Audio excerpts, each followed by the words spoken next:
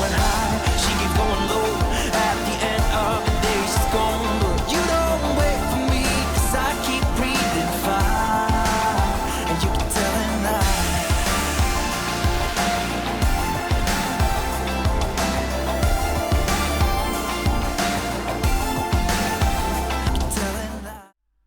Hello, chatter. Oh, it's Tuesday, and coming up today on Outcasts to Icons, I nearly forgot what day it was, but in other news, our patience, our temerity, our tenacity has led us down this path. 18 months later, we have finally managed to land Mr. Stefan, the Nutbuster Gritaboost. He joins us today to play backup to Barnetche, and God knows where he could go in the future. Morel's out the door, we've got games, and all that and more, and fuck.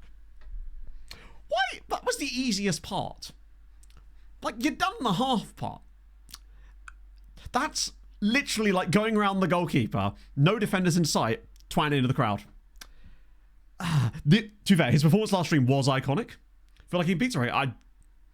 I take no responsibility for this. This is clearly a Domino sponsorship. I don't know what you're on about. Right. Yes, that went well. Hide your pots, hide your pans, hide your nuts, hide everything. Is Gritabo Swedish? No, he's Norwegian. Norge. Yeah, much like I suspect his PA will be. It's like skying a penalty. Indeed. No one would ever do that, though. Plans for F26, building a nation with... No, I've got to stop saying this. The problem is... It's my mum and dad's wedding anniversary today. That's the problem, chat. My plans for F26 is it's my parents' wedding anniversary today. Shout out, mum and dad. Big up the parents and other... Why do I sound like Ali G all of a sudden? You'll love to see it. I thought you were going to say 36th birthday then. I was just like, I don't know. Seems sus. You'd love to see it. Yeah, so 26. The reason I keep saying Polonia nearly is because it's Poland building a nation, but it's not with Polonia, it's with Wisła Krakow. That's the main plan. Now, as for the beta, we have a tentative beta plan as a result of me being incredibly spiteful last stream, and that's currently the front runner for the 26 beta, which it's great. I love it when they come about like that. I love it when an idea and a plan comes together.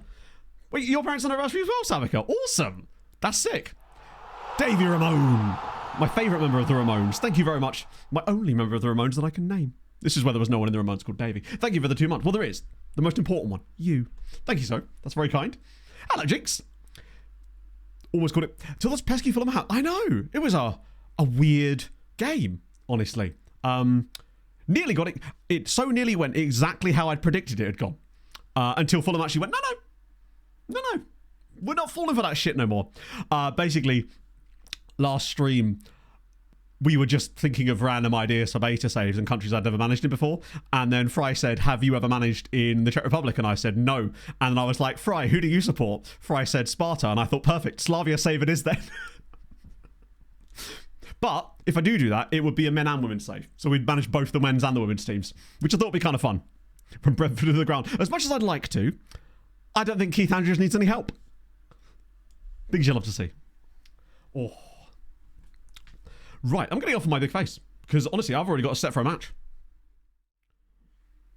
No, you see, it was the referee's fault that he ballooned it into Stamford Bridge. It definitely wasn't his feet that were the issues. It was the referee's fault. The man who gave him the penalty. He definitely wanted him to miss it. That's why he gave him a penalty. Crazy. Keith and Drew. Yeah, there's 3 of them. Keith, Andrew, and Drew. What a lad. I didn't actually watch the game last night because Pod got home from work quite late, so we were cooking and stuff. But I watched the highlights, if that counts. Sounds like it was an absolute banger, to be honest. Yes. Hey, no, he broke his flow or something. I know. My favourite part as well was the I'm not making excuses while making excuses. Now, I feel like sometimes that sort of stuff can get taken out of hand because sometimes you can offer an explanation for things without saying it's an excuse for it, but he was very much not doing that. Do you know what I mean? Hello, Josh. In sunny... I thought it said geese for a second there.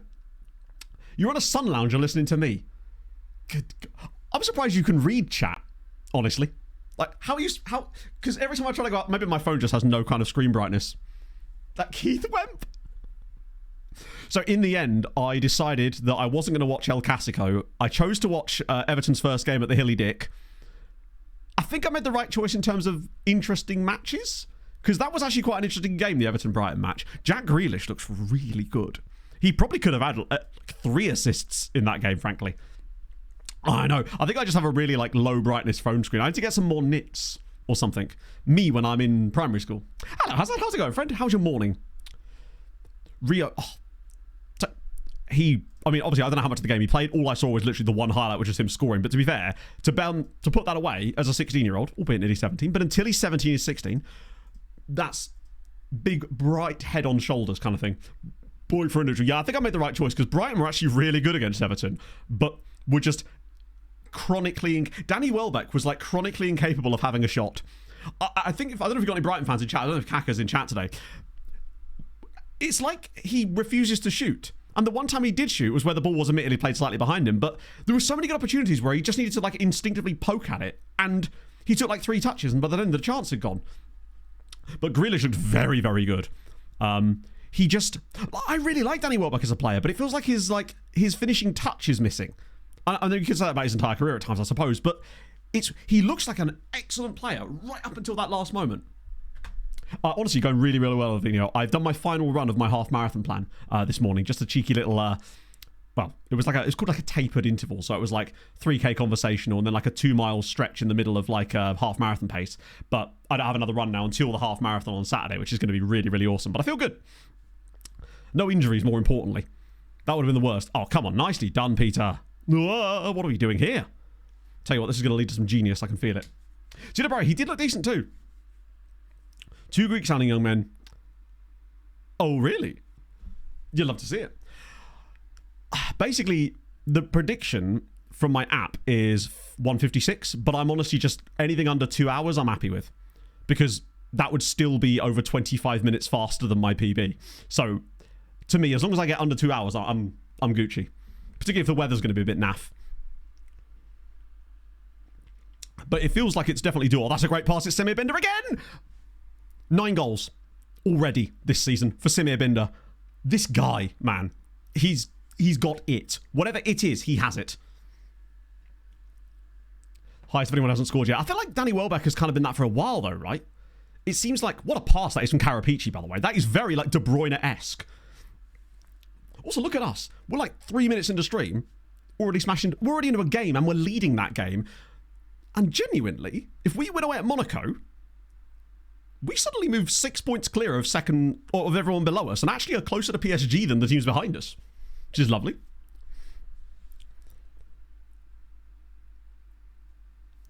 Paul against Fulham.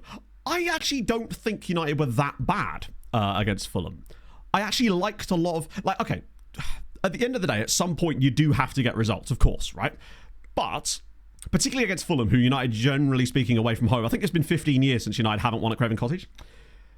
Which doesn't sound great, but they're all isolated things anyway. Each game is different. For me, oh shit, I didn't mean to start Soren Schubert here. I swapped one of them out, I didn't swap both of them out. That's stupid. Hopefully we can get through anyway. Especially in the first half, down the United's left, they looked decent. But also, what the hell were we lining up with? When I saw the lineups and I saw Castagna, and then he was listed as a right winger on one of the other broadcasts, and I was like, that can't be right. He's a right back. And then we started the game and I was like, oh, good God, are we playing a back 3? Because it almost looked like we were playing a back 4, but with Castagna and Tete on the right. It was really, really strange. It's a great save as well. I thought Mason Mount actually looked really, really good. His link-up play was sensational. I thought Mbermo looked sometimes devoid of help a little bit at times, but I still liked what he was doing. I know it took an own goal for them to score, but I don't know. I don't think they were that bad. I think we were good value for an equaliser, but I think that was more about us being good than them being bad, frankly. Celtic Gamer, thank you very much for the 12 months. World's best player. He is. Even when he's not the one scoring, he just does it. Yeah, the first 20 minutes, United were all over us and probably should have scored. Also, that pass from... start Šeško. I don't think Amorim really likes Šeško as a player. I don't know if he even really suits Amorim's style of play. It seems like Amorim just really likes Mason Mount and what he actually does in that tactical style. Goldschmidt does that. I kind of agree, but The way I look at it is, it's like, I saw some people saying that it shouldn't have been a penalty. It 100% should. Bassi literally judo throws him to the ground. It's the sort of thing that you maybe could have got away with last season because the rules were weird. But now with these new rules about the way that jostling and holding people in the boxes and pushing and stuff, that makes total sense. It needs to be a penalty, at least in current year. What I would say, though, is putting two hands on someone's back and pushing them from an attacking corner should also receive the same thing. But, you know, such is life. It is one of those things. It's not like it definitely helped when it went off of Rodrigo Muniz's arse anyway, so things happen, right? Yeah, Šeško, I'm not sure what role they're going to use him in yet, because I'm not sure how well he suits the way that they even play. I wonder if this is another case of United's like higher-ups buying players that don't suit the style of the play of the manager that they've actually employed. And I hate that for him, because I think Šeško is an excellent young player, and I just don't know if this is going to be the right move. It's one game, though. Like, how can you really say? The old badge check. It's Bonucci! What is the keeper doing there? Bassi's the best. But he has got to learn, like, he can't be doing that anymore. No chance. He thoroughly deserves. What I would say as well, though, the funniest thing is that the commentators are ignoring this. During the Bassi absolutely like throwing Mason Mount around, directly behind him, Luke Shaw and Rodrigo Muniz doing the exact same thing, which I just thought was funny. How that was just completely ignored. Oh, what a save again! Yeah, the Gordon challenge last night. It's one of those ones where you're like, obviously he's just trying to get there, but you can't do that. You just can't. Oh, what the hell? Okay, hang on one sec, chat. For some reason, our defensive set pieces are broken. This happened a few times this season. I think this is the play I always move, isn't it? And that never works the first time because I always forget to... There we go. Got it. Learn what Aaron wants him to do. Yeah, I still think that Cunha looks like the player that's going to be... I think he seems to have settled in the best. That chance he had where... I think it was just Bayende just lumped... I say lumped one. It was clearly a targeted pass, but a very good and accurate targeted pass. The way that Cunha brings that out of the air was... To quote Ryan Gosling in the Barbie film, sublime! It was tremendous. It was glorious. And frankly, it deserved a goal. Cunha looks really, really good. But what a save from Bernd Leno to actually keep that out. It reminded me a bit of that... oh, Christ, who was it? It was Matoma. That one he got last season. Plucked. Yeah, plucked is the exact right word. Oh, there we go. That was kind of coming, to be fair. Having 3 goals so far. Yeah, he's going to... He, to me, is the one that's chefing the most. Frankly. The issue with the thing I think is, I still think Cunha is better when he's coming from deep.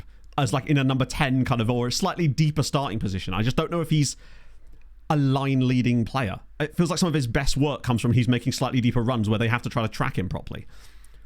Almost like if they can get him and Šeško in the same team working in some manner, where Šeško's in front of him and they're linking up properly, whoa, that could be dangerous. Yeah, actually, it kind of was, wasn't it? Seems like he's just got that in his locker in general. But I do like him as a player a lot. Oh, please no. No, back post header. Oh, you silly man. Ball carriers. Yeah, Mbomo looks like... Is Šeško really that type of player, though? They want to... Yeah. But the thing is, I don't know why, because Šeško is an excellent player. He certainly fits that archetype of the sort of tall, strong centre-forward type of player. But... Oh, well played. By the way, Kilaza is absolutely saving our bacon today. I know we've been jabbering on about Man United, but in the process of doing that, Man has made like 4 unbelievable saves in this game. Christ on a bike. Fast at the play. I mean, he is tall. He's not short, but... I guess he doesn't have like quite... Oh, for God's sake. 2 goals from set pieces for Monaco today. Both from the same player. That's kind of chef. They deserve the win. That's unfortunate. The second half's kind of fallen apart a little bit for us there. Is he one of those like good feet for a big man type of guys? But I wonder if he'll fill out a bit more, potentially. That is really annoying, actually. But Monaco, we can hardly say they don't deserve this result. They've missed a penalty. They've had 2 headed goals from corners, which we've just not been able to do anything about. That is disappointing. We are good, Watto. Pog's got literally 3 days left at work now, including today, which is happy. So it's fast. I don't know if that's an actual measurement, but like it is fast, and physical too. Good God, this is actually a really good performance from Monaco. Oh, imagine. Never mind. We're not going to need to imagine here, are we? I think they're probably going to catch us on the break more than anything. The fact that they've got that Belarusian guy up front for them is intriguing to me because we just let him go for free because I wasn't sure he was any good. I'm worried that might now come back to bite us. Oh, what a save again. Yes. She got a start date at the new place, and that start date is next Monday. So she handed in a notice, well, like a month ago now, but she starts on Monday. by Richard Ches. Dick Cheese? Good old Dick Cheese. What a guy. Oh, Christ. Jesus. Second half, man. We've just been played off the park here. The Real manager. That's kind of cool. Not fun for them as a team, but I just see that as standard fans being fans, right? I just think that's kind of funny. If anything, the more petty reason to boo a player, the more I enjoy it. I think if you've got too much validation, that starts to sound a little bit too real. I want fans booing players for the most petty and impossible reasons. That's how good Kilaza was in that game. He made 12 stops in this match, including a penalty save, and we still lost because they got 2 corner goals. That being said, they 100% should have won this game, and they did. This is the kind of game that we would have in the Champions League with Syries, where we would absolutely batter someone and then have to require a couple of random corner goals to get the dub. Disappointing, though, from where we were. Osula, I saw his goal. Looked decent. Obviously, I mean, is he going to be ready to lead the line? Probably not. There's no way that Rio's going to be in this save file, I don't think. Because remember, it's 2 years out of date, the database, so he probably wouldn't have been old enough to have been included in 24. I might be wrong. Maybe he is, but I'm pretty certain he's not. We'll have a look. But I'm fairly... Oh, shit. Okay, minor injuries. Yeah, not in 24. I think he would have been possibly... He certainly would have been under 16, if you think about how old this game actually is. He possibly might have even been under 15. Big Will Asula's got... I actually had Asula in my club team, to be fair, so that was pleasing. Not that it made any difference because I was already so far behind. Let me just check. Well, it would help if I spelled his name right. Still not sure how I feel about this whole random 16-year-olds coming on with their first names on their shirts. I'm just not sure about it. It feels very big time to me. Yeah, I'll be an updated ones, of course. But the problem is, if he's on updated databases, his attributes and like PA and stuff will be completely like inaccurate, I suppose. Even if they think it's accurate, it'll be probably out of accuracy in line with what you'd expect from FM. So that's one of the other reasons I struggle with those databases when they're including players that aren't in the game yet, is I never trust the people to actually give them accurate data on them. Obviously, because why would they, right? Osula certainly looks like he'll be the next Ivan Toney. There you go. Brentford, get in there. We'll go on the back. That is... Hang on, that's even weirder, though. That means he's chosen to change it to... Like, that's big news and going Rio on the back of your shirt at 16. I respect it, but I'm also just like, I don't know. I'm very old school about that. I'm like, just surnames on the back of shirts, please. And if there's 2 of you, you're going to get that initial on the front. Best I can do. What I think we need is a really like bog standard English bloke to do it. That's just called like, I don't know. Imagine if, say... Trying to think of someone. Lewis Dunk just had Lewis on the back of his shirt. Actually, that would just sound like a surname at that point, wouldn't it? I'm just trying to think of someone that would be so... Who would you say, chat, in the Premier League is the most out-of-place player to have their first name on the back of their shirt that either does in real life or if they did? Why isn't channel let me scroll? Twitch! It's weird. In order to scroll up with Twitch chat, I have to first scroll down. It's the weirdest thing. Best players with the teams you've been... possible. So we haven't got anyone we're waiting. Well, we have a couple of players we're waiting to buy, so there's quite a lot of information to go at once. Bill Jagielka ain't playing. Jack Hinshaw would actually. Yeah, that's a very good shout. Yeah, but that's fine. That's in their culture of football. We don't have that culture of football. Oh, imagine if a goalkeeper had it. Actually, that's the weirdest one. If a goalkeeper with a really bog standard English name had their first name on the back of their shirt, it's completely game's gone. At that point, it is utterly gone. So best player at the moment. Probably 2 would be, yes, I'm not really surprised by these 2. Tristan Barnetche, our 21-year-old Swiss attacking midfielder who, every time I look at him, seems like he gets better. We spent 7.5 million for him from Servette, and he's basically a goal every other game striker in the league, but he's not playing as a striker, remember, he's playing as a number 10. So 52 goals in 104 is actually absurd numbers for him. And then obviously alongside him on the right-hand side, we've got Abdoulaye Nagalo, who I still think is just godlike. He's just so well-rounded. His mentals are unbelievable. Honestly, he should be worth more, and I suspect that he would be were it not for that silly promise I've still got hanging over him, unfortunately. Madagrove Hesley? No, that I'd respect. What about his son? Because his son plays now, doesn't he? Someone called John. Or you could have Collins, John and John Collins, like we did. For an A. Yeah, but remember, he is our main focal point. So you sort of have to take it with the knowledge that there isn't a striker, thus he is essentially still going to be relied on as our main source of goals. So it's not quite as like, if we had strikers in front of him, those numbers would be absurd.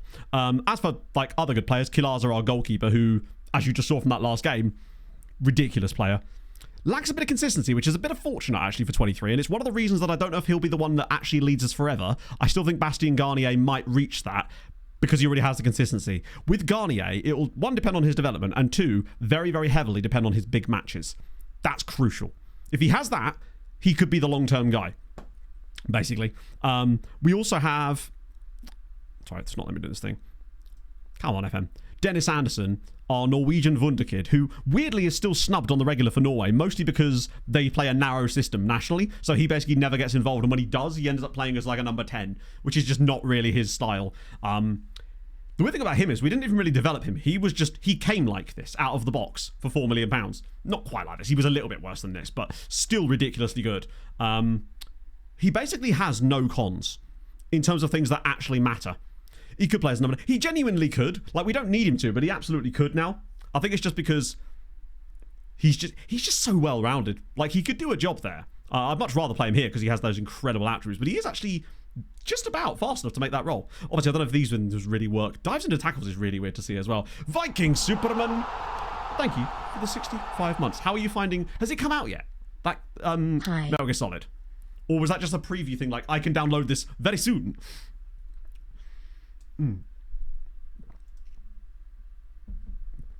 They're all coaches. So which one am I looking up?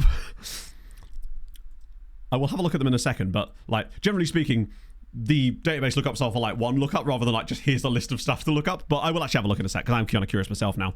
Playing it now. Ooh, I haven't played a Metal Gear Solid game. Well, honestly, Viking, the last time I played a Metal Gear Solid game was probably that summer that you and I spent basically just playing Metal Gear Solid 2 Sons of Liberty around my house. And that would have been like when we were 14. So that's the last time I touched one of those games. But damn, still one of my favourite games of all time. I think it was Metal Gear Solid 2. Yeah, it definitely was, wasn't it? So much good stuff in that one game.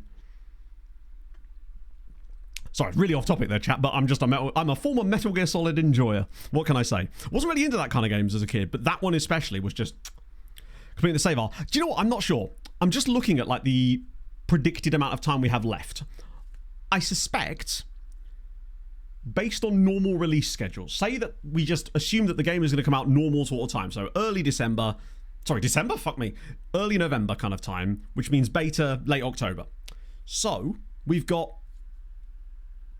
6-7 weeks, maybe 8. No, we've got more than that.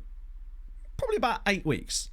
But remember, I'm away for a week as well, so that kind of beats into it a little bit. I still think we've probably got at least another 5 years.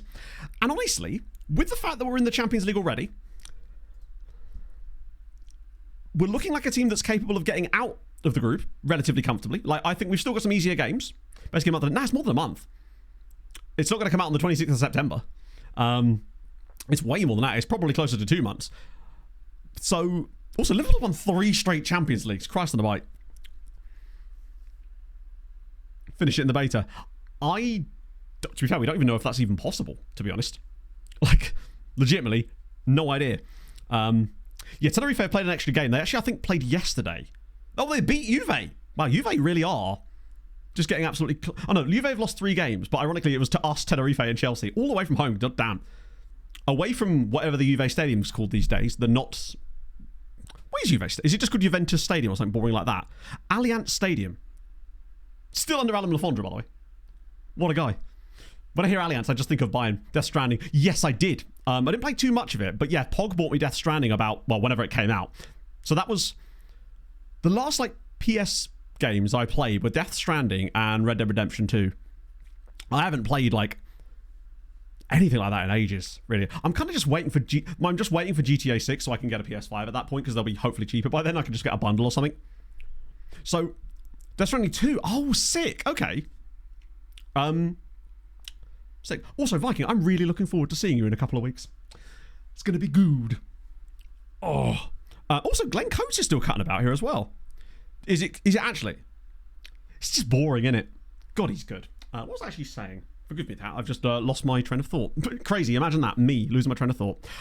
Yeah, so basically, I think that chance of finishing this save. I think we've got another 5 years left after this. And given our current situation as a team that look like they're capable of qualifying for the knockouts of the Champions League, as a kind of mid-table club, we've got a wealth of good talent that are all going to be developing.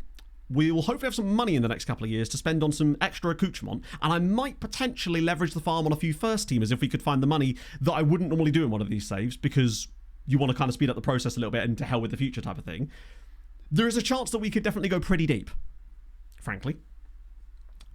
Whether we actually manage to win a Champions League is a different question, but I don't think we're going to be in a situation where we're going to be playing in any other competition. I actually bought that suit today, Viking. I went suit shopping with Pog on Saturday at her work, because obviously her staff discount expires on Friday when she leaves her job. So we're making the most of her staff discount. So if you do need anything from Next, let me know. I can grab it with a, 25% discount, I think? But yeah, so particularly as their suits are super cheap. Even without the discounts, frankly. Yeah, Napoli are still doing things, basically. Half mute them all. Yeah, Pog got a new job. She's going to be, drumroll please, a river inspector for the Environment Agency. Which I just think is fun. She's really looking forward to it. She starts on Monday. Which is hilarious, because she's going to start her new job, training, and then like 2 weeks later she just disappears for a week to go to Aberdeen with me. And you. Sick. Change your defensive corner tactic, reminder. Well, my defensive corner tactic isn't broken. It's just that, unfortunately, in some games, the game breaks it for you, which is really annoying. That's why I have to do that. It's unfortunate, but there's not a lot we can really do about it. Because if we change it to what I have to change it into matches outside of matches, we then concede loads of goals from headers because then there's no one in the right place. For some reason, there's certain games where it doesn't listen and doesn't put our guy on the edge of the box. So I have to add a second player there during the matches. But if I do it outside of the matches, they both stand there and then we have a free guy at the back post, and FM does not treat you very kindly when that happens, unfortunately. It's really annoying. Precisely what I said, Viking, when I found out too. Aberdeen, we're going to a wedding. Our friend moved to Aberdeen. He claims because he found a job up there, but we suspect he is still running from that woman that was stalking him. And it could be a little column A, a little column B. But yeah, he's getting married up there, and because that's where he lives. So we're all trekking our asses up to the Great White North for the week, basically. So that's going to be interesting. We've got an Airbnb. Well, some of us do anyway. Which is miles away from where he's getting married, it turns out. Yeah. Don't want to wear that. So I've got like a charcoal grey one with like a teal tie, because that's as close as I'm getting to the colour scheme, frankly. He's marrying the stalker. No, he isn't marrying the stalker, can confirm. Navy grey colour. Yeah, I think navy grey kind of works. I'm thinking like that with like brown shoes. It can't be on the wall. It is crazy how far up it is. I was thinking, we did consider just like a lot of us getting in a car and driving up there, but I was just like, I don't know. My dad's decided to give us a lift to Luton Airport, so that's nice. And it's an excuse to go see my parents before. So yeah, Odd Torp of Domžale, of all people. I figured he would have been at a Norwegian team, but no, he was actually a Sarpsborg guy. Or was he? No, he was an Ulkisa chap. Don't step on the brown suede shoe. Oh, I know. But at least you're staying over a night, aren't you? In is it Kendal you're going to? I picked up a sofa once in Kendal. It's the only knowledge I have of Kendal. So yeah, he's been around a little bit. Was in Norway for quite some time, actually. Had a random little loan spell at Skjelsås as well, which is a really fun word to say. Hey, he lets the right people through, you know? A green suit with orange socks and tie. That sounds dope. I'm guessing it was like a kind of forest green. Because if so, Pog would love that. She actually wants me to wear a kind of dark green, like really dark green forest green suit for our wedding, potentially. And I actually really like the idea of that. Kendal Aberdeen. That's not too bad, I suppose, is it? Plus, it does have the benefit of you having the car when you're up there. Whereas I'm having to rely on Stuart to ferry me around. Kaka. The problem is there's probably another Kaka in the game. Oh. Well, there is. It's him. And here he is. It's the goalkeeper of Palmeiras, Kaka. So we could date his ex so she wouldn't recognise him. Oh my god. Maybe. I suspect it's not her, just on account of the fact that she would have had to also have changed her ethnicity, which would have been impressive. No, Viking. Don't be silly. I haven't thought that far through it. I can't afford to do that. I can barely afford to go to Aberdeen. Maybe if M26 is really good. Yeah, there's Kaka. What's his actual name? Luis dos Santos. Yes, But someone who did get married was Mr. Aaron, RDF. And he looked fire, honestly. I love the fact that he wore Air Force Ones. Not just him, but like his kid and his best man as well. Looks so sick in his suit. Kakuga goalkeeper. He's not a bad goalkeeper. Like, he's one of those guys that clearly... He tried the European route. And to be fair, Porto have absolutely mugged Palmeiras off there. Bringing him in from Bahia. Shout out to the... Oh, yeah, it's fine. Just the 63 games that season. Made a net positive. Only you could find a way to profit from your own wedding. Sensational scenes. So what you're saying is I need to invite basically nobody. Except for you lot and close, really, really close family. I get it. What I need is a pandemic. I don't. I emphatically do not need that. Vertonghen. See if any of these guys are actually... Wait, what the hell? Why have I spelled it like... No, that is actually the correct spelling. It just looks really weird, but I haven't really... Nicely done. A wedding stream? Could I interest you in Veitongo? Oh, it's actually a Tongan team. Not quite. And Alvareld. Ad revenue. I think you severely overestimate the amount of ad revenue that I get from Twitch. It is honestly, like, catastrophically awful. That's the reason I don't run ads on stream, because there's just no point. There is no advantage to me running ads on stream. It would ruin it would, like, ruin people's experiences, and it would gain me basically no cash. It is that bad. Not been invited last straw. Knew it. I knew I was on thin ice. Oh, Jesus. Oh, Christ. PSG next. I'm going to rotate. Frankly. Because we've got Pauk, and we would rather... Like, we ain't going to win the title. Pauk is more important. Oh, we haven't had Youth and Take preview, but we should be getting it.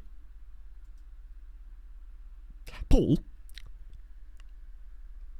do you happen to have, by any chance, this week's lottery numbers? Because that was uncanny.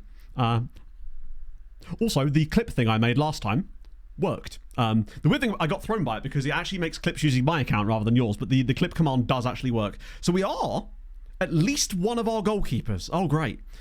2 very handy prospects at the wing. We don't have particularly good centre-backs coming through. Well, then why have you rated them B? Last week's, I'll take them. Yeah, pre-roll, unfortunately, you will still get. The only way I can turn off pre-rolls is by running mid-roll adverts, but I feel like there is some advantage to that because it would stop people from getting bounced by it, but I still think that I don't take enough breaks during stream to realistically be able to run like a minute of ads when I go for a wee or anything, so I don't know. Like, Twitch always promote, but the thing is, the amount of ads that Twitch want me to run in order to get any kind of reasonable cash, and it's not that much anyway, is an obscene amount. We're talking like 6 minutes an hour. That's way too much. Do you reckon next Socorro? Pierre Socorro, perhaps? What was the centre mid one? This isn't a great year in the central midfield. What have we got down here? We don't foresee any new strikers coming through. You love to see it. That honestly, best news ever. Finally, the game's recognised. Amazon Prime all the time. We do have a Prime command. I just forget that it exists. And that, do you know what? 2 A's, which actually means potentially 4 players. I mean, this, on the face of it, could be bugger all, as we know. But it could also be Tenerife-esque, where you get like 4 guys. Like, ain't nothing wrong with that. Everton target, 61 million quid. I mean, at some point, when Garnier gets a little bit better, that might be a really nice sale for us to make. Just not there yet. Yeah, sometimes maybe good, sometimes maybe shit. Mostly shit. What I'm more looking forward to is hopefully selling Morel in January. If Hoffenheim want to plop some good money on the table, he's gone. He is gone. This man is useless. In our game, I think it was against Juve earlier this season, he did assist Yurakov's goal, but he also prevented 2 goals by being offside. Also, I was doing the stream diary, and I was looking through some stuff, and I noticed how good Yurakov has been in our European games this year, despite not even being our starter, which is dope. We don't lose Garnier to AFCON as well, which is helpful. It's definitely something to... I mean, Garnier 100% isn't ready to step in yet, for sure. What he really needs is a January loan, where he can get 6 months of football in a big league for some nice development, and then maybe see what things are like in the summer. That's probably what he really needs right now. just start him. The issue is, let's actually do a comparison, because this might be one of these things where I'm seeing like certain blue attributes on Kilaza, and then they're actually not things that are really relevant, but unfortunately, a couple of them very much are. Things like here's a command of area and one-on-ones are obscene, and I don't think Garnier is even close to that. Let's have a little look. Cup games. Well, we do have cup games coming up, but I still think alone would be better for his development than cup games, because the reputation is much higher. So, goalkeeper, it's just goalkeeper defender, isn't it? At some point I might have to change that, but maybe even next year we can move to ball playing defenders now that we're kind of good enough. Might be a plan. So, aerial reach, Kilaza's 2 better. Command of area, 5 better. Communication, the same. Handling, 2 better. Kicking, slightly worse. One-on-ones, 5 better. Reflexes, actually 3 worse, in fairness. Throwing, don't really care about that, to be honest. Anticipation, better. Concentration, 3 better. Decisions, 2 better. Positioning, 3 better. He is just quite a lot better at the moment. And those are things that we would notice the difference in, especially with him enjoying big matches too. Garnier needs a loan to develop, basically. I was going to say a whole of next year, maybe, but maybe we could speed that up a little bit. He is just better, basically. Garnier might have a better ceiling, but we need to be able to be good now as well. But if I can find a loan for Garnier in January, yeah, the 18 command of area is so goddamn good. And the 19 one-on-ones is so obvious in those matches when he's bailing us out of things. Salty Scotsman, thank you for the 41 months. That's crazy. Let me refund your points to that hidden as well, because I didn't actually technically do anything there. Wait. Oh, I refunded the wrong points. Oh well, someone's got a free lookup. I just don't know what the lookup was. So if I just refunded your lookup accidentally, please do tell me what it was and I'll give you a free one. I just couldn't read it when it was on the screen. I clicked the wrong button. Okay. But yeah, we can start him in cup games for sure as well. Because we will have a few cup games before... Oh, no, actually, our first cup game isn't until January. He could still swing the consistency, but it's the fact that he's 23 and it's still not looking great that worries me. And Garnier does look like he's poised and ready. AFCON, I think, might be this year. I actually don't know. I think it must be. Because we didn't... I don't think we had anyone missing last year. I felt like we'd have noticed it last year. Wow, okay. Calm down, Marseille. Hang on, did Nice win again? Oh, they've done that then. They beat Angers. Damn, Angers are having a... Also, by the way, didn't even notice this until I was doing the stream diary yesterday. PSG have conceded 5 goals this season in 16 matches. That's ridiculous. This is Summer World Cup. Yes, I think it is actually, yeah.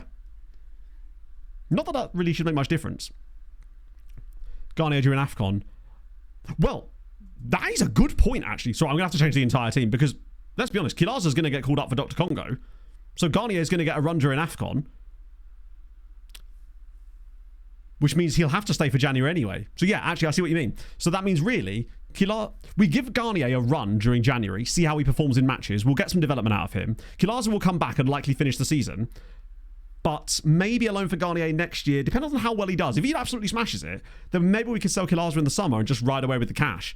Then reinvest that in some of the players we need to improve. Obviously, we're going to rotate the entire team. It's PSG. We're going to get clarted. We need a better team. We need a team available for the Pout game. So we'll just go full rotation. Perhaps not that full, actually. Tucci, Greco, Feta, Yurikov, Habila, Bashir, Schubert. Schubert's actually staying in, I guess. I might even start... Christ. Bongani instead of Bashir, because Bashir's not ready for this. Anyone else that needs to come in, really? God, this is proper rotation. Who is in AFCON? Probably... Shehu, maybe for Nigeria. Not sure if he might actually... We might be fine without... We may get to keep him. Bongani Fortune... Definitely, but luckily he doesn't really play for us too much. Although it's annoying because he would have been one of the guys that might have stepped in. Habila, we definitely lose Habila to Ghana. Bashir, almost certainly as well. Samabali to Elek Chawi, Nagalo, El Hassan, or is he English still? No, he's still English at the moment, which is good. Shazli, although Shazli is injured, so he may not get called up. We might get lucky with Shazli, where they don't call him up because he's injured, but he comes back before the tournament even starts. So that might be we're going to lose a lot of players to it, basically. So we're going to have to be preparing for that. Oh, yeah, no. I'm sure the groups have been drawn, but that doesn't tell us who we're losing. We just wanted to figure out which players we might potentially be losing. But AFCON, there's no way that most of our players play for the big African nations that are likely to be in AFCON. We've not got like an Ethiopian like Tedeschi, for example. African nations. So yeah, we've got Burkina. Wow. To be fair, even if he declared for his second nationality, we'd be screwed because he'd be there as well. So what a great group that is. Burkina Faso, Kenya, Tanzania, and Tunisia.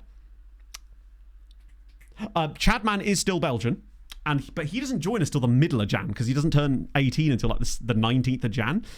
Mozambique in there as well. Egypt, Equatorial Guinea, Ethiopia got there anyway. So actually, Tedeschi would have gone anyway. Anyone else fun? Libya? Basically, anyone we could potentially lose. Anyone who's in their national team in Africa is pretty much going. But, you know, that's the luck of the draw, right? It's the risky run when we do this. Adilo Patty, name is incredible. Fairly professional was a good sign. Tackling good. He's one of those players that is unlikely to ever be a brilliant forward-thinking player. His passing isn't great, his vision isn't great, his dribbling is terrible and is unlikely to improve that much. He's not the quick... He's got okay acceleration. So I don't think he's ever going to be like a world-beating wing-back, but he's just a really solid defender. I mean, his tackling's okay.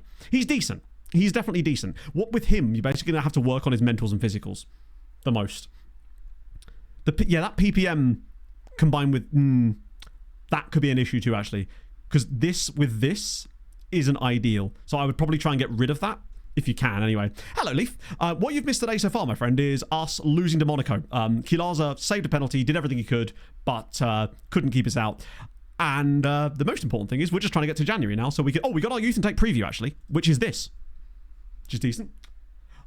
Oh, the reason Napoli's transfers are bookmarked is because Napoli had a tycoon for 11 years, and it was one of the tycoons where every single thing is maxed out, basically. So they were spending and spending and spending and spending and spending.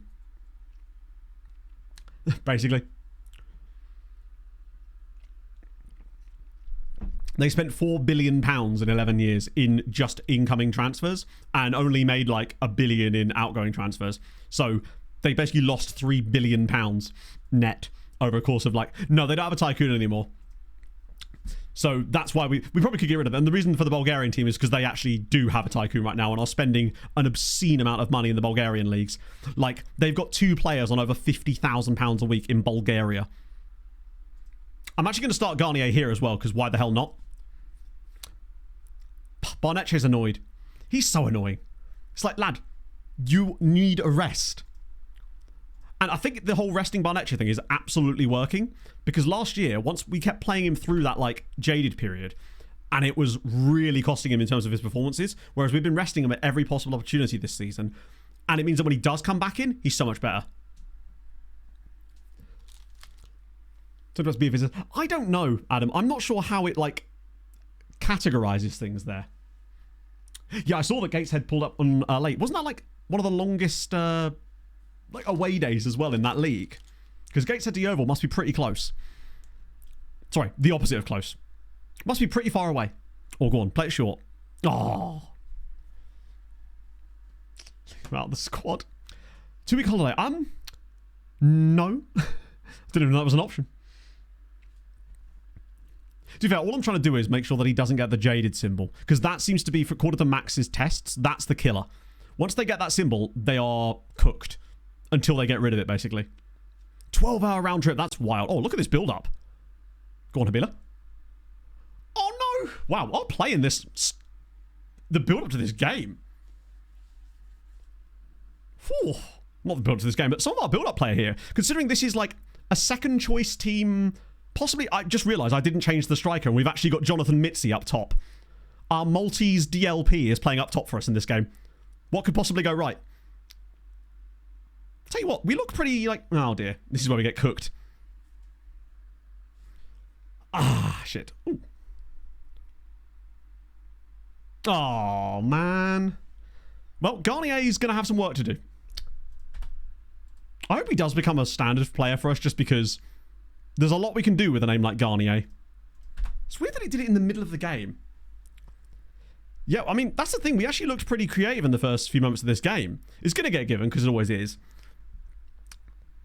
It was Bongani Fortune that gave that one out. I mean, you know, Schubert and Fortune isn't exactly a amazing pairing that I would have wanted.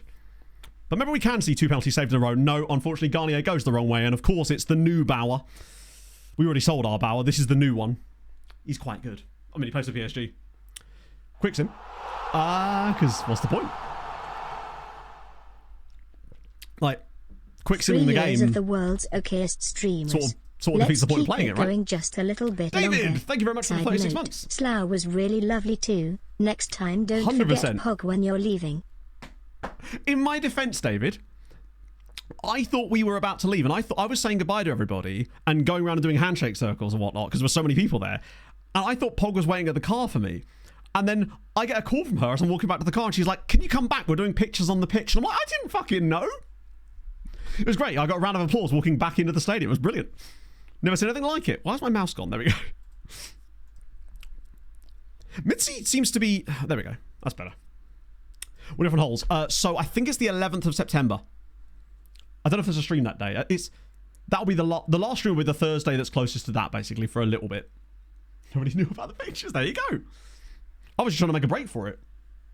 The distance... Speaking of A-League, actually, didn't they just announce... like the second tier of Australian football in some manner? I don't remember the exact... I mean, it was basically a sweeper post I saw about it on Instagram. So that could be right or wrong, but I saw they'd just done something. It's the Thursday. Yeah, so that's the last stream. The last stream of like... Not the last stream, obviously. Just the last stream before my little mini break. When I take 1 week off a year. Sorry, Chancey. I was trying to make a break for it. I was hoping if I could get to a safe location, she wouldn't be able to find me. I realise it isn't just like announcing, they're sort of restructuring some stuff, aren't they? Trying to like reorganise that level of the pyramid, but also with no actual pyramid elements to it. So it's kind of just like a second block or something, because it doesn't have the... I must admit, I didn't really understand what they were saying. It was talking about like NPL. Is that like another league that exists down there? I was like, I'm not sure how the Australian football pyramid actually works.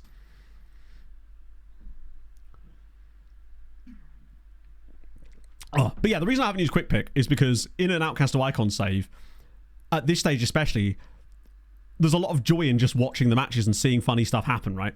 The reason we... Oh, come on now. The reason we used to do that in like Building a Nation saves is because with the league games at that point, it becomes a bit of a foregone conclusion. However, that is something we're not going to be doing in 2026. We're going to be doing this thing where we're going to be calling it like the TV games, where... Once we got to the point where we would normally be quick simming games like that, chat are going to get to pick some games each stream that we watch anyway, just because the one thing I noticed when we were doing all the quick sim stuff with Sirens was that it kind of took away a lot of the fun vibes of actually having funny stuff happen in matches, and it actually denied us quite a lot of memes. Greco? Oh. Because we've had way more memes from this save, and because we've been watching every single game. I think I did once sim a single game, but I think that was just because we wanted to finish off the stream and it was like a PSG away game that we knew we were going to lose. Ironically, just like today, that should be a penalty. Shurikov! It's Darko Rezic. He finally gets his first of the year. We're back in it, baby! Quasi second tier. I see. Australian Championship takes the NPL winners and 8 foundation clubs and make another championship only lasting one season. Oh, I see. So it's almost like a proof of concept type of thing. Right. Game chooses the TV games.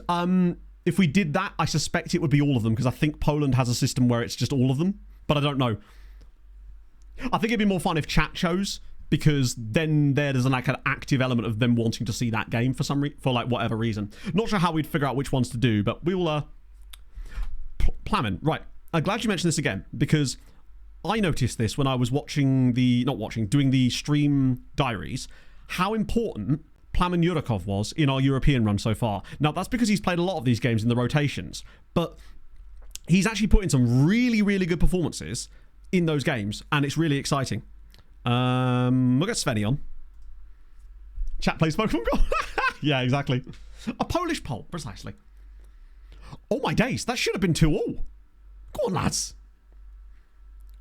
Oh yeah, no, that I can believe, Spearsy. I suppose it's because they've been they're more... Are they just because they're more community focused because of their like smaller size in general? Herholt, he is actually, yeah. It's a shame actually. Herholt plays in France now. I can't remember who he signed for in the end. It was it Stade Rennais? Or it might have been Ram. Try and make a real league. I think stuff like that does kind of need to happen. Oh my god, they've got 3 guys on the edge of the box. Please. I think we do end up actually losing this game like 4-1. Oh, it's a good save.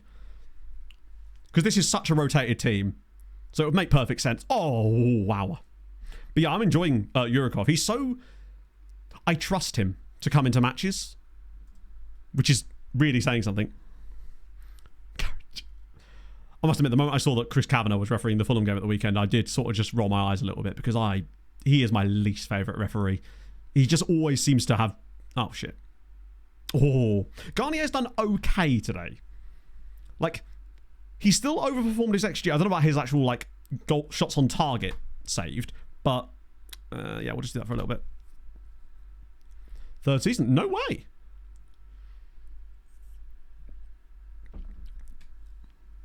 A-League a bit sanitized. Yeah, I think the A-League will probably end up suffering, well, from the same problem as the MLS, basically, where it kind of runs itself counterfactually to the way that football culture normally works. And I think that it might mean that it can develop, but it might have a bit of a cap on how far it can really go outside of Australia. Because I feel like every league kind of wants to be more well-known outside of where they actually are. God, it was looking so good for us. If we'd have beaten Monaco, it's just gone, isn't it? Relegate Alton and Wellington too. That's a good point, actually, because of the geographical situations as well. That really doesn't help. Oh, I really hope there's some absolutely brilliant teams from not France in here. Wait, aren't these guys? Yes, this is one of them. I mean, they're gone now. Association Sportive Etoile Matoury. Love to see it. I've slammed my team, apparently, but it's fine. We've got a fully fresh side now for PAOK, which is so much more important right now. Obviously, we want to get back into the Champions League. Of course we do. But going deep this season will give us money, which is superb. Interested in looking at this 90. I mean, don't have to ask me twice. Jan-Philippe Schmidt. Oh. Yeah, he's a bit... Oh, my goodness. Oh, you've got so many options with him. Because he can be a really good number 10 that's going to get forward and score goals for you. And he's blank, so you can put a PPM on him as well. He's got the work rate and the teamwork to play even deeper. Oh, he's got 17 flair just for the funds. Money now. I wouldn't say plenty of money. We have 41 million in the bank and 20 million in transfer. I don't know how much of that is already allocated for our incomings. Because we do obviously have, like, Undorum, which we've got to trigger at some point. We've got $1 million tied up on him. And obviously the 8 million, 6 to 8 million on Grita But I think that is taken into account there. I'm not sure. So it's not like we have loads of cash, but we're definitely in a much better position than we were last summer, for sure.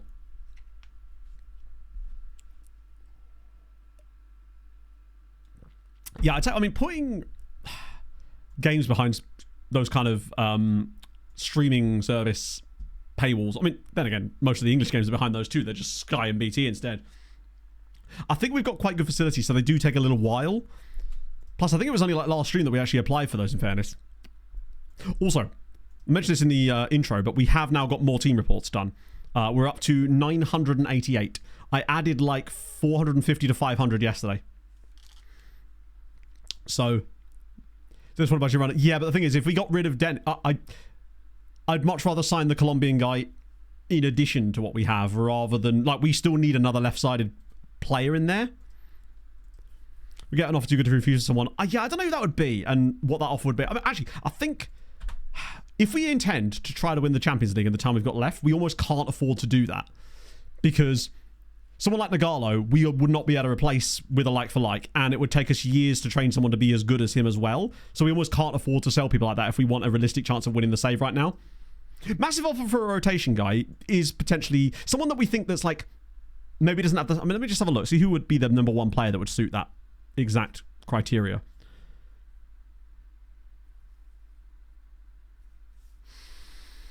There aren't really... I mean, Bongani Fortune, perhaps? Morel, obviously, we want to try and get rid of, and I think we should be able to get some good money for him in January anyway. It's crazy how little money Stoyan's worth now, actually. Like, the highest value player that isn't like a... And I still think Habila is too useful to us, because he can cover the wing-back role, because he's got the speed, and he's a DM backup too. We could get some good money for Fortune. The other issue as well is with having both Karapici and Rezic, that does kind of give us an overload there, but they're so good. I mean, honestly, I could foresee a world where Rezic plays some games in the middle for us as well. Rezic just isn't, he's not worth enough money to the point where it'd be worth getting rid of him. Like, if he was worth 60 million with how he currently is, then it'd be like, okay, fair enough. But I wouldn't sell him for 20 because that's just like, we're not going to be able to use that money for anything useful anyway. Hello, Big Daddy, cool. Under 21s. Under 21s aren't really worth much. Stoyan isn't great, but he is our captain and a team leader, which is kind of useful. And the issue is he's kind of not worth enough to be... He's another one that's not worth enough to be worth selling. Unless we got a bidding war going on him, that's the issue. Shasley is getting closer, yeah. We'll have a look in the under 21s, but most of the players with any good value are likely to not be in. So we have a second team. So Signorini here. The problem with these guys is they have got value, but there's zero interest in these guys. So it's a case of like, we can't actually sell them. Where the hell is... Oh, hang on, wait, one sec. Oh, he's out on loan, isn't he? Of course. So we've got a few guys out on loan like Chavera, Manca, Makoko, and Champion, of course. But, like, unless you've got someone that's actually willing to pay you for them, that's where the problems begin. Champion doesn't seem to be developing, but this is his first real chance. Value strength on the player? Depends on the role. Like, if they're a centre-back, it's nice if they've got a bit of strength. I mean, it's one of those things that's always going to be better to have it than not. There's never really a downside to having strength, but I feel like it's one of the things that's more important for certain roles. So, like, I want my defenders to have decent strength, if I can. I still don't prioritise it as, like, the most important thing to have, but DMs as well, yeah. Yeah, the thing is, those Italian guys, I just don't think are old enough to be on the radar of those teams yet. That's really what it comes down to. It's, like, I would love to be able to just cash in on anyone except for Nicolas Tucci, pretty much. Like, who was that guy that was at the top of that? Was it Manca? No, Signorini. If I could find a buyer for him, because he's actually quite good, but he's probably never going to play for us. If I could find an Italian club that's willing to give me £8 million for him, it's basically 100% profit, and we could do so much with that. It would pay for Greet Boost, right? But it feels like the economy of the game is a little bit fucked up at the moment because of the way that FM... Well, Napoli don't have any money, so they're not really buying anybody at the moment, which is ironic because they're now doing slightly better.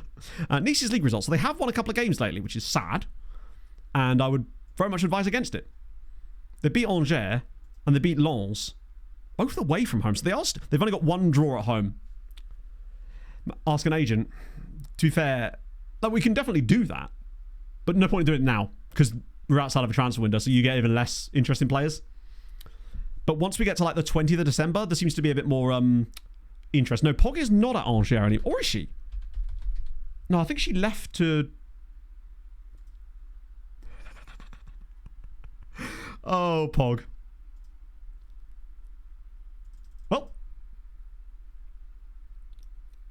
Well, you can get them out a little bit. So clubs sort of wake up in the sort of the late December kind of era. Basically, we'll start doing it when we start getting loan offers on our players, because that's when you know the teams have woken up. Because that usually happens around about the 24th to the 25th. Around those sort of times. That's why I used to offer out players for loan on Building a Nation saves on the 24th of December, because you seem to get loads of interest before the window opens. It's like the team sort of wake up and go, I need to find loan players. So you can kind of benefit from that quite a lot. Will this be considered nepotism? Absolutely. And I'm all for it. Oh, wrong one. Forgot Australia's in Asia. It's an easy mistake to make. How's the G'day League looking? So obviously I don't have it switched on. Got some interesting titles. Wellington have got one. One for Western Sydney Wanderers. It's mostly been Melbourne. Oh, Perth Glory got one too. And Newcastle Jets. Nice. Yeah, exactly. Now pack your shit and get going. You're off, most likely, to a lower league Maltese side. It's just the rules. I don't make them, but I do abide by them. I'm a stickler, so to speak. Western United have had a couple of runners up as well. Don't know if there's anyone else that's great. MacArthur got one second place their team. Asian Champions League. I believe they do. Actually, I don't know. I don't know enough about it. I'm assuming they have to, just because of the way that the rules work, right? But maybe they don't. Right, come on. Who are we getting? Union Sportive d'Ivry Football. This feels like 4th or 5th tier. Oh, lovely. French National 3. Group K. Love to see it. What have they got as far as a team? This is the exact type of team we wanted. What we got? Michael Legrand, Gerard Vieira, Lionel Mahot, Bigger Mavinga. Love it. Anus care. Very important to have anus care. We've got Bilal Haller. Good. Love it. Anyone else in there? Matteo Provost as well. There's always a Bigger Mavinga. True words have never been spoken. Okay. They're going to get rinsed. That's fine, though. We accept that. Perfect. That's actually really, really perfect for us. It's the exact type of game that we needed. Because it means Garnier can play. Some of the youngsters can play. Database built for F24 in Poland with transfer deadline day applied to. No. I've never played Poland in Building a Nation in 24. The only one I've done is Sirens. There might potentially be, Josh, one in the Discord. That's ironic. We were just talking about this guy. Tell you what, if we could get money for him, he'd be even better. He's worth a fortune. And is now... That's very short for a hip injury. 9 weeks. What's his hip made of? We've got a T1000 here. Sorry, the Italian T1000. Even better, actually. But yeah, so the best place to look would be the Malta database stuff, because people have made databases that they've put in there. So there could be one for Poland. I suspect you're still just exactly the same. I'm not seeing a lot of changes to you, unfortunately. So we got a man. Yes, we did. There are rivers there. Perfect. She can be on the Montbéliard River. No more in chat today. It varies. Change comes from within. Hey. Looks like you're going to have to work on your own changes then. The changes in the room with us. Asian Champions League winners.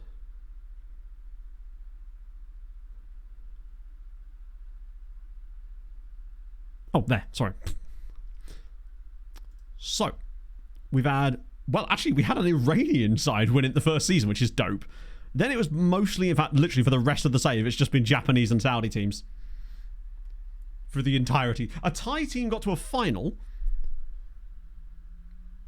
which is pretty sick for Pathum United. A couple of runs there from Sharjah as well of UAE. Was there a Korean winner as well? Oh yeah, there was. Second season. Hello, Nitram. You'd expect, I mean, look at that period of Saudi dominance there. 2027 all the way through for basically 10 years. Just nothing. Sepavan, it's an Iranian side. They're quite a good place to look for players. Generally speaking. Asia, oh for God's sake. I hate the fact that you have to do it like this. Asia, Australia Cup. Basically looks almost identical to the G'day League, really, doesn't it? Are there teams from outside the G'day League that are allowed to compete in the Australia Cup? Is it like the MLS Open Cup? Because that'd be cool.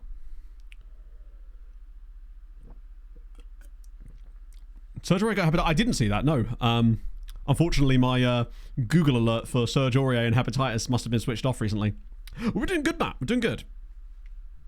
I take it they just don't go very deep in it, which makes sense. Teams are probably a lot more well-funded than they are. Ooh. Just RC Grass. popping in to drop the sub and then back off to the VOD to you, Mick. try and catch up. Yeah, love to see it. Thank you very much for the 21 months, Mick. That's very, very nice of you. Hope you're having a lovely Tuesday. That's cool. My local are already out of the FA Cup, sadly. They lost to, I think it was Haverhill Rovers. Annoying. They did get through in the FA Vars, though, which is important.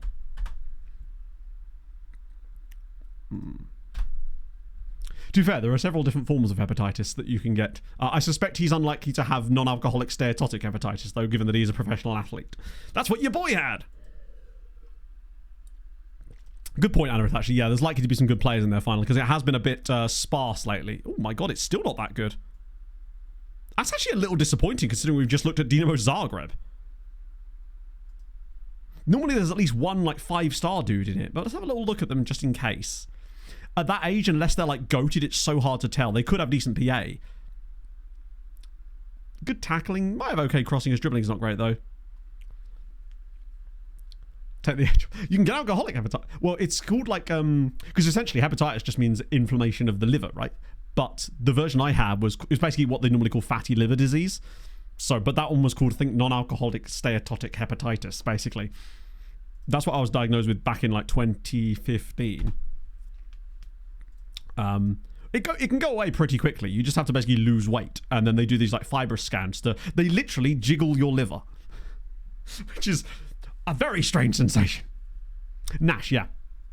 So, for example, when I went to my appointments at the liver clinic up at Addenbrooke's, I was the only person in the waiting room that most likely wasn't there for alcoholic-based reasons, just because, you know, when on certain people that have quite advanced alcoholism, you often have like the red face and then the way that the nose changes as well. It was quite odd seeing all that in one place. But hey, I mean, getting treatment is the most important thing, right? Liver spots. I didn't really notice that. But then I wasn't really looking too closely, obviously. Was a guy called Gato Gato. Tremendous. B. Oh, damn. Okay. That's friendly time, isn't it? No, yellow is... that's from liver failure. That's jaundice, isn't it? You lost your liver to NASH? No way. Yeah, I mean, they actually... Oh, Henry's... Wait. He's quit.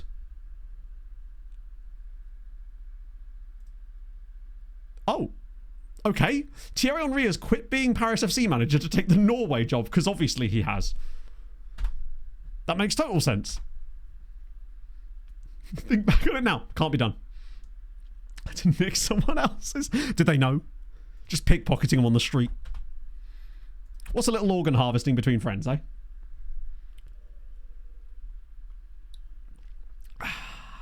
He wants a bit though. Don't blame him. He's got to manage Dennis Anderson now. And Glitterboost, who no doubt he'll play as a striker even once we've retrained him. Oh, damn.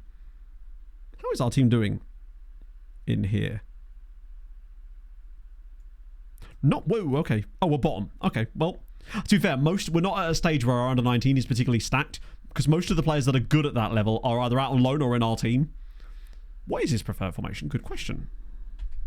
Actually, it's probably just quicker to type in Norway, isn't it?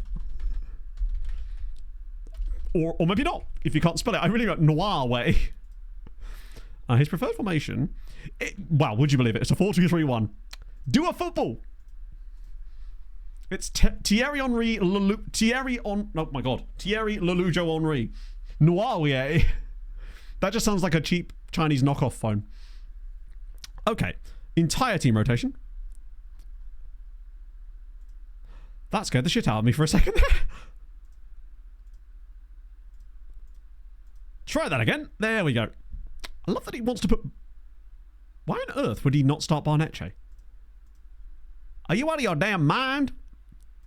Get you back in there. Valazian Hassan, Bashir and Alec Chowie. Who am I missing then? Oh, Velasquez. Wait, is he? Oh, he's suspended, I think. Stoyan at right back. Is that a thing we want to do?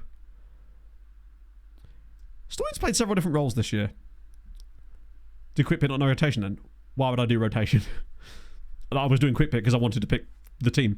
Yeah, Stoyan's kind of... He has had his best performances at right back. They've not been much better, but they have been there. Compared to his performances at left back and that one random game at centre back, which I don't remember him playing, but sure. Nagalo... That's fine. Greco probably on the bench instead of Garnier. That'll do. Okay. Oh, I love the italicized A. We needed a nice strong team out here, and we're going to get that. They've got Beto up front. And a guy called Di Abbott. Oh, wow. He's actually quite... Well, he's not awful. He's one of those players that's just forged a really solid career for himself, having played through, like, Chelsea, Union Saint-Gilloise, a bit of Salford City in there as well. But his development... No, I just don't think he suits it. Like, retraining a player doesn't mess with their... I mean, like... Obviously, it does use a little bit of their CA in order to reallocate them like that, but if they're either good or they're not, right? He has decent attributes. I just don't think that he's super suited for this particular role. So maybe we just make him more of a right-sided player in the future. I think Stoyan probably... You're right, yeah. I think more likely it was him in the bar. Although, he's wanted by Everton, but I don't like the fee. Like, because remember, he was worth a lot before, and I just don't see that being functional for us. Selling our captain for peanuts probably wouldn't do very much for us. We are going to have to invest into the left side in the January transfer anyway, because we're obviously going to be losing Ruggieri in the middle of it. So I think that Colombian guy will very likely join us, if we can anyway. That's what I mean. His value is oddly low, considering he's a player that's like a regular starter. And he's also the club captain too. It's weird that because he must have had a value drop recently. It's odd that it is so low compared to everybody else. It's like the game's trying to pave the way for Everton to make a massively tiny bid in January. Pretty low for a fullback. Yeah, what was his work rate, actually?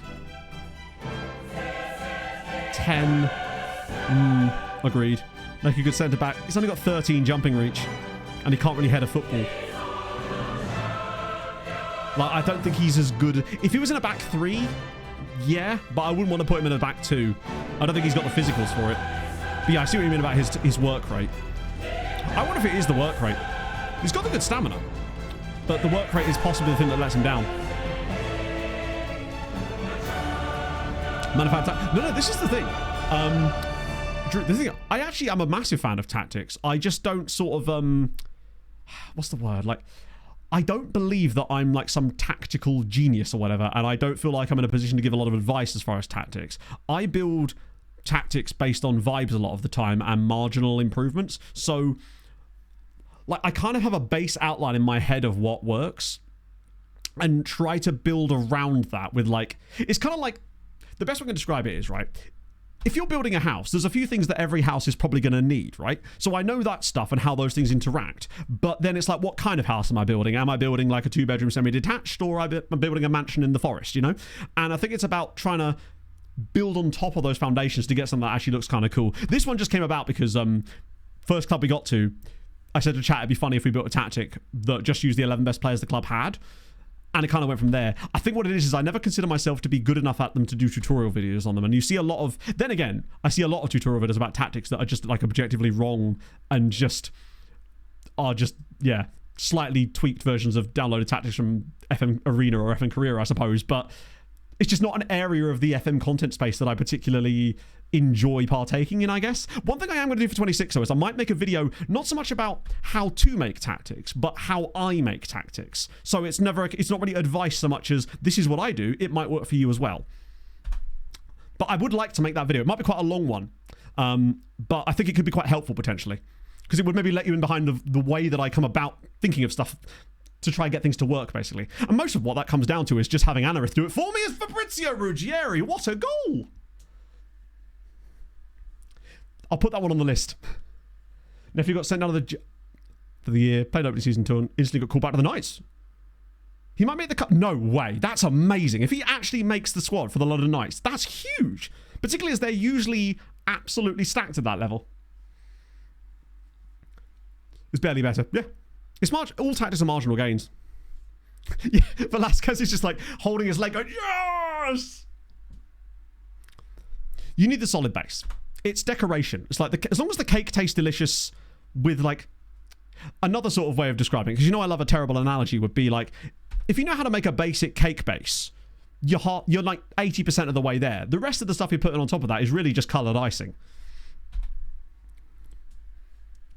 I think what it is sometimes when people talk tactics, there tends to be a lot of elitism in the FM space when it comes to tactics, and a lot of like patronizing, sort of talking down to people about it, and I don't like that kind of vibe, which is why I don't tend to get involved in that. Basically, of all the videos I could make, the one that would trigger the most actuallys would be a tactics video. And believe me, I've done them before. It's absolutely like, oh, crazy kind of behavior. But I think I might just do that, because I think that would be more fun. Just to phrase it like that. Not to phrase it like that, but like to make one with that kind of intention, I suppose. Then there's a lot of different ways to skin a cat, right? There's a lot of ways that you can build a tactic. Seeing patterns as well. I mean, I don't tend to do that, but the biggest thing I do is I basically look at the players and I go, right, what do I want to do and what can you do for me to begin with? And then I'll just sort of make a sketch, essentially, like the tactics equivalent of a sketch, like a little doodle. Basic instructions that sort of suit a couple of the players' style as Binder drills us back up in front again. Then, once I've got that base, I schedule a load of friendlies against really shit teams, like the worst I can possibly get. Because I want to see, how does this tactic perform at peak attacking output? Like, when it's given basically no opposition, how do these players interact? Is it scoring a lot of goals? Is it creating a lot of chances?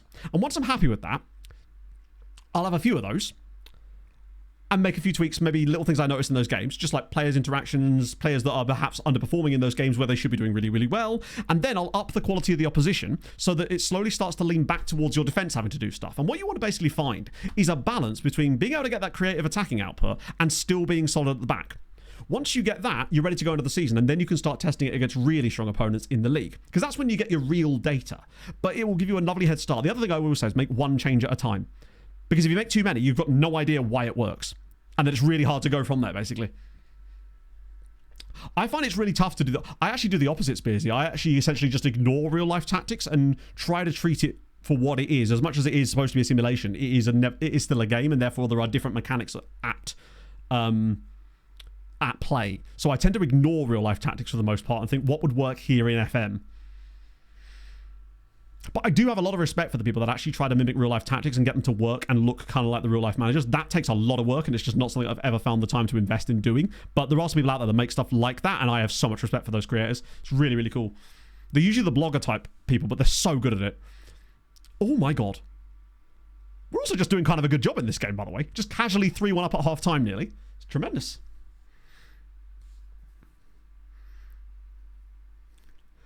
Ask Matt what you can do for you. Ask what you can do for him. Exactly. It's 4. Velasquez doing his once per season twattery. Yeah, and obviously, if you want to go like... This is the other thing, is you can put as much or as little effort into tactics as you want. Like, you can 4-2-3-1, gegenpress, invite crosses, dribble more often, tackle harder, get stuck in, bang, you'll win most games. Right? But it's a question of, do you want that? It's a bit like you come to me for guitar lessons, and yeah, I can teach you how to play Smoke on the Water, but do you want to learn pentatonic scales? Like, do you want to know about sweep picking? These are the things. It's the difference. You can kind of put as much or as little interest into it as you like. That's another thing that makes FM so good in a way. Why talking about? I'd love to see that next year. Oh my god, Binderster again. It's 5-1 in the first half. He's got 11 goals before Christmas. This is insane.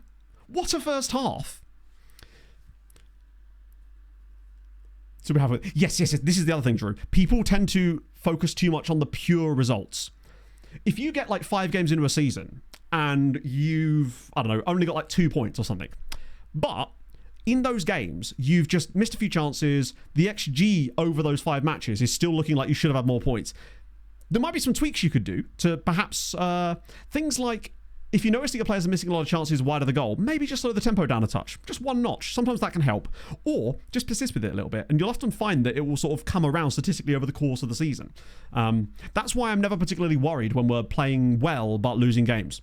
What I do find worrying is when we're getting points sometimes and playing really poorly. Teach you about the birds and the bees. Oh, wait, I'd use cake analogies. Weird tactics with odd roles are the more fun. Well, actually, Comrade, apparently there is a little bit more to it than that. And if you have a goalkeeper that has low teamwork, sometimes that can cause that to happen. Now, you'll notice that Kilaza does have 9 teamwork, and I find that he boots the ball sometimes when he shouldn't do, when there's completely obvious options on. And I think this can sometimes cause players to, as you can see there, reflects how the player can follow tactical instructions whilst working alongside their teammates. On goalkeepers, I find that if they have lone teamwork, and you often have them instructed to play out from the back, they will boot it from time to time a little bit too much. And it's one of the complaints I have about Kilaza. Yeah, I had no idea how the people do the real-life tactics stuff. I'm just not that smart. Most of what I learned initially about tactics actually came from watching Bust the Net's videos back in the day, when he was trying to get things like a low block to work and actually did it as well, which you wouldn't think you'd be able to do just because of the way that FM functions. Seatu, I'm sorry if I said that incorrectly. Do make sure that you tell me how to say that properly, because it's a slightly difficult one for me. This, by the way, game is managing so... Sorry. This game, by the way, is mimicking very much QPR versus Coventry at the weekend, when you look at how much XG we've had here. Well, Anna, best example of this was the little tweak we made last season that absolutely set us on fire. Teamwork is really, really important. Also, look at us talking about FM. Yeah. So you might start to believe that we actually like this game. Horrifying. I just want to say what was great. Some of the goals. That, I think it was the 7th goal that Coventry got. Absolutely beautiful finish. It's the way that he just, almost with no backlift, just goes, yeah, this is going top bins. Yes, he did. Foxy was super good at stuff like that as well. There are some creators that are just really good at that. Like, my thing has always been scouting. That's like, if you were to like put me in a pot as far as a part of the FM community, it would probably be the scouting stuff, because that's the thing that I think I'm most knowledgeable in. because I focus a lot of time in there. It's my favorite element of the game. Tactics for me is more of a means to an end, but I do still enjoy doing it because you can have some really good fun with tactics. We'll get Tooch on as well. Why not? Keep the team fresh. Get Barnetche off for... Oh my god, who am I even going to bring on? Fuck it. Feta through the middle. Let's make it happen. And Ruggieri for Greco. Oh no, we've already made my subs. Okay, never mind. Injuries coming now. Just Damascus, fair. 42 on getting impressed. But like, maybe sometimes it is fun, Hazard, to just try some stuff and just mix things up a little bit, right? But at the end of the day, if you're having fun, then you're playing the game correctly. I can't... I find it weird... What's the one? I find it less satisfying winning games if I'm just playing a thing that I know to be overpowered, which is why I'd much rather try to force it and try hard it with a tactic like this. Also, how bloody high up are Pauk pushed here? Look at this. Like, if we get a little good interchange of passes here, they're cooked. Here we go. Habila.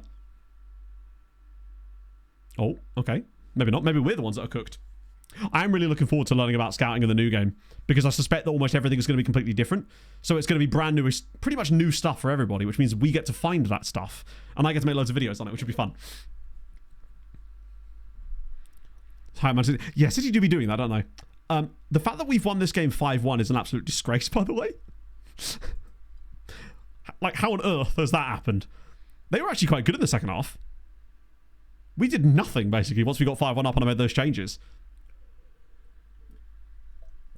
But there's also nothing wrong with winning with those tactics. At the end of the day, it's best teammate for another FM World Cup.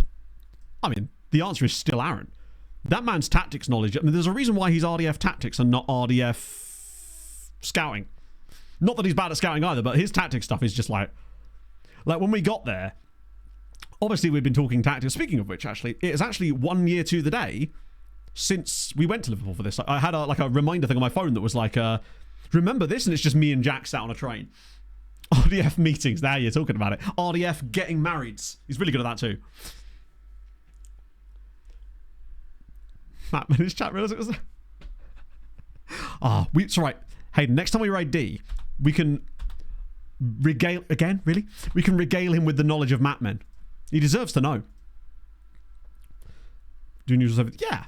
I see no reason why not. Especially with a brand new RDF train, true. With a brand new game, that's what you kind of want to be doing. I mean, I'll probably end up playing a Fulham save just to acclimatise myself with it once we get started. Not like on stream or anything like that, just so I can get used to the game. Because I'm just going to absolutely deep it for... He's in Tenerife C. Yeah, he hasn't really developed. What about Hellman Sport? I mean... The question is, does that make him signable? I forget whether that would count or not. I think it would, wouldn't it? Oh. Come on, City. I don't think it's worth it to us. If we actually want to have a chance of winning, completing this save, we need to keep hold of Nagalo, really. Oh yeah, definitely got to test the old scouting methods for sure. Pog Murphy's in. Love to see it. 33-year-old Pog. Older than Pog in real life now. I feel that the reason people haven't encountered the team report things is because you wouldn't really think to do it. I can't even remember why we started doing it. You're on the same train? Really?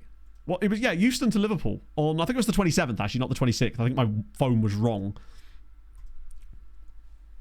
The Nagale promise is till January 31st, but the most likely answer is that it will just extend itself again. All three of them had promises in the summer that expired on deadline day, and then it just kind of went more time to keep promise. I'm just like, what do you mean more time to keep promise?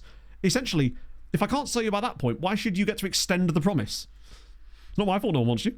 Going home? Oh, okay. Coaching career. Let's have a little look-see. Are you one of the guys that we brought in? Yeah, we got winter break after this, so I can't even put friendlies in, unfortunately. Yeah, it's like a weird little... I hate it because it's the game arbitrarily moving the goalposts for you, which is just kind of annoying. It's not great, I'm going to be honest with you. Can I put you on a coaching course? No, I can't. National B. There's still room to improve. Better work and stuff. She is... she's a bit worried about the new job just because she's worked for Next for such a long time. She's just the usual sort of imposter stuff of like, what if I'm crap at it? I'm just like, mate, you'll have a few days there and you'll realise, one, you're not crap at it. And two, you'll realise how much better it is than where you currently work.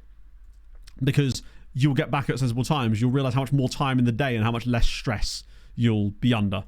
And those things will matter more than anything else. But, so I've just been trying to hype her up. So when Pod comes into streams today at some point, which she probably will, we just got to hype her up. It's just normal sort of self-doubt, which everybody gets, right? Less literal shit to do with in it, yeah. McTominay. Still a coach that's unemployed. I daren't try and bring him back because you just know the same thing will fucking happen. This game's annoyingly close.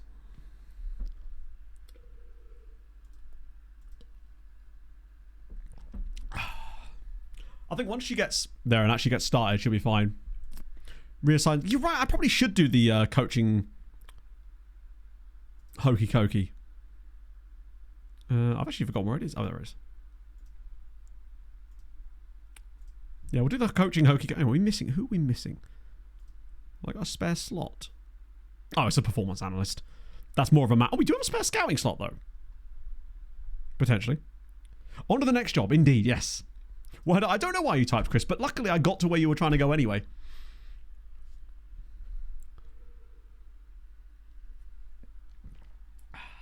I'm going to meet Pog outside work on Friday when she finishes, and then we're going to go for dinner. Not just us, I mean, we're going to go for a dinner with some friends. There's this like steakhouse in Cambridge called Rockers, which I took Mike there a few years ago, and it's really, really good. Okay, Ozer. I'll quick pick it just to see what they reckon.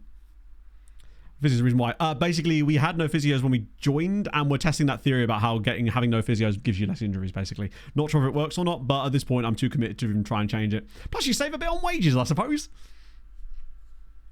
But things are good, actually. We just clubbed Pauk 5-1 with basically the same XG as them, which went well. So we have managed to now get 12 points on the board, which is tremendous. Pack's in Friday, yeah. So last day. I did get a suit. Paul actually bought it for me this morning online after we went in at the weekend, so I've got all that stuff sorted. My silly goose hat, which I bought, comes today as well, along with a tactics board, which I've bought for a video, which hopefully is not going to be horrendous. A guard of honor, yeah. That's a great idea, actually. Just me and my mate Sam waiting outside the front doors of the shop. Who's Binder wanted by it? Let me guess, Utrecht. Oh no, Jamal Lowe wants a bit of him. Don't blame him.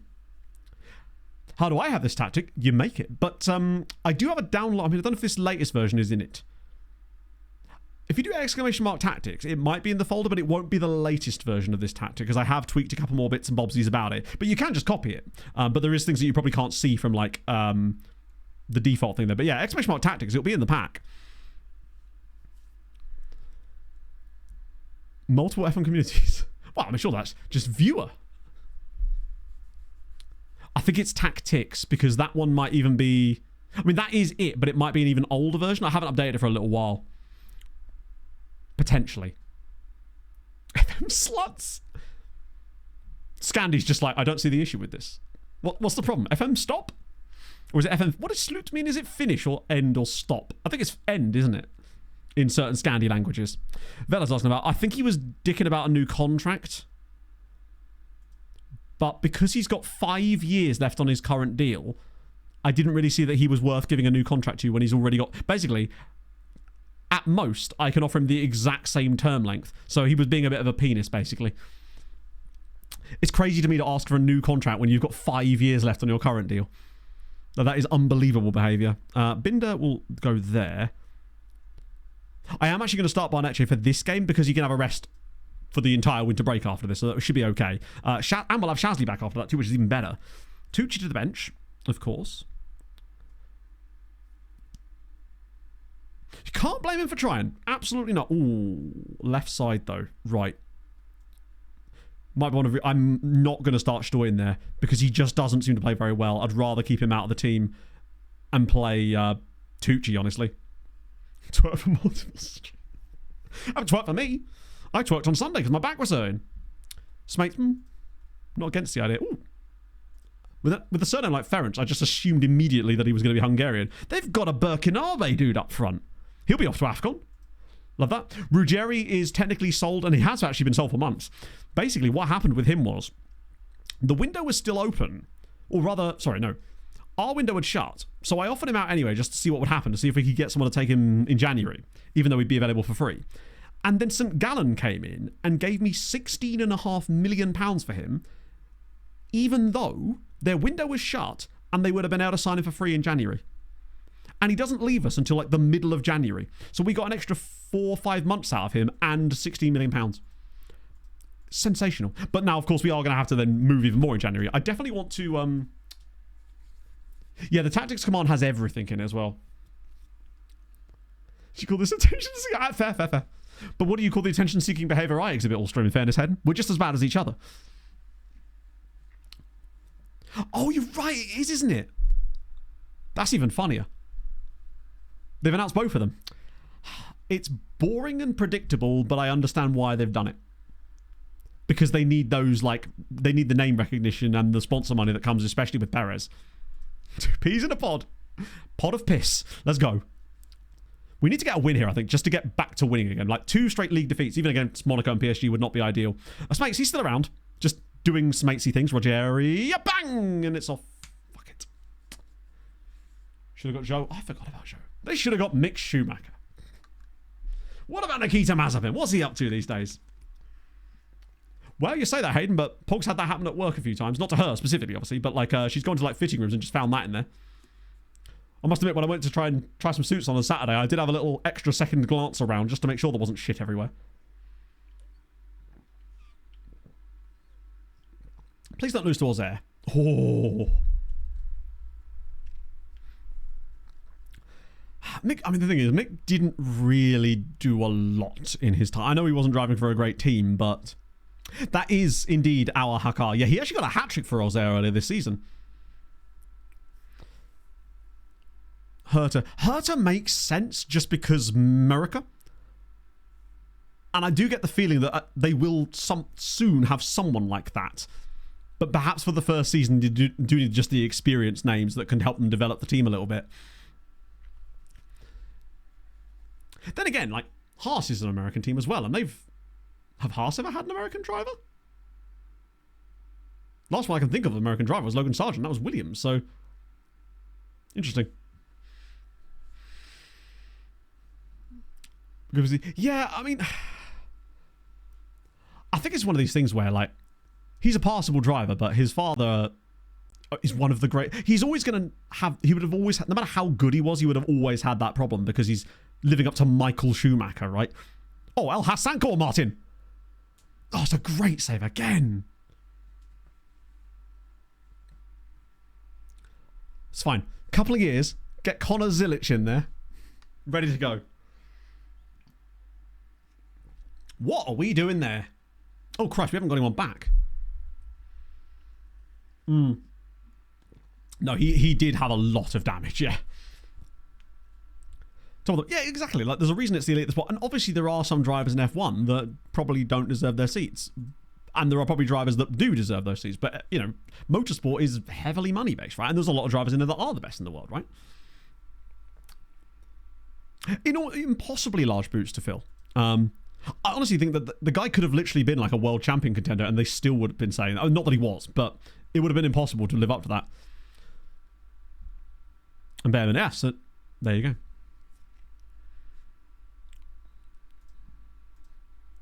But if he was faster, he wouldn't have been in the damage. Wow, we've actually played really well in this game and just not scored. This is what I mean about the Barnetche. When he's tired, he just seems to not be able to take these chances. And maybe I shouldn't have started him, but I figured with one more game, maybe it would be enough, but concerned. I can't really afford to drop points here. Does he have work rate? What, Barnetche? He actually doesn't. Not that that's really affected him so far in his career. I think it's just that he gets jaded, and as we saw last year, when he does get in those situations, he tends to drop off a little bit. Nagalo! What? I didn't even see that deflect. But it's gone in. We do lead. What's this?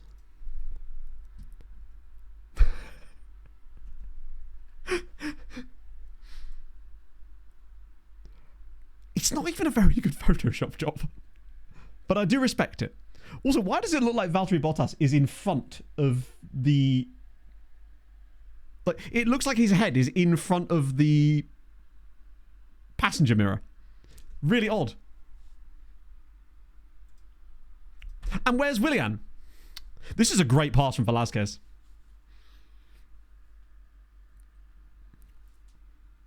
Oh, it does deflect off of his toe, yeah. Sick. If we get this will be a lot better.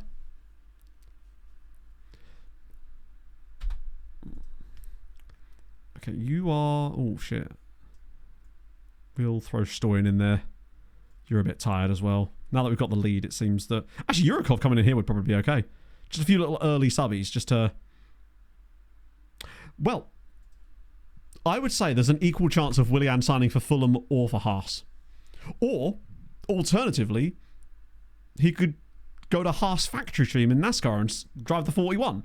They need someone. Get Willian in there. He can't do any worse. Well, I mean, the thing is, you can't really not give him Rookie of the Year because who else are you going to give it to? Riley fucking Herbst? Like, I think, honestly, even if SVG doesn't win any of those road races, I think he's still Rookie of the Year because the other option was Riley Herbst, who is, speaking of nepotism and people that shouldn't be in those seats, him. It's across all motorsport, isn't it? Palou. Isn't Palou like absolutely destroying the field in IndyCar at the moment? Like to the point where it's like he's like 4 races clear at the top of the championship already or something crazy. Hello, Ashish. Oh, nice little short one. Okay, I see you. What's Yurikov cooking up this time? Oh, I was hoping he would spray that out of the wing. But apparently not. Oh yeah, because it's 0-0 between Celtic and... That's a tough place to go. Particularly with the game being level. Like, there's no room for slip-ups there for Celtic. Oh, go on, Alexander. Oh, it's beautiful. Oh, what a strike! Please tell me this is given. Yes! Is it just a lot less races in Indy? I'm just used to that thinking to myself, because NASCAR's still got 10 more races this season. That is a great goal, by the way. Firstly, the vision from, I don't know who it was, I think it was Feta, to actually pick this pass out. Look at that for a ball. But the fact that Tucci finishes that first time... This kid has got a bright future with us, I would say. Certainly helping our left side, but this pass from Vettel is so goddamn good. The way he just spins and slots it into the channel. Delightful. Hide from Handex season? 17 races. Oh, okay. Yeah, God, NASCAR's 36 races. That's wild. That's a lot of races.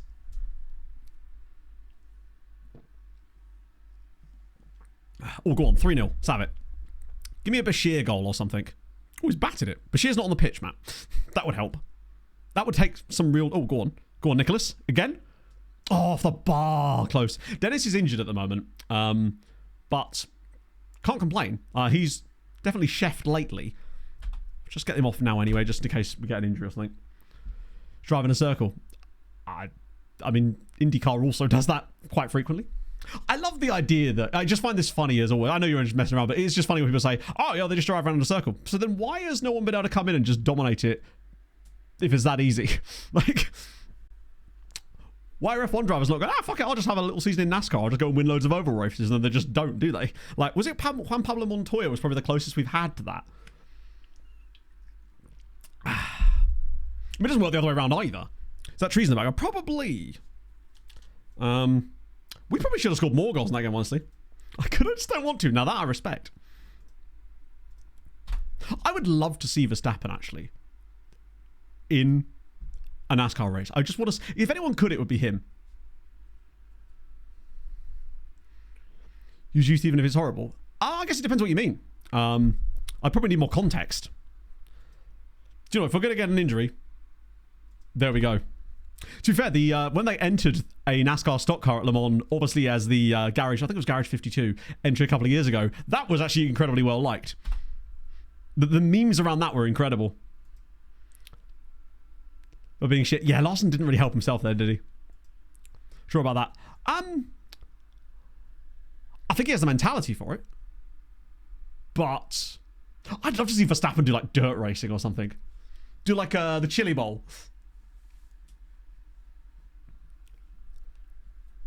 Oh, he's getting older in age. Yeah. That would be good, actually. Willian comes in and dominates IndyCar. There we go. Now that's the meme we're all here for. Angers drops some more points. We get a needed victory, I would say. Or the... God, that is still so tight. Sainz, that'd be so sick. Do you know, when I first started watching F1 again properly, I didn't realise that it was Carlos Sainz Jr. and I was like, hang on a minute, isn't that rally driver bloke? Even though he would have been like 50s. But still. Some of my younger players than feel alone farm. Basically, it's to do with the value of the player, if I recall. We had this issue a few times where they would demand a lot of things. And in the end, we just basically couldn't do it. I assume this was like player exchange stuff where you're like actively trying to like force them out there. It doesn't always work super well. Only see when NASCAR becomes destruction derby if they don't like someone. The thing I like about NASCAR is the fact that it doesn't... I mean, most of the time the destruction derby stuff that you see is pretty much just plate tracks. Or like tapered spaces or whatever the hell they call them these days. But it's... One of the things I like about it is that it is self-policing as well. Wow, that's not a lot of money, but we'll take it. And that they're not always like trying to re-legislate every race in post. It's like they just kind of sort it out amongst themselves. And I kind of do like that. But I realize in F1 it's obviously a lot more difficult because the cars are much more fragile in terms of like contact is obviously going to cause... Like you can bang into each other in NASCAR and not really have any noticeable damage, but in F1 you're both on and your wheels are gone, right? Stairs Danica Patrick. For the most part, anyway. Danny, thank you for the 51 months. Do you mean Mr. Grieterboost? Because if so, we're about to find out when he joins us properly in a moment. Do you know what? Paris FC are horrifying. Elias Busquets. They've got, hey, can you go get Busquets? And they've got this guy. He's terrifying. He's got an afro and mutton chops. Like... Sick. Reveal the boost. I can't change our friendlies here, can I? Because it's the winter break. I need more than one, yeah. I'm sorry, I could only get a single Busquets. They were all out. Easy damage, yeah. Although I do find sometimes the stuff in F1... The thing that annoys me when I'm watching F1 sometimes is when, like, someone will be down the inside of the car, like, well, actually, that's his apex. I'm like, okay, are you there to race or parade? Like... At some point, I feel like they maybe have gone too far. Just from a neutral observer watching, I do get a little bit like bored of hearing about that kind of stuff. Ben Yedder is coaching. I don't know, actually. Decent players joining in January. Well, yeah, we've got Greet Boost. He's the one. And also, actually, I'll show you the two guys we've got joining in January. Big budget. Not really. We don't have a huge budget, no. What am I even looking up here? Oh, Ben Yedder. Not Bieder. PSG lost, yeah, but we're not really fighting PSG. Oh, he's an assistant manager now. Man's coming down in the pecking order. Wait till that man wants to be a coach. But yeah, the two guys we've got joining in January, one of them is admittedly only a loan, but it's a loan with an option. There's when Danica got her IndyCar win. What was it? Enlighten me. Yeah, I feel like with the whole you have to leave space... That's the other thing I find annoying about F1, actually, and the same thing. And this is someone who genuinely does enjoy watching it. It's when drivers will run someone off the track, but it's like, well, that's actually my corner, so I can just drive you off the track. I'm like, right, okay. It feels like it's anti-racing a lot of the time, stuff like that. But you're right, the lack of space on the tracks doesn't help. I know the new cars are going to be slightly smaller, but it feels like it's not going to be small enough. Which was a lap down. I can see why they'd think that, having watched her in NAFCA. NAFCA, like it. The haters, new one for the haters there. Yes, the F1 movie. I actually really liked it. If you take it in isolate as a film and not a accurate representation of F1, I think it's a really enjoyable experience. Like, it's fun. The soundtrack absolutely slaps. It's decent enough. It's a really, really solid film that I enjoyed watching, especially as I saw it in IMAX, which I think really did help. But afterwards I was talking to Pog and I was just like, they would be kicked out of the sport practically if they did some of the things that they did in that movie, but who cares, right? It's a Hollywood film, it's great. Top Gun Maverick F1, another film I massively enjoyed. Actually, that's a great comparison in terms of like summer blockbuster that I actually enjoyed. Better than Days of Thunder is so good though. Actually, it probably isn't, but I did enjoy Days of Thunder. It is a good film. Soundtrack alone, again, Not all films are documentaries. No. I hate to be the bearer. I hate to be the bad news bear, but not all films are documentaries. It's true. 2025 films that you've seen that slapped. F1. Oh, and I actually really enjoyed the new Naked Gun. That was actually a lot better than I was expecting it to be. And those are the only two films I've seen in 2020. I don't really go and see a lot of films because I think most of them are shit. It seems like most films are just kind of, and this isn't really outside of that, mostly just IP slop. Just like, it's a sequel, or it's a remake, or it's a comic book film that's been remade twice already, and I just don't really have any interest in those films for the most part. So it takes a lot for me to even go there in the first place. Neutrinos will not overheat the Earth's core. Oh no, they might do. Just you wait till I get into the mainframe. What is the thing they do in films and that? Yeah, like, it does seem like a lot of the quality stuff is being done in TV at the moment, but I would like, I don't know. I say that I have at least seen 2 films this year, I suppose. I haven't seen Mission Impossible for quite some time, if I'm honest. So we've got 48 days, which must mean that it's the end of January where that's going to tick over. I just don't really enjoy superhero movies in general, so it's not like it's going to be, this is the one that's going to do it for you. I think if I haven't enjoyed the previous 15, it's probably not going to be the one that does it for me. That's okay. Apple TV do have an incredible track record of producing excellent television. It seems like a lot of the shows that I've enjoyed the most in the last few years have been Apple TV. Shrinking, especially. That was Apple TV, wasn't it? That's insanely good. And they did Dark Matter too, I think. I mean, I was always going to like that because I love the book, but... Project Hail Mary. Yes, now that for me is the one thing I'm looking forward to, is Project Hail Mary. As long as they don't ruin it. Severance as well, yeah.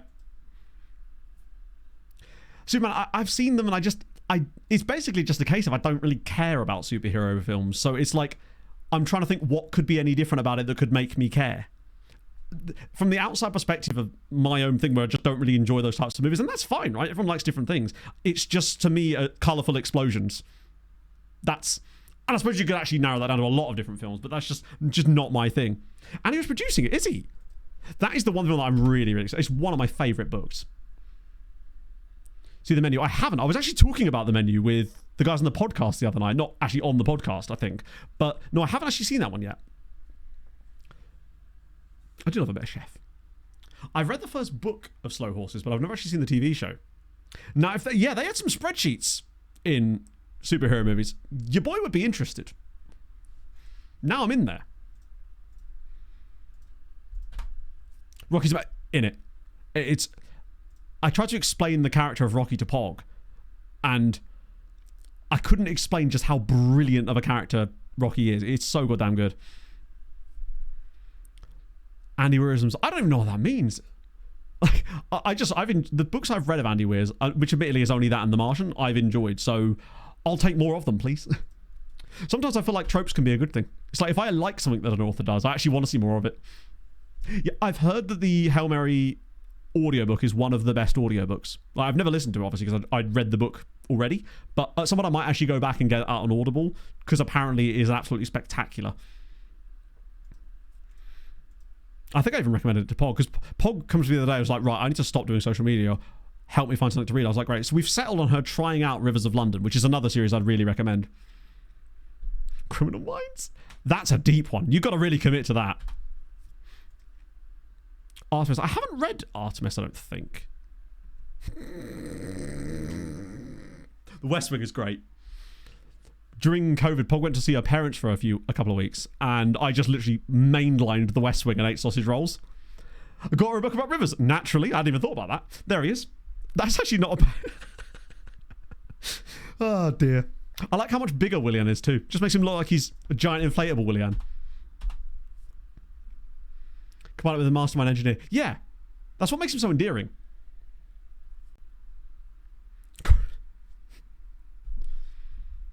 I think everyone has those sort of comfort shows. You know, the 8-season, 24-episode shows that are just tremendous. Pogs' Castle. Rivers and Police. It's literally the perfect thing for her job, and I hadn't even considered that. I don't know if she's actually started reading it or not. Probably not. House. Yeah, I enjoyed House back in the day. I think I've rewatched it for a while. Pog and I rewatched Elementary a couple of years ago. Castle is just the first sort of 6 seasons of Castle anyway is peak. It was Lupus once. I mean, it had to be eventually, right? Blind Squirrel and all that. White Collar, yep. Loved White Collar. Suits is great too. Again, to a point. A lot of these shows, it's like, they're great to a point. So many of them fit into that category. Parks and Rec. Actually, I think Parks and Rec is just kind of good the whole way through. I prefer it to The Office. That documentary is about Heston. Oh, yes, my favourite. Fringe is also banging, yep. Can't remember. Ah, fair enough. Either way, it's something I probably would enjoy anyway. Yeah, actually, no, you're right. The first season of Parks and Rec, but much like the first season of The Office, but when I tried to watch Parks and Rec originally, I'd already seen The Office, and people were like, oh yeah, you should watch this. And it took me like 4 attempts just to watch it, because I saw the first season and went, nah, I just can't. But yeah, no, it is abysmal. But there's some really interesting like video essays about why that was the case, and they just rewrote the entire thing basically, didn't they? Movie series, but hey, fair enough. Everyone, this is the thing though, Hamburger, right? Everyone likes their own stuff. I'm more of a TV. Actually, that's not true. I love movies, but most of the movies I love are cheesy 2000s rom-coms. That's my cup of tea right there. I love a cheesy 2000s rom-com. I cannot get enough of them, and simply because they don't make as many good ones anymore, so they all sort of have to be. News. Oh, not heard of that. I think I've watched a couple of episodes of Mad Men, but it didn't grip me. But it might be one of those things that I'll revisit at another time and find absolutely goated. I've done that a few times. Jura Sudfoot, we'll have a bit of that. Let me just check when our actual game is, because we've got... Where am I going?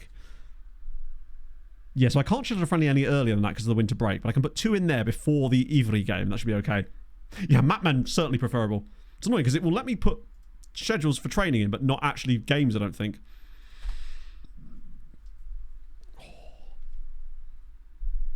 Never seen Grey's Anatomy. I do like the occasional medical show. The Pit was really good. There used to be this show called Code Black. Had quite a lot of recognisable names in it. It was basically about a trauma centre in LA.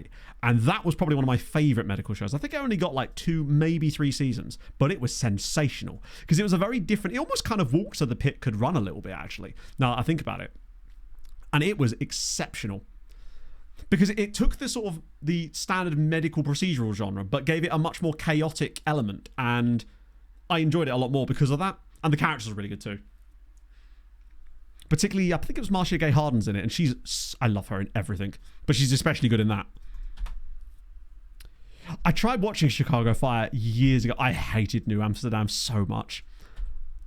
At first I was fine with it, but the show kind of got up its own arse so unbelievably fast that the sort of things that it kind of started doing things in like its first season that most shows wait until like their 6th season where they've run out of ideas to do, and I just kind of was over it quite quickly. I think maybe I was just getting fatigue of those types of shows, to be fair, rather than it individually.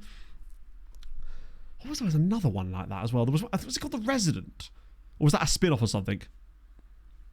Never watched The Sopranos. To be honest, I've not really seen a lot of the shows that you know, like the traditional considered to be like the greatest kind of TV shows of all time type shows. I haven't seen most of them. Like, I've never seen The Sopranos. I've never seen The Wire.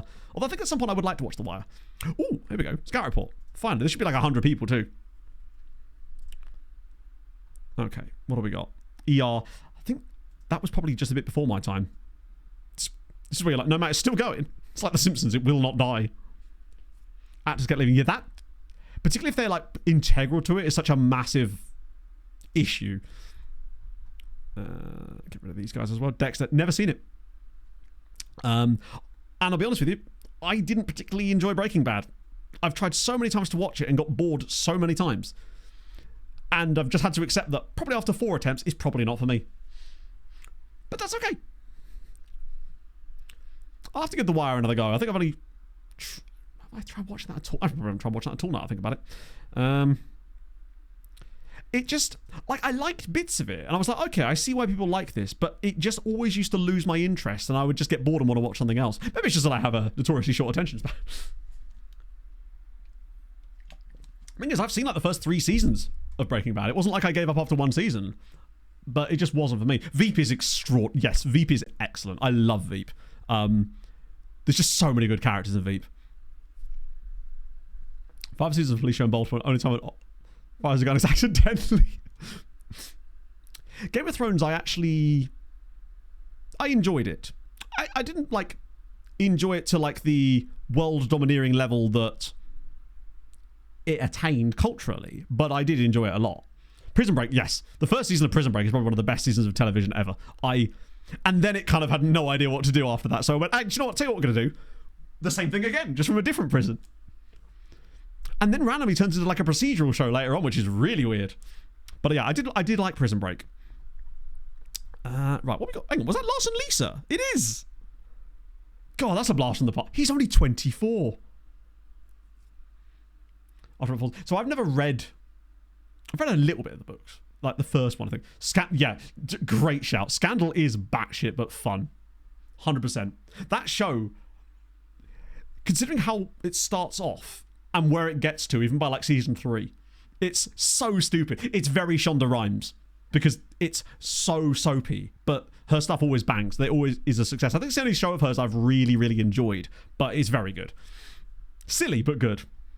Like, you can't take it seriously, but you don't need to, right? Watch Psych. Oh, yeah. Have you heard what happened to Pluto? It's...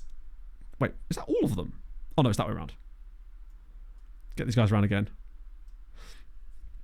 I have seen Designated Survivor. That was one of those shows that... It felt like they only had enough material for one season. And it was really good. Yeah, Brooklyn Nine-Nine is great. I liked Big Bang Theory a little bit, but I feel like I just kind of lost interest in it after a while. Person of Interest is sensational. They're so good. Or as Pog and I call it, Doggo of Interest, because Pog really likes the Belgian Malinois dog that they get called Bear. With Skins. Skins was great. Skins was very my time. Because that sort of stuff was airing when I was... Airing when I was around the same age as the characters. That and like in-betweeners and stuff. That was very E4 coded, basically, in the UK. It's crazy that this guy's still holding that kind of value. But he just plays in such a position that we do not need. But I'm still going to keep an eye on him, just in case he does start to blow up. The Diplomat. Yes. Pog and I have seen that. It's the first show that we watched when we moved into this house, actually. I came to that a bit late, because I think there was already 2 seasons when we started watching that, which is almost better in a way, actually. Too casual. Yeah, I think like with any shows, if they get too popular, they start to sort of eat themselves. And you sort of see this quite a lot, because they start to almost devolve away from what made people like it in the first place to try to pay fan service too much. Leverage. Leverage might be one of my favourites of all time, actually. I had a massive crush on Beth Reescraft as well, which really helped me enjoy Leverage. But no, Leverage is bloody fantastic. If you liked Hustle, the UK show, you'd like Leverage. They're not the same, but they have a similar, at least, formula, I guess. Is there anyone in here that might be worth a look? Some of these guys have got quite decent... you're on loan. Just get rid of a couple of those guys straight off the bat. There's Yuan Goron. Mass Flanderization. Elaborate. I like where you're going with this. I want to see where this goes.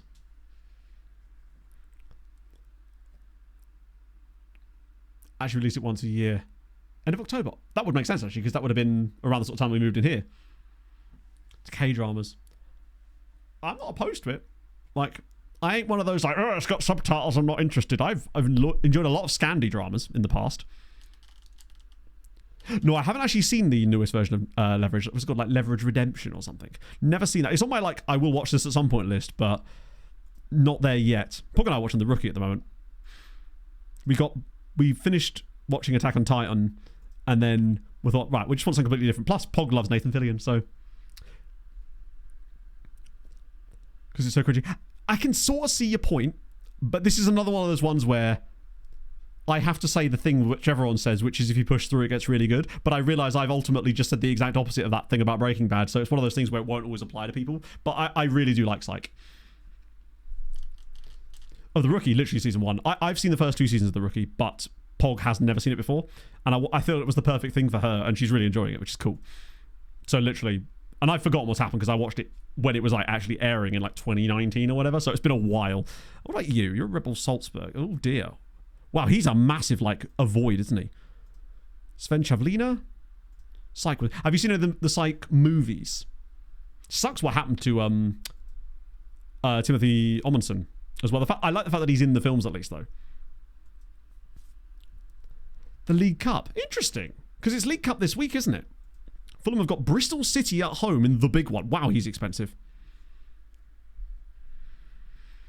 Walking Dead. I've never seen any of The Walking Dead. Gallivant. I haven't, but a friend of mine would love the fact that you've brought that up, because he was like the guy that I always talk to about like really weird niche TV shows that aired on like American networks but didn't go very far. He loved Gallivant, but I never actually got around to watching it. But the fact that you even remember and bring that show up is fantastic.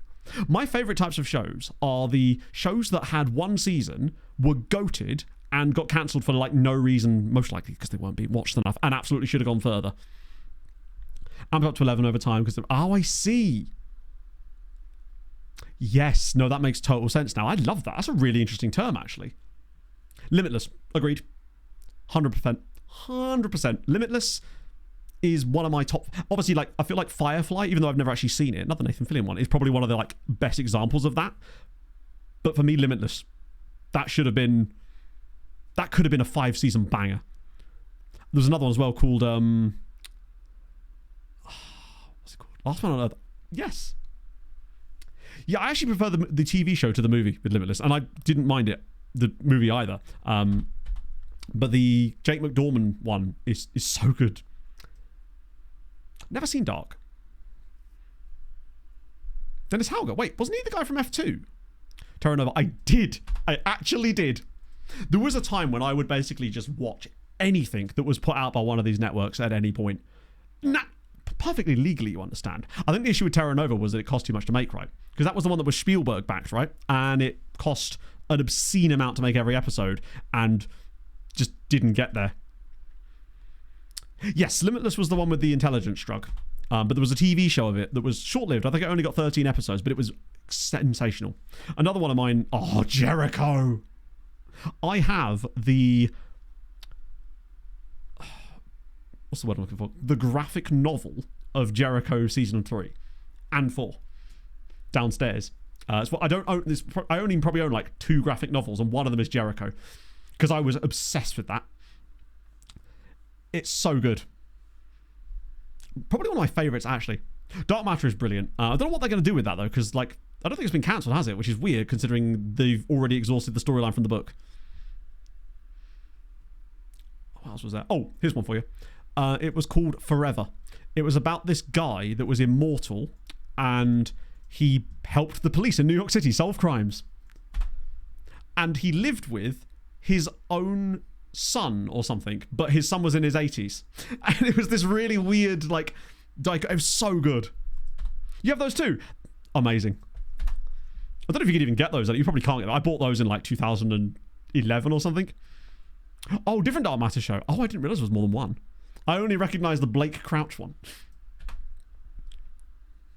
Jericho it's up there. Yeah. It was...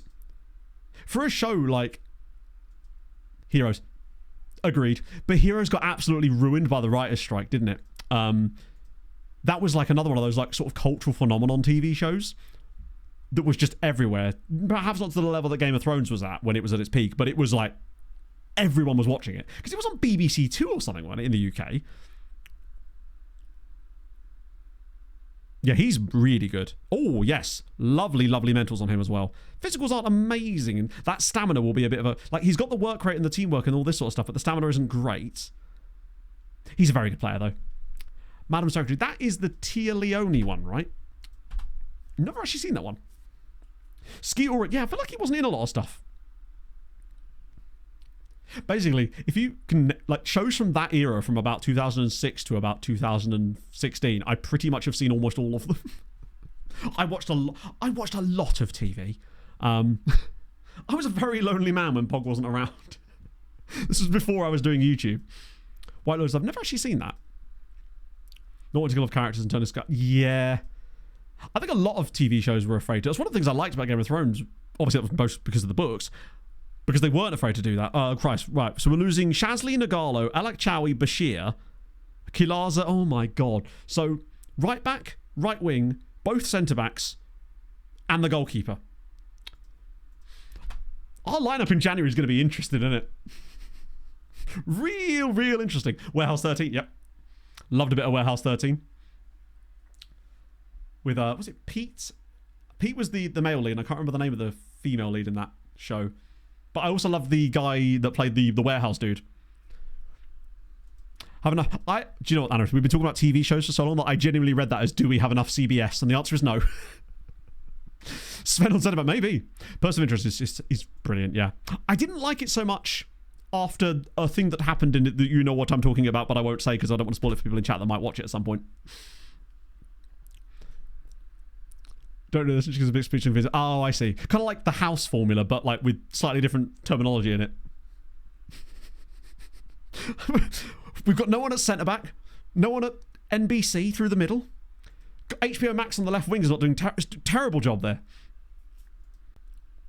Where's somebody like? I think it depends on. I don't even know if it's a case of just like the Potter situation. I think it's going to require more than just that. Wait, he stayed. Chat? Mamadou Faye on a free transfer? I mean, we were going to pay 25 million for this guy in the summer. Perhaps just take him on a free transfer? That would solve our problem down the left-hand side pretty nicely. Eureka. Yes, because it was called a town called Eureka or something, wasn't it? I have watched that too. The Librarians. Seen it. That's the one that has Christian Kane from Leverage in it, right? You think you got me, but no. It's all right. Unless there's another one. Yeah, I think we could just see what he wants in terms of wages. That might be a bit of a sticking point. Huh? Well, AFCON. Yeah, he will, but for free? Yeah, we watched The Pit a couple of months ago. James says that's what I want to get. Probably. I wouldn't be surprised. Like, there is a reason why we're all in this chat together, I suspect. It's possibly that we have similar taste in a lot of things, and it probably doesn't just extend to just solely FM. He did become Portuguese, actually. Yeah, I suppose he's been there for a while. Let's just see if he would actually. Okay. I'm definitely wanting to sign him on a free transfer, because getting a guy of this quality for free, I mean, it's basically just Ruggieri again. Like, he's so good. Is there anyone else on here that isn't a...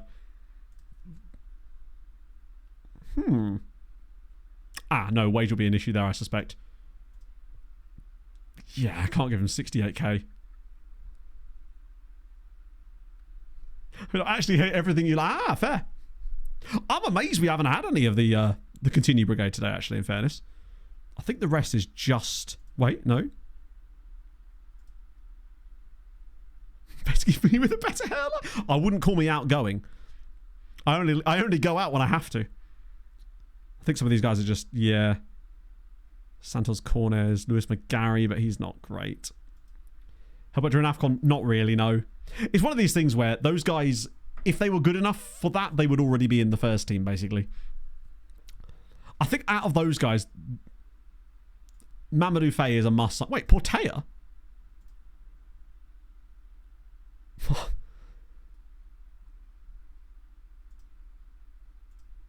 Oh, I was just curious. I wanted to see if Portea would be interested, perhaps. That would be a weird one to get back.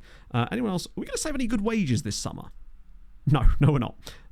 I think I'll be willing to let all of these guys go. Actually, you've got an extension clause, and you're all right. We can probably get more money for you later. Everybody else, though, I'd say... Oh, no, Mallory. You get an extension. I'd say... Well, Sama Barley just never really seemed to have a ceiling. Wait, what's his value? Is that a high value, is it? I might leave those for the time being and decide closer to the time rather than... I mean, these guys I can set for release. Oh, I said I was going to do some bits around about now, and this is probably the perfect time to see if we can maybe scrum up some cash for anybody while we're on the topic. And have back pain. In it, though. I think I just need to do some strength training. That'll probably help with the back. Okay, right. Let me just get this on as well, just so we can see if there's... wait. And everyone in the squad. No, I didn't press it. Or did I? There we go. Right. If there's anyone that stands out that I could potentially put some feelers out. Hello, there he is. It's Mr. Half. 58 months and I'll have a drink. 58 months watching this pathetic little man play with his pathetic little computer men. Shameful. Disgusting. It's raining, Matthew, and I blame you for that. As king of the mods, tonight I'm calling you out. Blue water. You bring a tickle gun and I'll bring a paddle. Whomever pushes past to out of the tunnel of love first wins. or loses. Keep up the work that makes you the weird uncle of the family. Love. I'll have you know I'm not the weird uncle, because my sister does not have children. So there's that. Yes, Annarith had to eat lunch and watch at the same time. It was horrible. He got to speak in chat and all sorts. Right, who do I want to sell? Oh, Morel, for sure. Make Harv. I don't know. Maybe he's the aunt in this situation. Auntie Harv. That's actually... Harv's only started watching the streams at the start of FM24, you see. Yeah, I suppose you're the weirdest uncle if you haven't got any nieces and nephews. Good point. So, intermediary. Not enough.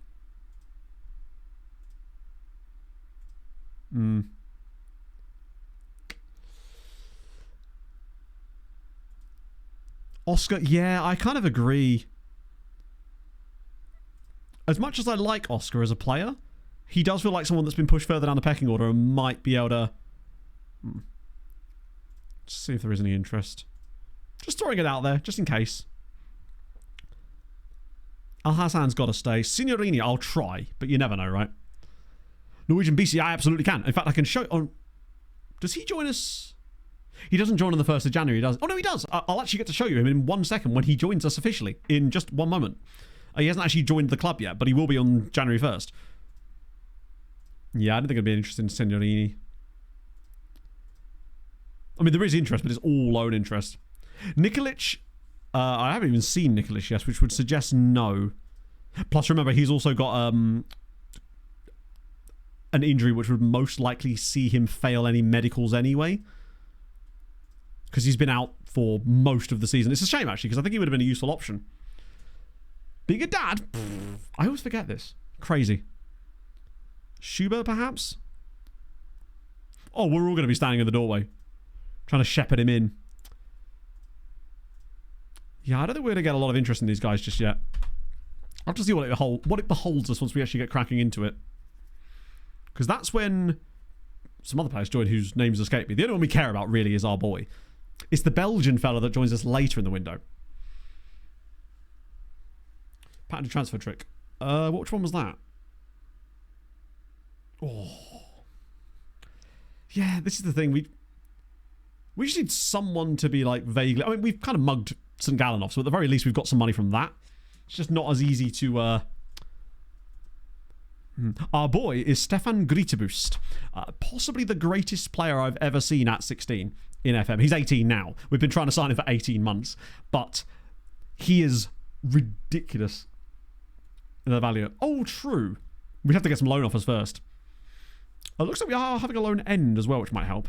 Speaking of Nicholas, she's back into the rehabilitation phase, which is something. Right, we're nearly there. So it's begun... Oh, yeah, we got that other guy too, I think he was Slovenian. I think if we could get out of January, having at least agreed a deal for Mamadou Faye, that would be really good. Because it's... Even if we don't get him to the summer, Koreshtes as well, yeah. I think he's still not old enough, right? I don't think he turns 18 until like August or something. Which actually makes how good he was when we found him even more impressive. Because we found him 18 months ago, which means he must have only just turned 16 when we found him. Okay, the La Liga window's open, which is interesting. So who are they being linked with of us? Nagalo, of course, yeah. Let me just check the scout report, see if there's anything new in here while we're at it. Ooh. Janis Dalbaga. Good name. A couple of Sparta guys in here as well. But no 5 stars, which means we might just be getting better. Yeah, I mean, Koreshtes... If it wasn't for the fact that we'd found Grieterboost, like, you could sort of see why we'd have been so interested in... Look at the state of this player. I might as well just throw some money on the table again and just see. He does. He works at Asda, or whatever the... Ooh. Whatever the Scandi version of Asda is. Kiwi? I don't know. Just going to press continue a few times so we get us into January so we can actually look at Grieterboost. I will be heartbroken if Grieterboost doesn't have... Nah, not yet. He basically won't join us until he turns... Wow! It was very, very accurate, nearly Fry. Yeah, the fact that it was nearly a Bruno penalty and then it went off Rodrigo Muniz's arse. But luckily, Emil Smith-Rowe. Lovely to see him. He actually looked really good off the bench in that game. It wasn't even just that. He actually looked like the player we bought. Neto. I don't think they have Netos in the UK anymore. They used to. My granddad used to go to Neto all the time. Yeah, Binder's won Golden Boy. To be fair, 17 goals and 12 assists in his last 44 appearances is insane. Didn't he win it last year as well? Oh, it was Barnecci. Wow, we've had back-to-back Golden Boys. We could start our own coach company. It's a really niche joke, but I respect anyone who gets that one. This season alone, he's got 11 goals and 6 assists. Last year, he got 12 and 13, and he's already... God damn. It's clearly just... Yeah, no. That's the thing. That's just his body type, isn't it? Oh, I had an absolute horror show of FPL this weekend. Because I had Bruno Fernandes captained, so he missed a penalty, and Muniz starting up front for me, who scored an own goal. I mean, I've done very poorly, and I've moved right down in our FPL league as a result of that. Wasn't great. Particularly as a load of you had fucking double captained... a load of you had captained Joao Pedro. Wait, wrong one. Progress. This is going to be absolutely horrifyingly delicious. Good lord. Oh. Coach Trip reference. I don't know if that was involving Coach Trip. All I know is that Golden Boy was a coach company that operated in Essex when I was growing up. I had Dubravka in goal still this week, and that actually worked out really nicely. When you can sign, well, mostly Korestes. There's a Ukrainian guy as well, but he's so expensive that realistically he's not signable. I got 35 points this week because Kirkesh did nothing for me yesterday either. Which of his attributes... The only attributes of his that haven't improved is his long throws, tackling, obviously, determination, weirdly, bravery, aggression, and his agility. But his agility... Weirdly, that's... Because if he's got a green arrow there. That'll improve later. He is just... He's everything.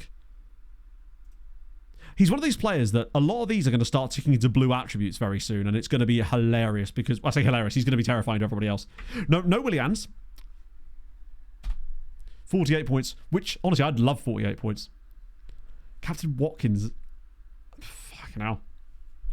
You triple Captain Jocko. That must have been really fruitful for you.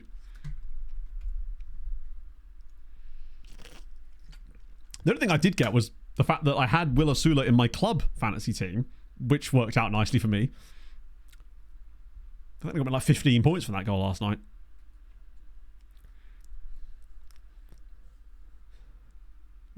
A mentally busy day. Crazy times. So, just to catch you up, Hadrian, we've managed to club Pauk and are looking really, really tasty as far as the Champions League goes. We just also potentially might be able to sign Mamadou Faye from Sochaux, from Le Chouinge on a free transfer, which would solve our left-sided issue. And we're about to get the arrival of Mr. Gritty Boost. Yeah, this is the thing. I picked my fantasy team this year, not using any like online guys and reading stuff like that. I just decided to vibes it and just pick players I think are fun and might do. I have Josh King in my fantasy team because I do think he's going to be a very, very good pick once he gets more and more games.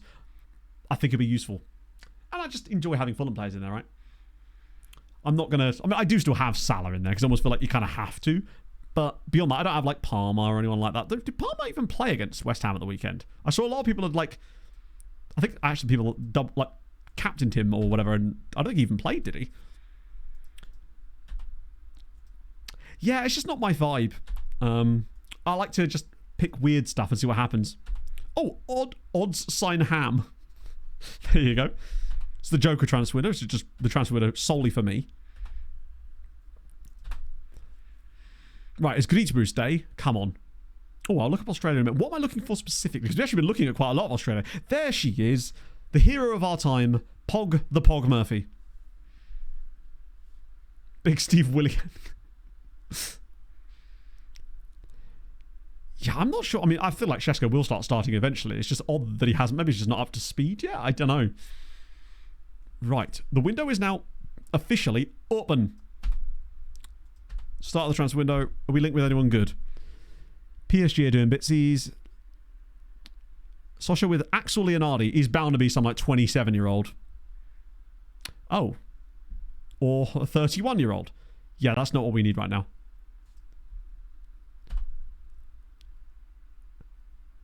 Hang on. Why on earth would I sell him to Utrecht for 54 million? He isn't 27. This is very true. Right. Brescia for Maurice D'Angeli. Who is this guy? Why do you want a short list of money? He must be... Oh, he's one of the pasta players. Okay. Oh, Esteban. Yeah. So every time I watch Chelsea, it feels like they're operating a different lineup. Okay, B-. Bit concerning. What about the rest of you? Oh, more. It's odd that this random dude that we signed for £1 million has the same... But that's only one player. Let's send Anderson and the lads round to welcome everybody. Pog, we were just saying how we all think you're going to do a tremendous job at your new job and that you shouldn't worry because you're incredibly well qualified for these things and you're going to be fucking great. Okay. Let's have a look at Beguiley. That's true. Yeah, I don't think I've ever actually seen an A rated there. Maybe an A- one time. Okay, that was a waste of time, but he was Mauritanian, so... then we got Jose Santos, which was the Angolan guy. Do you know what, actually? For the price we've paid of basically nothing, he's just good value to add to the squad. Right. Klanishek? Similar kind of story with him, really. I was kind of disappointed not to see the 5-star PA, but who cares about him? Because it's now time for the man, the myth, the legend, the man we've been after this entire time, Stefan Grieterboost. Ignore the value, that's literally just what we paid for him. Has his agility gone up? Yeah, he's obscene. He's just obscene, isn't he? Got to get him working immediately and be on a Shadow Striker.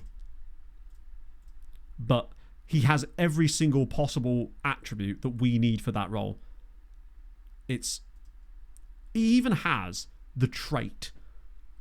It's crazy how good he is. Consistent already. Resilient, unflappable. He's got perfect striker attributes for the age that he's at. His physicals are exceptional. Mentals are decent. Not got the height, perhaps. Good on both feet. And the fact that he likes to beat the offside trap as well. Yeah, must improve stamina is wild. That is basically, we can't think of anything to criticise him for, isn't it? Model Citizen, you're right, he was Model Citizen. But that shows you how close he is to being Model Citizen, which I'm fine with.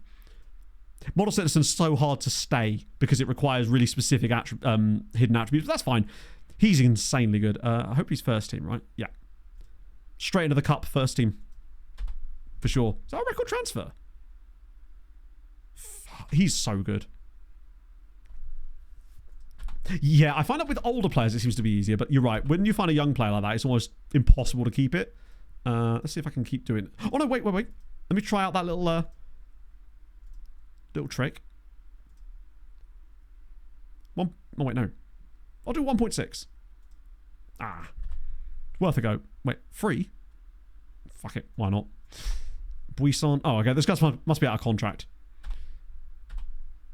Sick. Okay. Tremendous. So that's all those guys in. But, wait, how good is this guy for Rama? Ooh. The problem is basically, if I do try to give him a new contract now, he'll probably demand... He might be worth keeping hold of just because he looks like I mean, not giving him anything like that, obviously. But he might just have future value. If a team in our league are after him, it might behoove us to try and keep him anyway. The other guys probably not so much, but him might be the one. I'm just excited to see... Oh, that's the perfect game. So that's going to be the debut for Grieterboost. Thankfully, he's not gone to AFCON. Unless Norway have been given a guest entry. So we should be okay. We'll have a good idea of this game. God, our first game actually is against Spurs. On the plus side, because of the way that France works, we don't have to play another league game until the 25th of January. So there's a good chance that a lot of our AFCON guys might be close to coming back by then anyway. That's one of the benefits of the French winter break, where you only have to play cup games. Although last year it didn't really help us, because obviously last season we ended up playing top flight sides in the cup games anyway. Sick. Wage rises. Oh, Jesus Christ. Okay. I'd really love to sell you now, because you do not need to be earning 6.5k a week. Neither do you. In fact, ooh. God, we paid quite a bit for him, didn't we? Yes. Very much going to do that. If someone will give me any cash for him, that would be perfect. The French League is very I like the way that the French League just does things in general. There's a few things I don't like the fact that I can't register players half the time, but that's fine. Those are their rules. I'm the one that's not abiding by... Oh, Kafachenko did not have that PA, did he? Oh, that's not bad, actually. Oh, it's only a smaller amount because it's the window opening. Right. Zambian, dude. Not Zambian. That's... No, it is Zambia. Okay. I think so, yeah. We might as well do that now, actually. Just kind of get in on the action early before anyone else can get in there. Because we do still have that slot available. Wow, we know nothing about any of these guys. We might... I'll tell you what it is. It's because we finally are... Wait, who's that?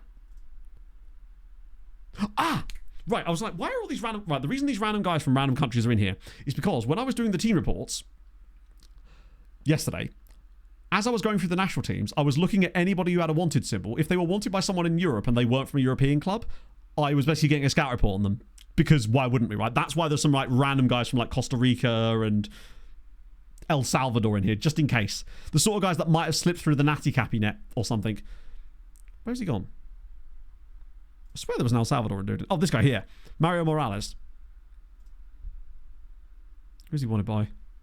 Kalmar. I thought it'd be worth a look. Wade Brown. Oh, Wada BBM. Sorry, I thought I said Wade Brown. Wait, am I missing something? Or have I already like gone past him?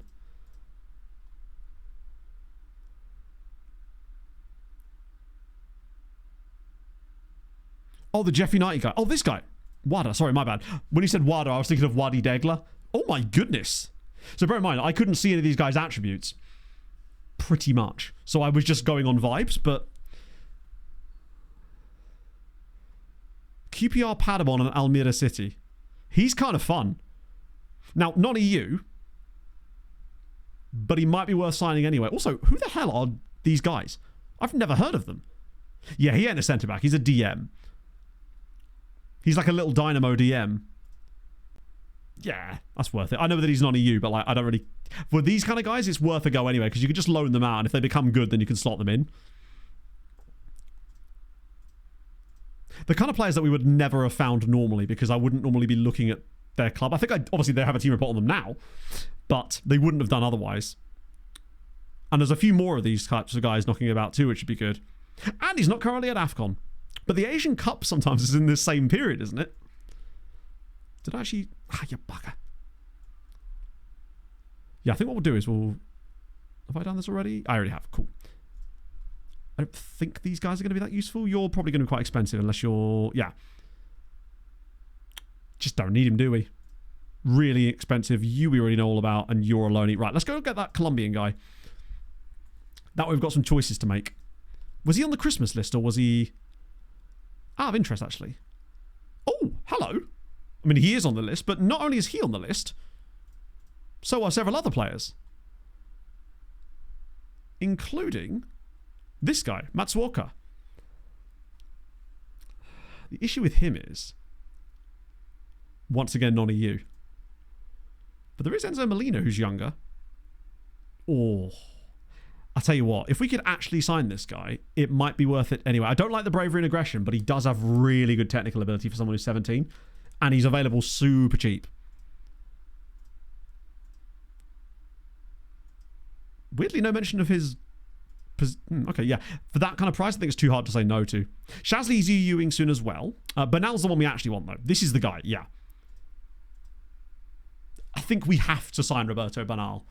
Because if we are going to be losing Ruggieri, which we are, having someone like Bernal to be able to step in, and if we could then get Mamadou Faye as well, it would help. Bernal, he's so cheap that it would be rude not to get him. I just wish he had Spanish second nationality or something, but that's okay. Oh, yeah. For that kind of price. For 1.8 million.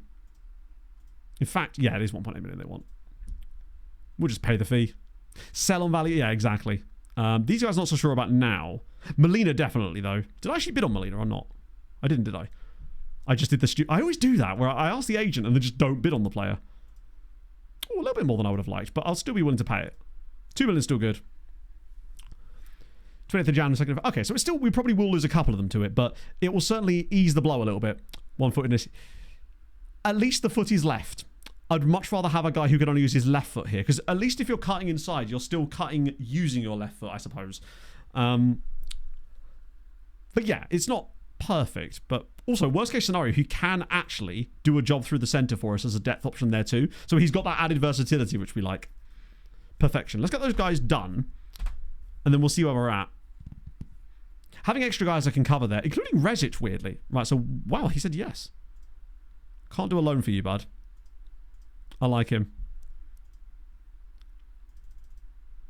Like, these are the kind of players I'm more willing to take a risk on. Like, when they're like under $1 million or around that amount, we're now actually able to finally start risking a little bit on them. But the guys that are more like the other Japanese guy who's 5.4 million, we'd have to be damn sure that he's who we wanted if we were going to sign him.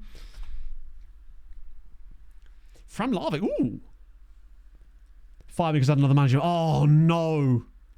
Yeah, so that can only happen in saves where you do Journeyman. If you start with a club, they're not allowed to sack you like that. It's built into the game. But if you actually don't start the save at a club, they can sack you for that reason. It's never happened to me, but I know that it can happen, and it would suck if it did. Weirdly, the game actually doesn't know how to differentiate it when they're... So, for example, when we were managing an MTK, I think it was, in Hungary, we got a board takeover and it said that they were likely going to sack me, but I knew that they couldn't sack me because they literally weren't allowed to. So it still triggers all the same stuff, but then they just don't do it. They just change their mind. It's like they're trying to bluff you. Does he actually have any caps? No. He probably will nab one, but I think his base wage is low enough that I'm all right with that. Oh, wait, no. I've done that appallingly. What am I even thinking? I wasn't actually paying much attention to how much he wanted there.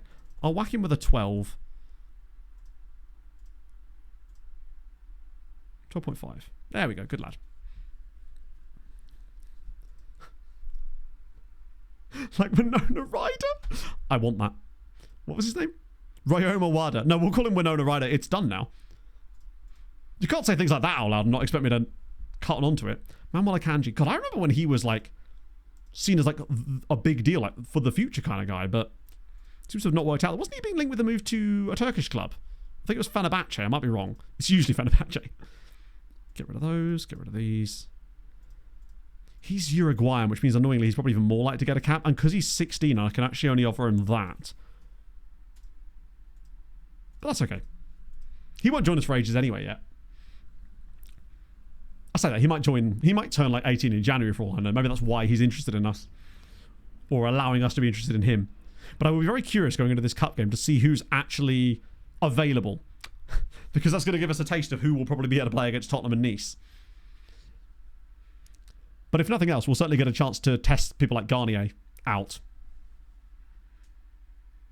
Apparently, I did see something on Twitter about that. Sochaux Wolf. Oh, these are just like random freebies. I assume. Yeah, I'll just accept them all so they get that sorted. Loan offer for Signorini. Oh, now then. The thing is, there's no way that US Avalanches can afford him. I might as well just try and get a decent loan for him. Bump his value up for the summer. See if they would move, or is this their like final offer? Okay, so it kind of taps out after one deal. Klanishek, why are we only unveiling him? Weirdly. Right, so Australia, we have... Sorry, it took me so long to do this bloody lookup. See what the Aussies are up to. 26... Wow, they were up to 10th in the world at one point. That's actually really high. How did they manage that? Did they go deep into a World Cup and we just didn't notice? Ah! No, that can't be then, surely. Oh, it was. Actually, was it?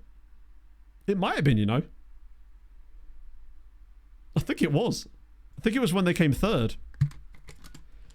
I tried it, but no one's saying yes. So that club don't have any money to buy. So there's no point in me offering him to them for £5 million when they don't have any transfer budget. They're not going to agree to it.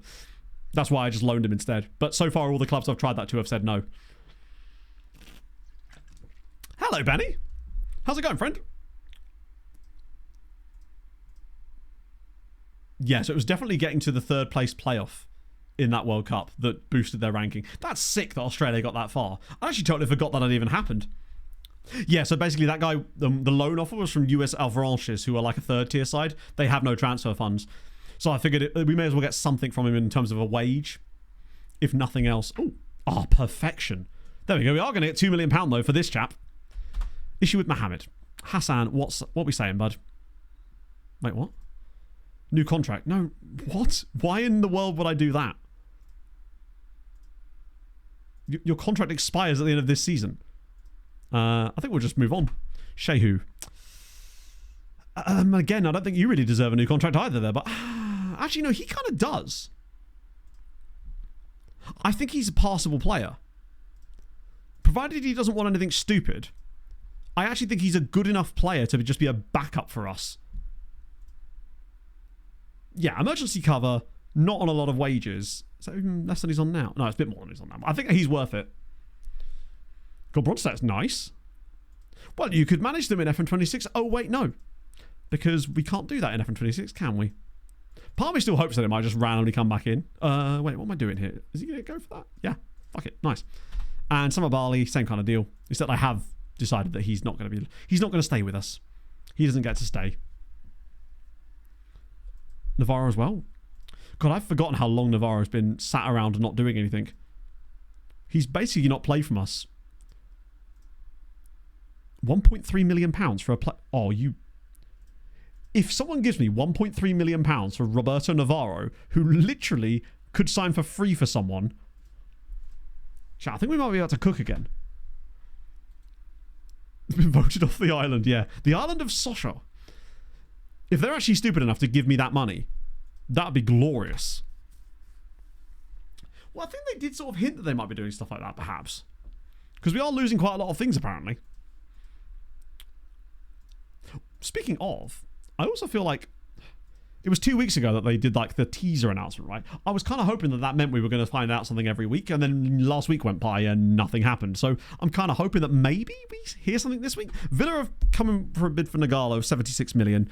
We're not going to accept that. That's not good enough. I think it would take an obscene amount, honestly, for me to let him go. Greco, you can't go anywhere, but unsettled? What? What are you talking about? You're an emergency backup player that's actually played 11 games for us in the first half of the season. Why would you be unsettled if I don't let you go to Le Mans? Unless you just want to see the race. In which case I respect it. Strasbourg are going to give me 1.3 million for him. That's insane. Continue. Got a minute? Yeah, probably. Yeah, it sucks though, because I was kind of hoping something this week, just so Si and I would have something to talk about on the podcast this week. He just wants to see, yeah. No, he's actually part of Garage 56. It's him and Jeff Gordon. Bit of that. That is weird, actually. But we can't afford to let Greco go. Like, I would have let that happen if we had more players in that spot, but we simply don't, especially with Stoyan being so ineffective in there. What's the bet? And they just release the beta during when I'm in Aberdeen, even though it's like September. They're just waiting. Oh, Matt's away. Gotta go. Let him race, you monster! Get agreed playing time. Yeah, exactly. Just another one of the Italian lads. Yeah. The Italian job actually worked out quite nice for us, I suppose. Right. Do good or not, but they're not going to have the money to sign him either, are they? No. But if they're willing to pay more of his wages than US Avalanches, then maybe they can get a goal. That's less, lads. Shasley's back in training too. Did Shasley get called up? He bloody did. My hope was that Shasley's injury would keep him out of AFCON and thus he would stay, but no. Right, Roberto Bernal is in. Good. We've done a thing. At the very least, we've done that. We've brought in Bernal. That's a player that can play in a spot that we need. Does use one of our non-EU slots, but such is life. We'll get one of those back soon anyway with the Shasley situation. And for 1.8 million, hopefully he's got a bit of value. And he won't immediately. Oh! Tell you what, that potential actually, if anything, I'm surprised it didn't drop.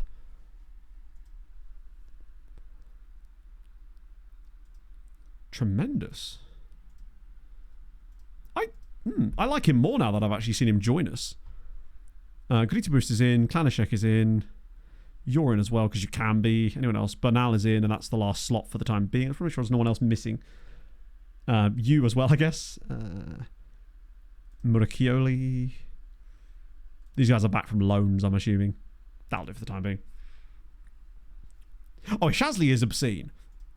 But, as someone has just pointed out, he hates big matches.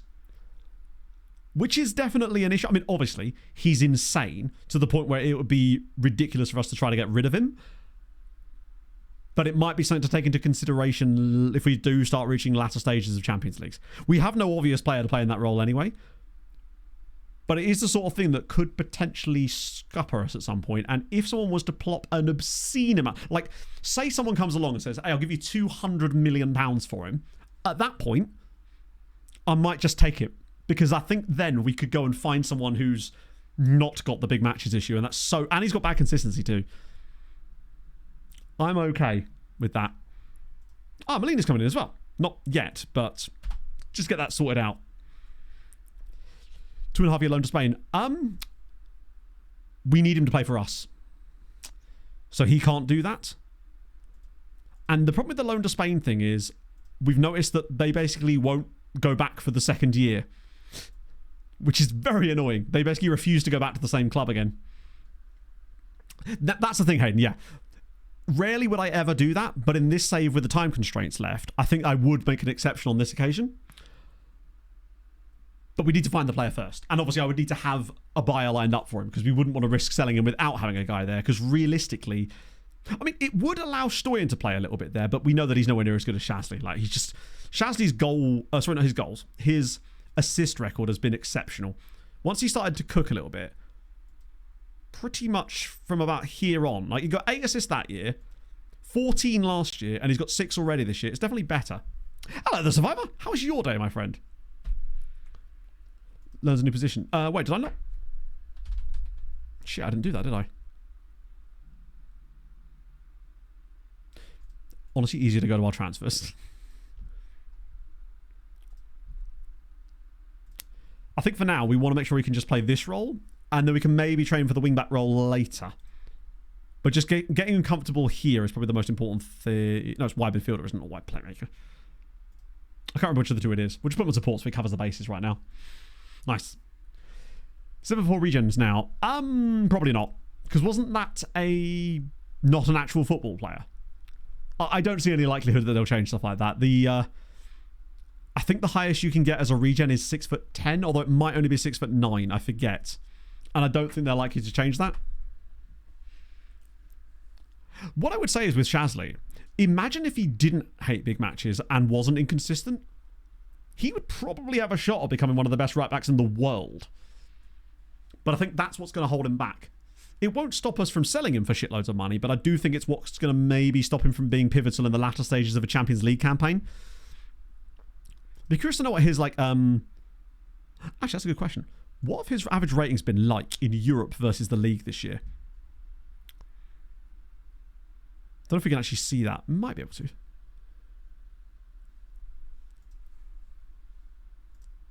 So, League R. Obviously, that's only the last 20 games.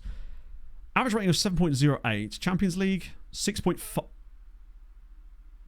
I mean, admittedly, he only played 65 against Tenerife and was injured against Dinamo Zagreb. Was injured against PAOK and wasn't selected for the Juve game because he was rested. It's tough to say based on that. I mean, it is lower, and he did play poorly against Tenerife, but it's like... Habila is the other option there, and he's simply not of the... And he's fickle. Habila's not actually that bad. At least he's consistent. It's that fickle personality I don't like. And he does lack that kind of crossing and dribbling that Shasley has to his game. Shasley's got like 18 crossing or something, doesn't he? Right, okay, who's available? Quickety pickety. Wait, we want actually available players. Oh, there's Greetaboo. So I was like, where the hell is he? Right, you're starting. Yeah, it seems like that is definitely a thing that's... If his big matches are that bad, it's going to be way more noticeable than it would be on a normal player. Do I start Bernal as well? Where the hell is he? Did I put him in the wrong squad? I might have done. Oh, I don't like having to play Schubert there.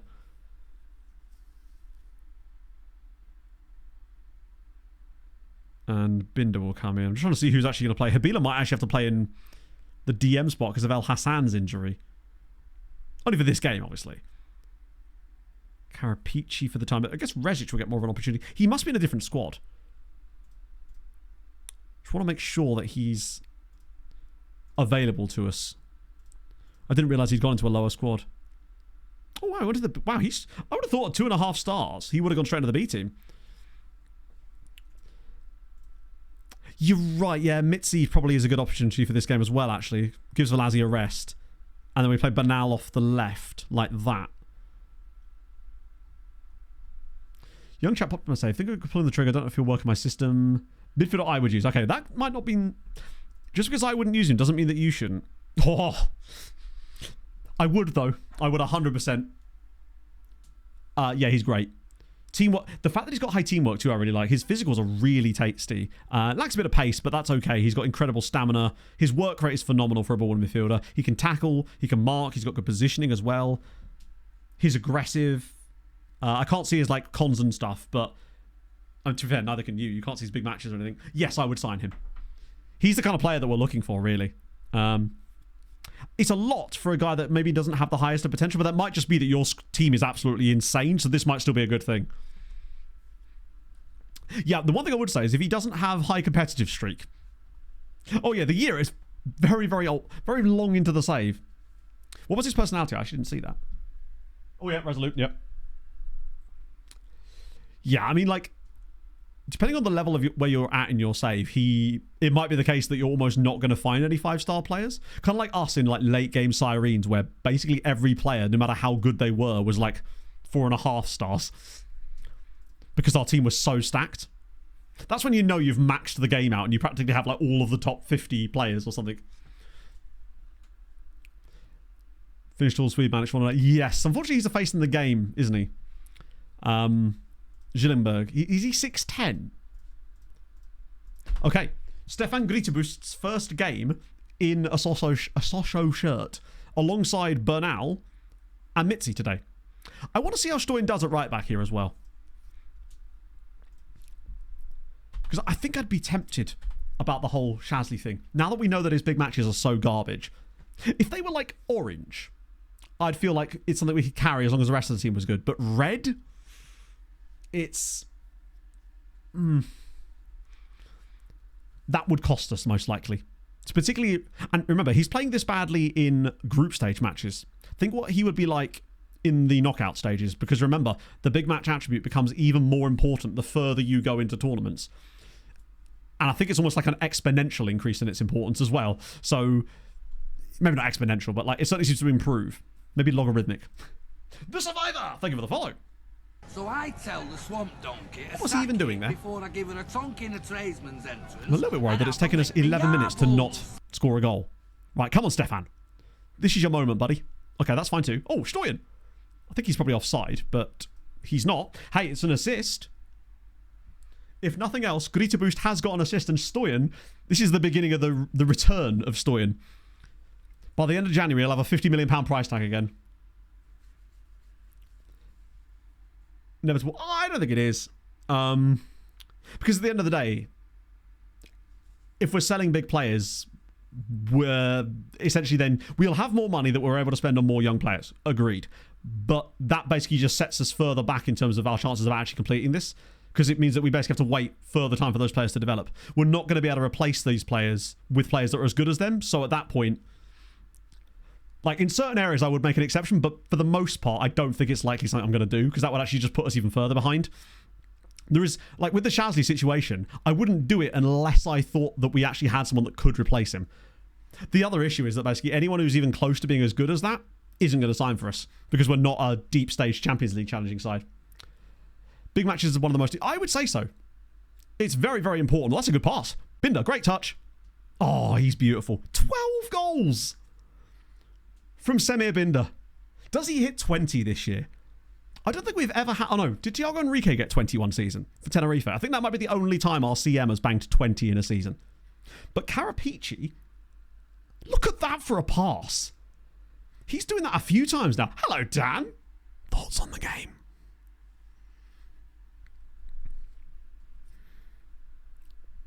We finally lead 2-0. kind of want 6 or 7 here, really. I guess the non-league side. Hidden stats. Yeah, 100%. In the save post-mortem thing, what I'll do is I'll load like RTE or something up and then we can have a look at everything properly. These guys are a 5th tier side, I believe, in the cup. Positive thoughts on the game. You'll have to see it. Was it 25 goals? Yeah, I don't think Binder's going to get that somehow. Oh, that's a good pass. Stefan Grita boost on his debut. No! Oh, Stefan. He does need a goal today. I'll be very disappointed if he doesn't get a goal today. Howls, thank you so much for the prime as well. That's very kind. Hope you're fabulous. I hope you managed to find a way towards the skin in the end and were able to get hold of it. But he made the right run. The PPM definitely was doing the business for him there, but he does need to be burying that. Oh, Christ. Right. Felix, you are actually going to have to pay attention there, lad. No, to be fair, I could put him on penalties and that would do that, but that wouldn't actually tell me anything about his ability to play in our system. The Farmers have scored. It's 2-1. We're back in it.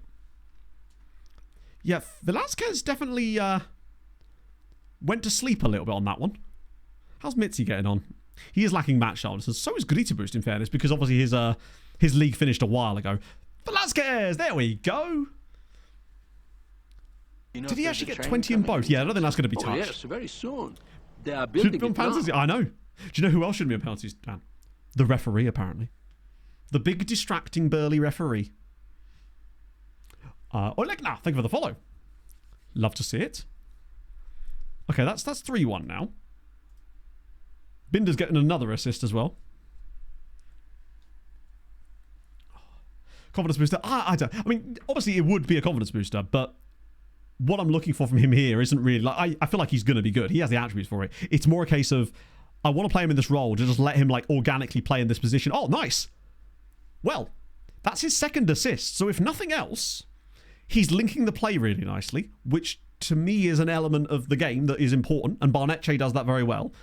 So him being unselfish there and looking for his teammate, like, he's not selfish. Like, this is a really good little pass around the side for Binder, who's just banged another goal.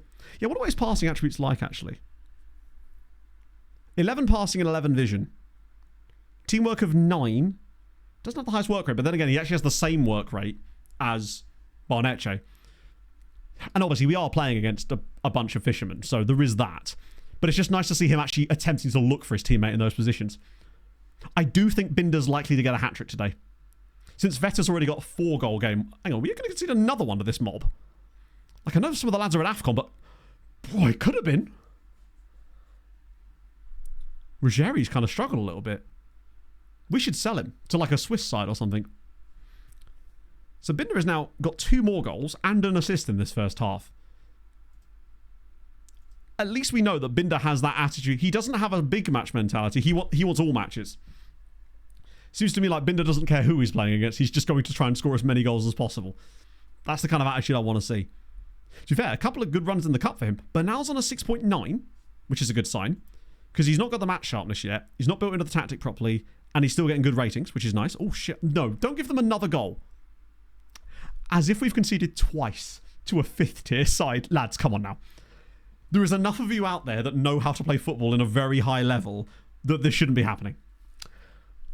Anton Statch, what was this?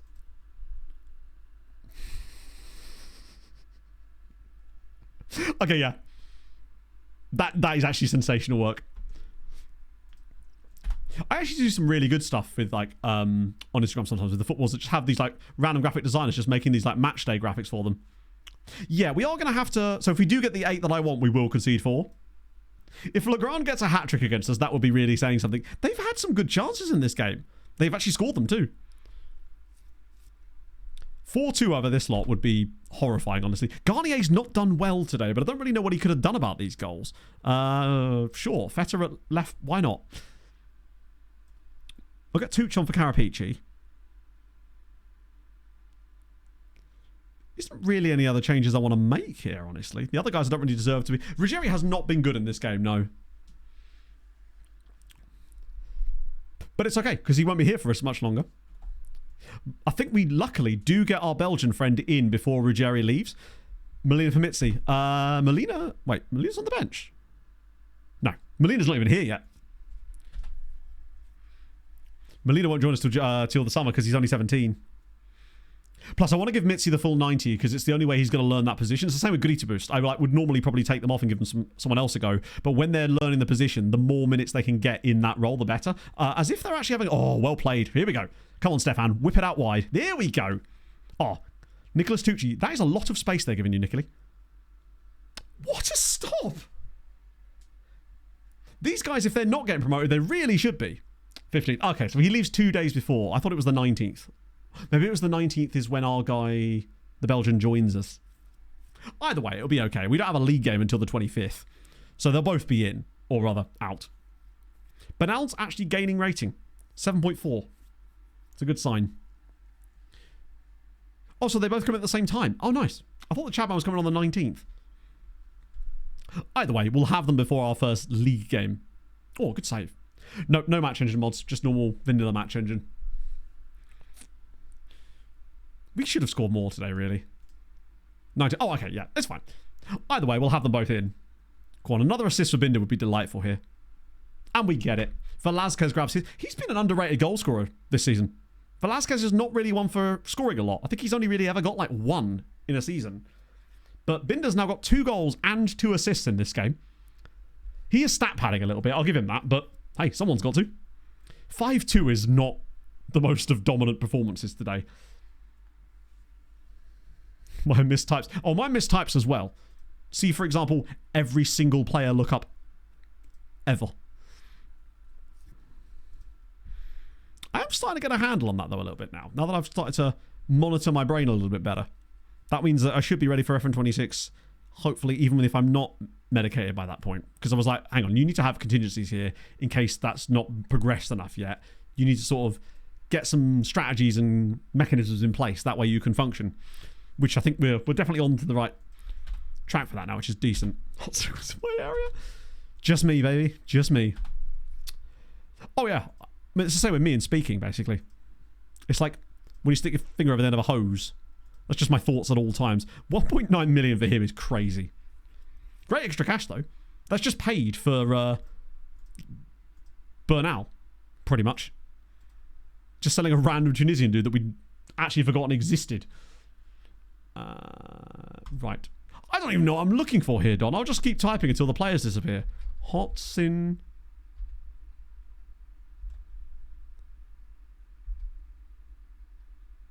Oh, no. Still going.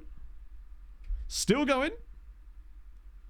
The closest we're going to get is this guy. João Singesh. Why does this whole situation here feel like he's a Crusader Kings character? I think it's the shield combined with his facial hair and everything. I feel like I'm in the wrong game. Bro's going to try and sex the Pope. Yeah, he only has 4 fitness coaching as well, which is not what you need.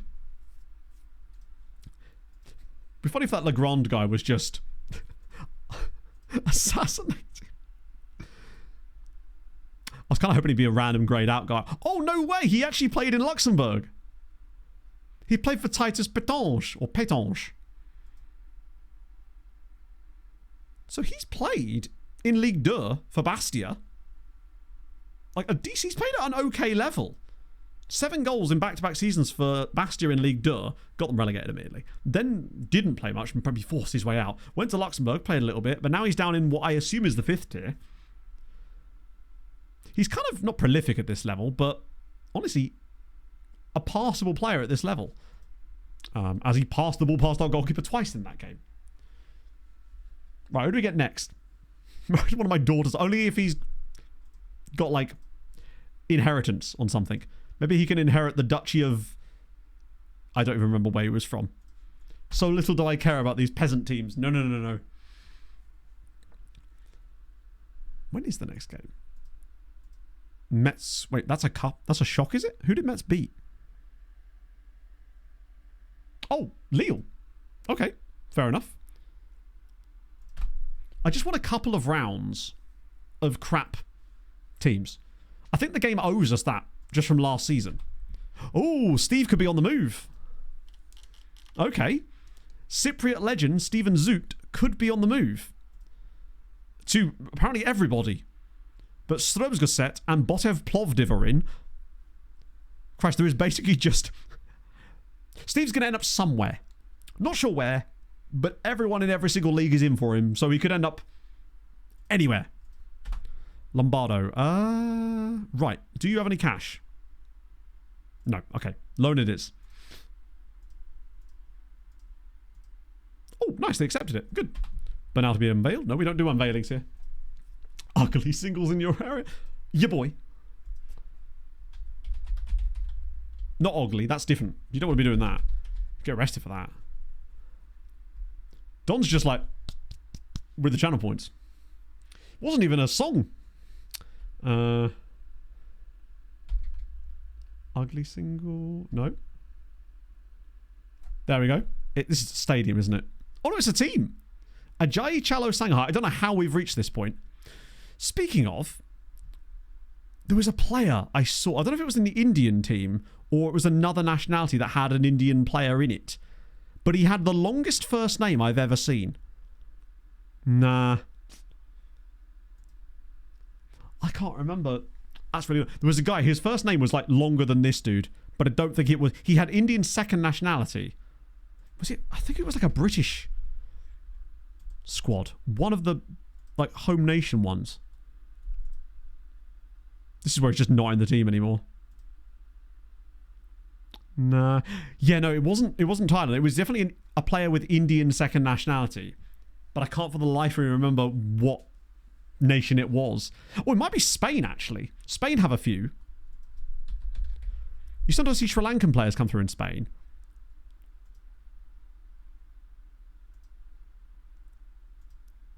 This is where there's just like nobody whatsoever. There's a guy called Rodrigo Sole of Exeter City here who's on loan. Ah, boring. Nah, I can't remember who he is.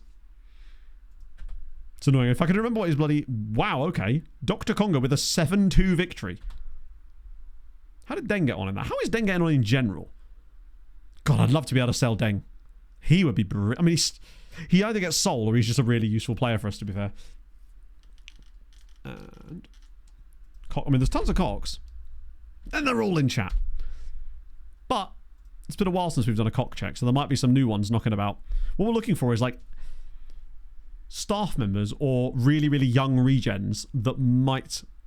Kyle Leacock is a decent one. JD Peacock. Matthew Peacock. Sam Peacock. Hayden G. Cock.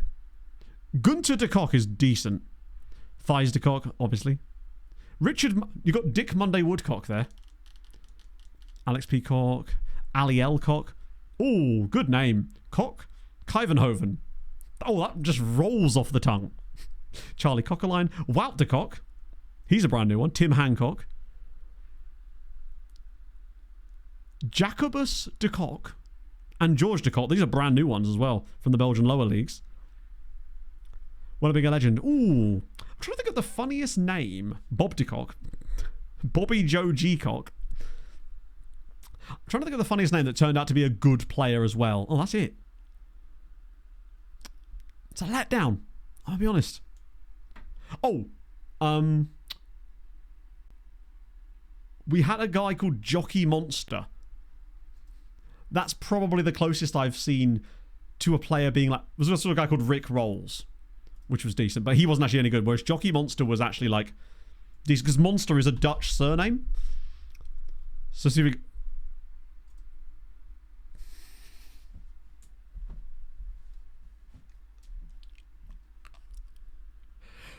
Oh.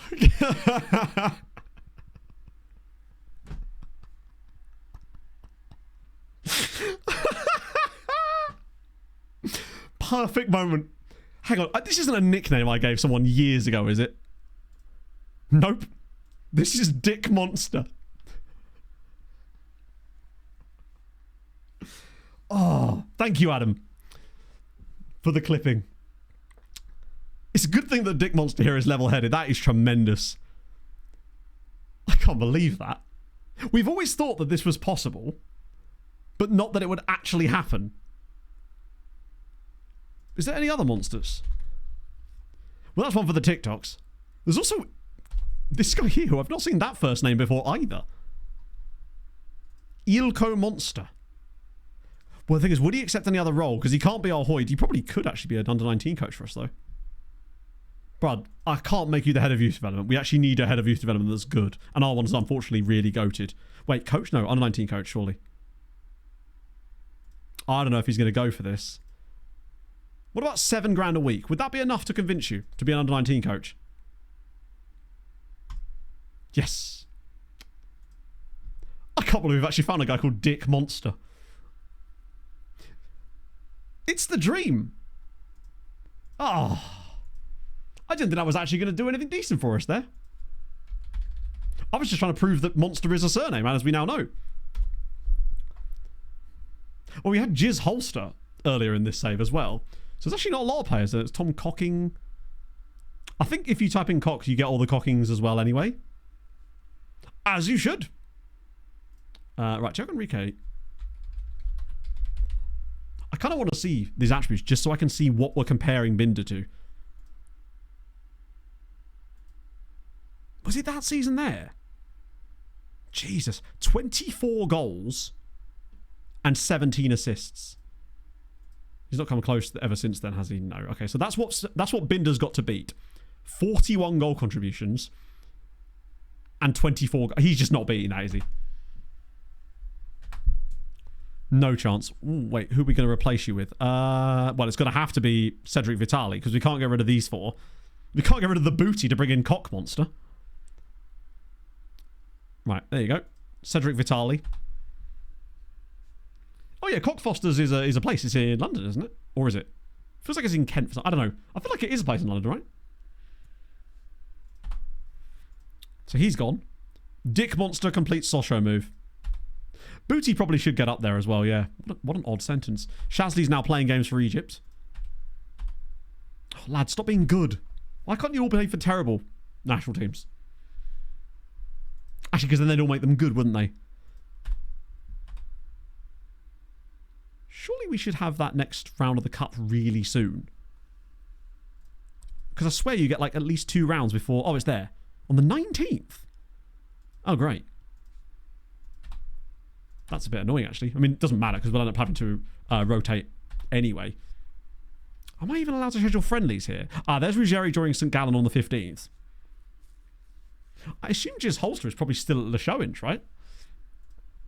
Oh, Vitis will have to... Wait, has he actually been playing? How good's Bright Osage looking? Yeah. I think we sold him at the right time. I don't think he's developed at all since moving to Vitis. I mean, he's a good player. It's Dutch, Origin, and Monster. Even better. Working under. I guess we'll have to ask him when she gets back. He does look capped out, yeah. What are we doing? Oh, yeah. I want to just see if there is any chance of a friendly in between there. Because it's the 19th is the next game, which is there. Oh, I can put friendlies in. Perfect. We do need some just to make sure that we get the match fitness. Random friendly against Boca Juniors. Don't mind if I do. How very bizarre. Saw a bloody lovely Boca Juniors shirt on Vinted last night. I've got to be stopped. Right, come on. Just another lower tier team. Don't do anything funky.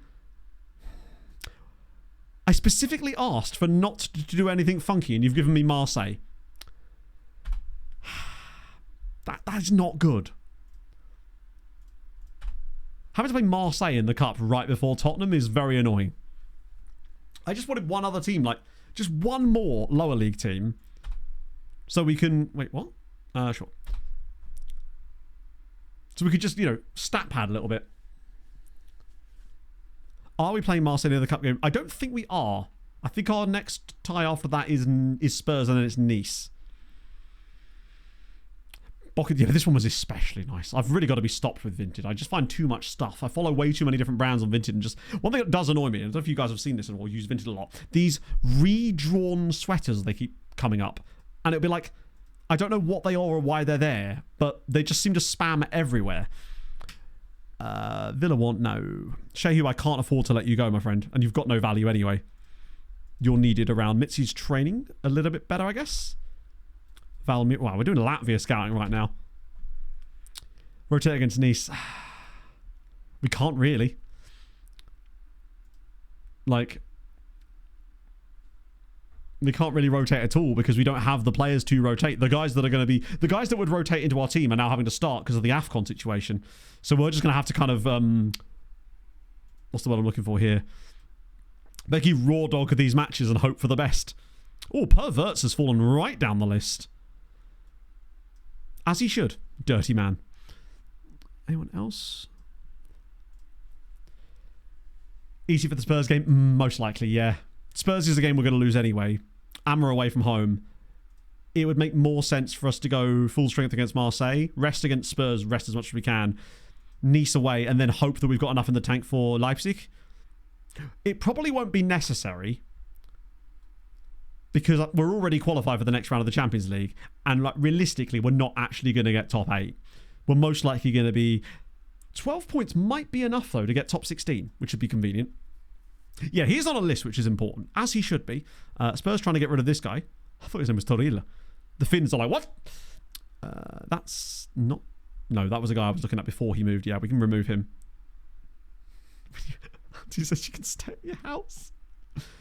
Lisa, we know all about him. Right. I saw a really nice Atlético Nacional shirt on Vinted as well, actually. These guys are all very young, so we've got plenty of time to scout them. Although you, Jaime Rivera, would need a lot more information. 2 caps, though. Ooh, Thai guy. Wait, hang on. Actually good Thai guy. And then River Plate guy, who's probably really overpriced.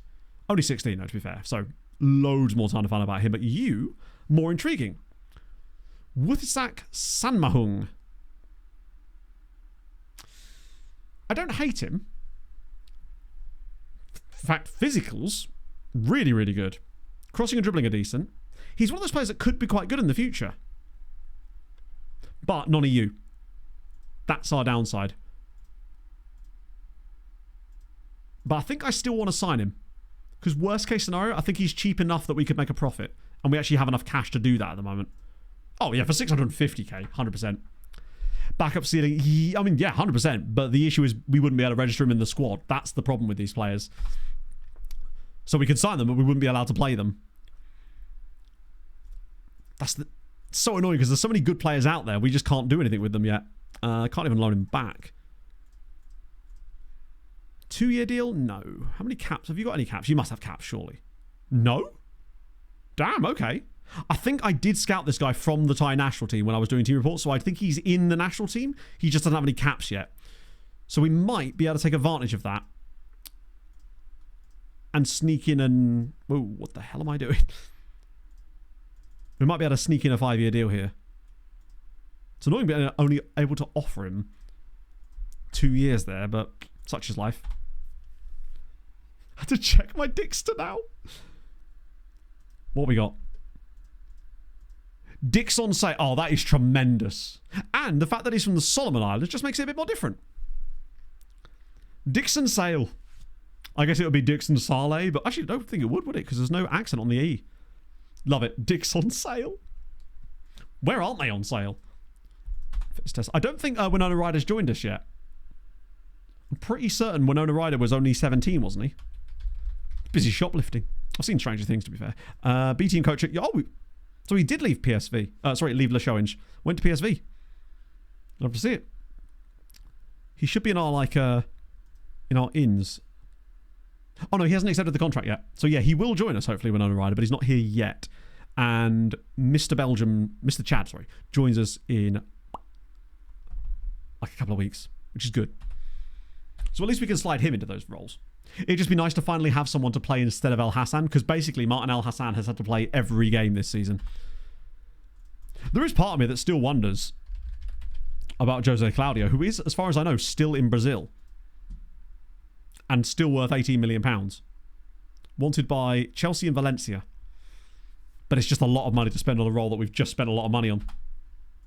Although, in the summer, I would be tempted if he's still there to go back and get him again. The advantage to Belgium, Chadman, is that he's EU. Whereas Jose Claudio isn't. And Chadman's just more fun. Perverse Ransom has come down, so has his ability. I suspect he spent too much time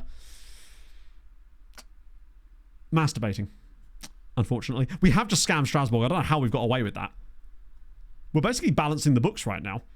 Every time we sell a guy, every time we buy one of these random these random cheap players, I'm just selling a random squad player to cover it. It's working out perfectly. Here he comes. Winona Ryder's in. I'm very excited to see what Winona Ryder could be like. I want to see the work rate. Give me 14 minimum. Oh, well, not great. Does have 16 work rate. Looks like there's absolutely no ceiling on the man. Okay, that's unfortunate. He's probably just going to go into the loan system. That's disappointing. I was kind of hoping he'd have a bit of a ceiling. Maybe he will do. But it was only 300k to find out. Head of Cooning. Jean-Marie Wolfsoff. Auda. Damn, I did a lot of Latvian teams apparently. Let me just make sure we've not missed any like Latvian monsters. Oh, I got so excited there. There's a there's a Belgian at Pauk here as well. Called Bart Kadouche. Skadouche. Love it. Jesus in the Scouting Centre. Not again.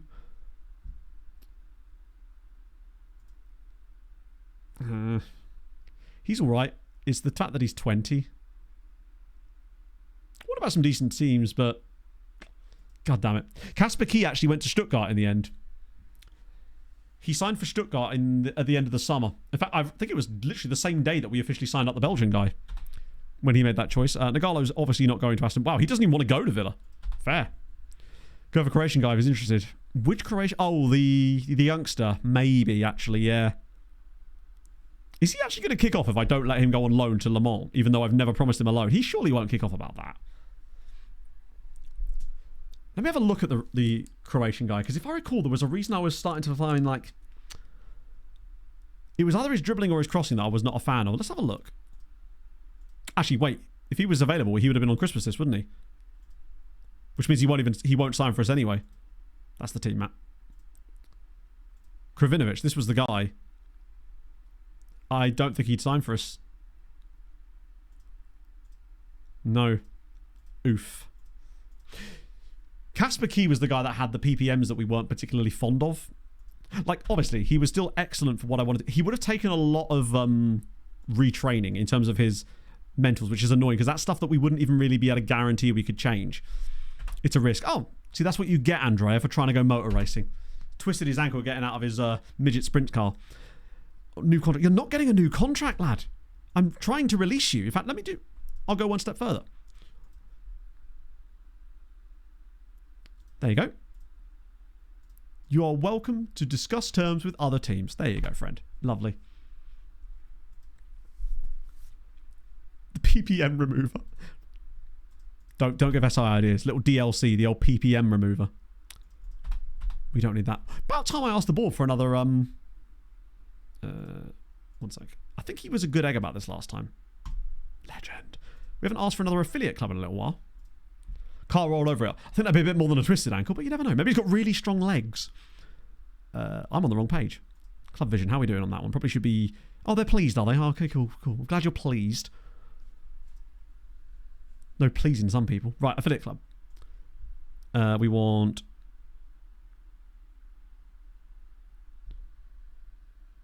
that one. They said no last time, I think, but it's always worth another go.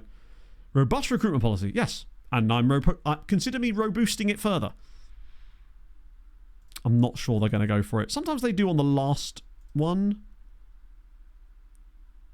I do like it. It's like, after you've bugged us about it 4 times, I now have changed my mind. Excellent. Right. Okay. Fun. Which ridiculous nation do we want? What the hell? Oh, I've just got nobody selected. That'll do it. So because we're in France, we can kind of go wherever we want. And we don't need to pick a team based on the good youth rating of the nation they're from, because they're going to come through in our country anyway. Who's the... What's a crazy... Let me see if there's any really out there nations that we could get. Like Algeria or something. There's got to be more. What about Anguilla? Just more Roy's boys. Andorra? No. Antigua? Let me just put the back on again. See if there's any like sort of standout ones that are a little bit interesting. Was Sirang on there? They are. That's a bit boring. That's fun as hell, but it is a bit boring. Just because remember, as the French side in this, is there an Indian one? Needy you. They'll have second nationality most likely from coming through here. If we could get an Indian team, that'd be cool. Or a Thai team, or someone really random. I'm just going to tick on random teams and just see if there's anything crazy going on there. Best economy, best rep. It doesn't really matter too much. When you're in a nation that has a youth rating as high as France, you can pretty much choose anyone you like. It's when you're in the smaller nation that you need to go for teams that have got high youth rating countries. EFK Urtable, but that would just be Swedish players. Chile, there's a Chilean side in there at least. Comoros, Congo. I'm just ticking any nation that would be fun. Cyprus? Huachipato is interesting. Dr. China would have been fun if there wasn't any teams. Egypt? No. A French overseas territory would be good too, I suspect. Let's have a look. England? No. England, that well-known French overseas territory. Well, it means there's more chance of having second nationality because obviously they would come through here instead of there. Ethiopia? French Guiana? Gabon? Good come through. But again, I cannot stress this enough. The team here doesn't affect the quality of the player that comes because they come through our youth intake, not theirs. So it doesn't actually matter that much. I wish it mattered more. So us picking a team like TP Mazembe just means we're going to get some Dr. Congo players in there. It wouldn't guarantee that they'd be good. Well, they would likely be good because they'd come through in France. Yeah, and obviously with the fact that we're in France, it wouldn't matter that much anyway because our youth rating in France is realistically going to be higher than theirs no matter what anyway. When you're in a smaller nation and trying to do this, it's really important to go for the high youth rating nations. But because we're in France, we can kind of get away with anything we like. Oh, India, go on. Yes! Oh, no, we have to. We have to get an Indian affiliate club. Surely. That would be so sick if we could get like an Indian wonder kid. I didn't think we'd actually get an Indian one. That's so sick. But the question is, which one do we want? We could have Mohammedan. They're all I-League teams. Srinidhi. There's Kashi. I don't think I'm going to find one I want more than India, honestly. Iraq? Indonesia? No. Ivory Coast, there might be a couple. Yeah, that's not as fun though, is it? Jordan? Kazakhstan? Kenya? Kiribati? Imagine. The centuries old. I quite like Srinidhi. That's a good badge. In Oceania. Not that I've ticked so far, anyway. Madagascar? They could be fun. Nah.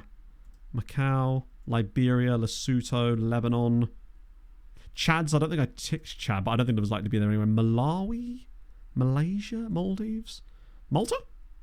Martinique? I think I'm sold on India, honestly. Ooh, good badge. That might have won me over, actually. Which one's the best of the three? In terms of their actual... I can't be asked to go turn them all off again, but... I always do it here, can't I? There we go. Go back to India again. So I can just see them all side by side. So the one with the best rep rating is Mohammedan. But Kashi have got 5 and 5, 6 and 4, 8 and 3. Not that I think that actually really makes any difference here. They have basic youth facilities which might help us. I think Kashi. Let's go get into Kashi. I've never had an Indian affiliate club before. That's sick. Because it means that we've got a chance of getting an Indian player through our youth intake. And because of the French youth rating, there's a chance they'll actually be like really good. I like that. Usually I'm not in a position to be able to go for these because usually we're in somewhere like Malta or Hungary where we need to be getting like French, German, Belgian, French, double French youth intake players instead. But it's nice. Chance for a very long name. Yes. Oh, imagine. I don't think it would affect our youth intake now, obviously, because we've had it already set, because we've had the youth intake preview. Boca game is a big match. I don't know. If it does, it does. We've got a week between that and the Marseille game anyway, though, so it shouldn't matter too much. I just love that Boca actually said yes. Nagalo, no.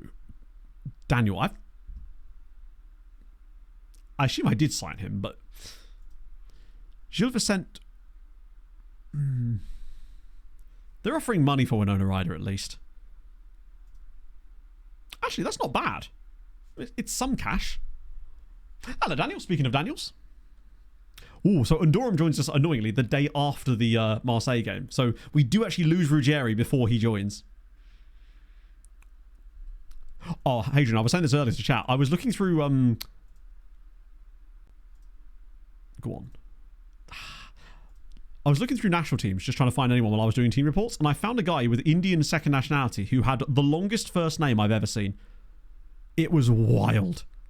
But I cannot for the life of me remember which nation his first nationality was.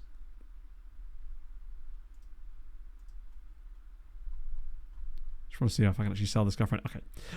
There comes a point where it just becomes a pain in the arse. Sorry, Marseille. Just kind of hoping they might give me some cash. Partially Indian. Good point. Yes, you're right. I was trying to figure out how I could figure it out earlier, and that's the way. Right, let's have a look. Plus, I can sweep by and do the team reports while we're here. Oh, no one knew. Cool. We're back up to 1,000 team reports now, which will certainly help. Until inevitably the guy I accidentally assigned them all to gets poached by another club or chooses to retire. Right. Is... oh, it's there. Nationality is partially... Will that only make their second nationality... Wait, wouldn't it be easier for me to just do second nationality Indian? Because if I did partially, wouldn't that include all of the Indian first nationality players as well? Because I know that it wasn't a first nationality of Indian, it was second nationality. Because that's still 400 people.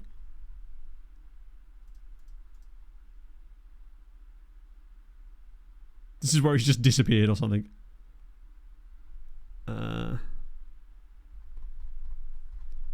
It wasn't one of those guys. This is where it actually isn't that long and I'm just misremembering because I was in a fugue state while making these.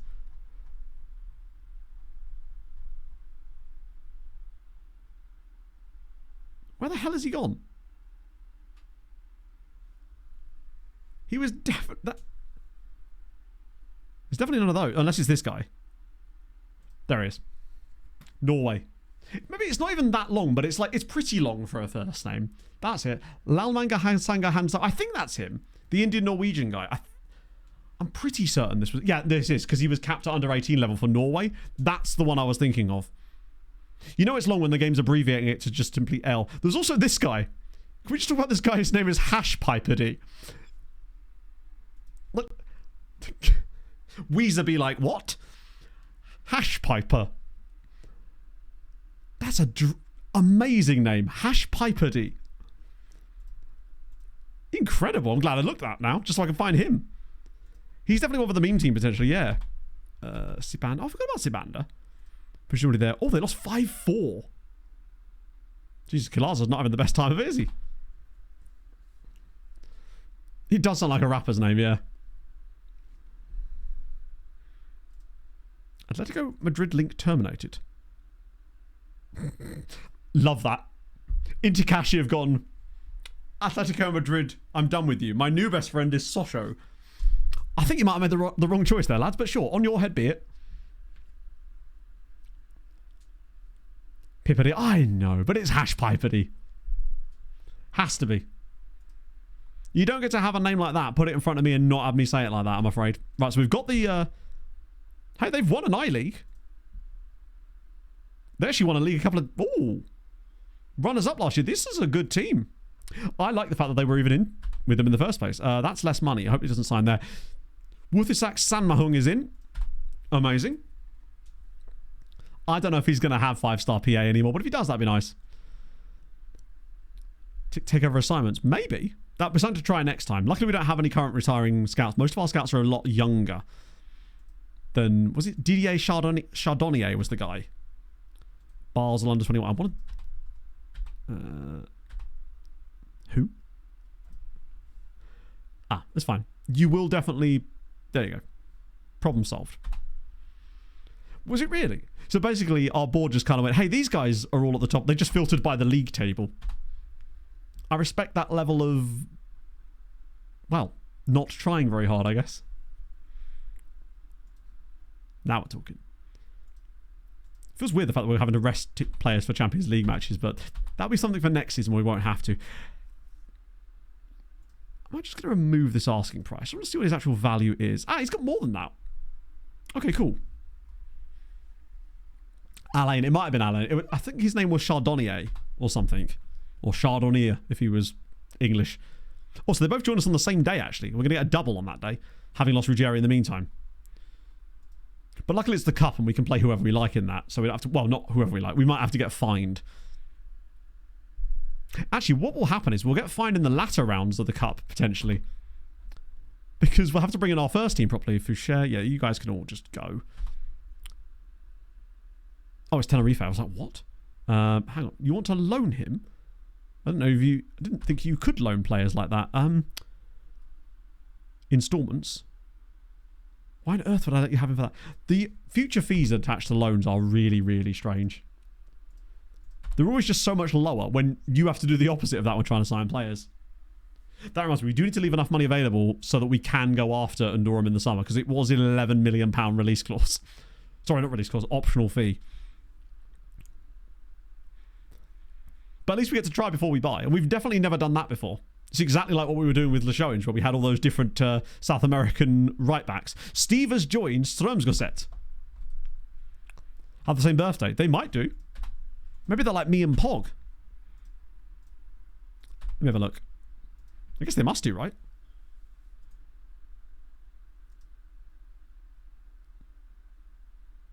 "19th of January. 19th of January. They do indeed have the same birthday. Which means that we'll just have to welcome them to the club with a big cake. Yeah, is there still time for Steve to declare for Norway? Just an actual journeyman. It's your birthday. There you go. All three of you. 20 days left on that too. Glen Torren. Shasley. I mean, starting to look like they might all qualify. We don't have anyone for Ghana, annoyingly. Egypt are through, Nigeria are through, Dr. Congo most likely are going to go through. Yeah, I don't think we're getting any players back straight away, annoyingly. Oh yeah, we got Habila. To be fair, I'd settle for just getting Habila back. Transfer export. Yeah, I mean, it's like when FI introduce new features and they tend to be a little bit overpowered at first as well because they want you to use it more. That seems to be quite a common thing as well. And then when it's overused, they then nerf it so hard the other way. Like, for example, when mentoring, or what was it? No, tutoring used to be so overpowered to the point where it was like you had to do it, basically. Ruggieri to get 30% of that is annoying, but we get money out of that as well. The SI pendulum of features. Shazzy scored his first goal for Egypt. I'm surprised Egypt were doing well with him in the team, considering his lack of big matches. God, he's good, though. Not just, oh, yeah, no, in general. Right, what are we doing? Yeah, of course, that money was already taken into account because we technically sold him before, but what wasn't taken into account was his wages. The other good thing is we now no longer have a match highest earner clause player at the club. So we are a little bit more free to, if we do find someone who's absolutely insane, or someone needs a new contract, I'm willing to offer them like 40 plus potentially, should the right player come around. Whereas before I couldn't really get away with doing that, which is nice. The wage structure is definitely allowed to... Now it can shuffle up a little bit more. This feels very much like baby metal or something. Yeah. Sometimes you can just tell. Don't ask me what the clues were.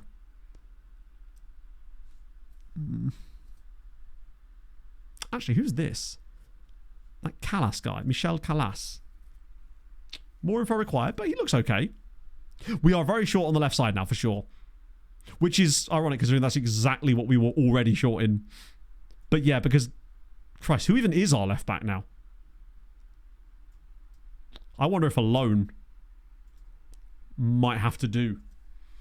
Because I don't know if we're going to find a guy, and I don't want to waste our money on them. Because with Ruggieri gone, and Stoyan not really very good, I might just have a little look at loans. I'll ask the Doff as well in a minute, just in case.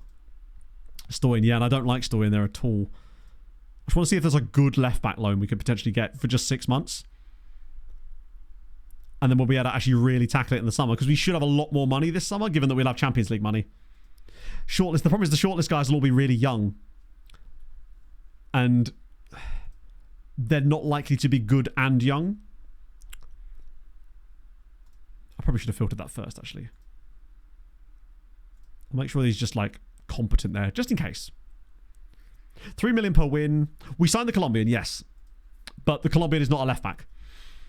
So we still need a left-back. Right, one moment. Anyone with high CA? Here we go. Marcin Ufir. I mean, if they don't want too much money, he'd be absolutely fine. I know he's 32, but that's actually fine. There's also this guy at Villarreal. Also 32. Wow, he's insanely fit. 20 natural fitness. Man's going to go forever. Amador Barbosa of Villa. He'll be on stupid wages. He probably is the best of the bunch, but I suspect his wages is going to be... It's actually kind of mad that he would join us on a... I mean, I can't afford him, but... Nah. Mandatory £31 million as well. Villa are taking the piss with that. Will Mamadou Faye join us again yet? I want to see if now maybe we can sign him. Ah, man. Would they accept a really budget deal now that he's expiring? Oops, excuse me. Because then that wouldn't count, would it? What the... Oh, yeah, that's the old deal. I was like, what? Would you accept... I mean, I don't want to do this because otherwise we're basically St. Gallen. But let me offer you like 2.5. You still... The gall of AI teams to ask you to pay £16 million for a player that they're literally not able to sign into a contract and I can approach for free is mental. They should be happy I'm giving them anything. That's crazy. Napoli guy? He's just lacking it. I think, honestly, the one I like the most is this guy here. They would accept... I'm sure they would accept 8 million, but he's not worth 8 million, is it? Well, he is, but like... Not when you can get him for free. What about you?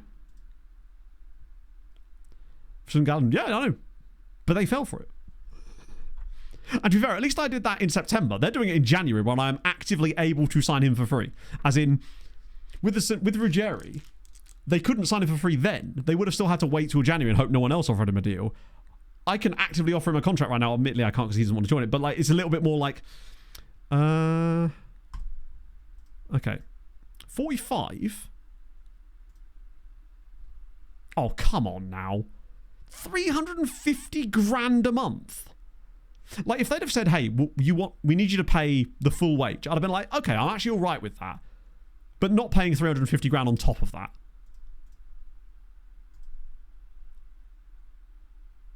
Let me just lock it off and just see what they say.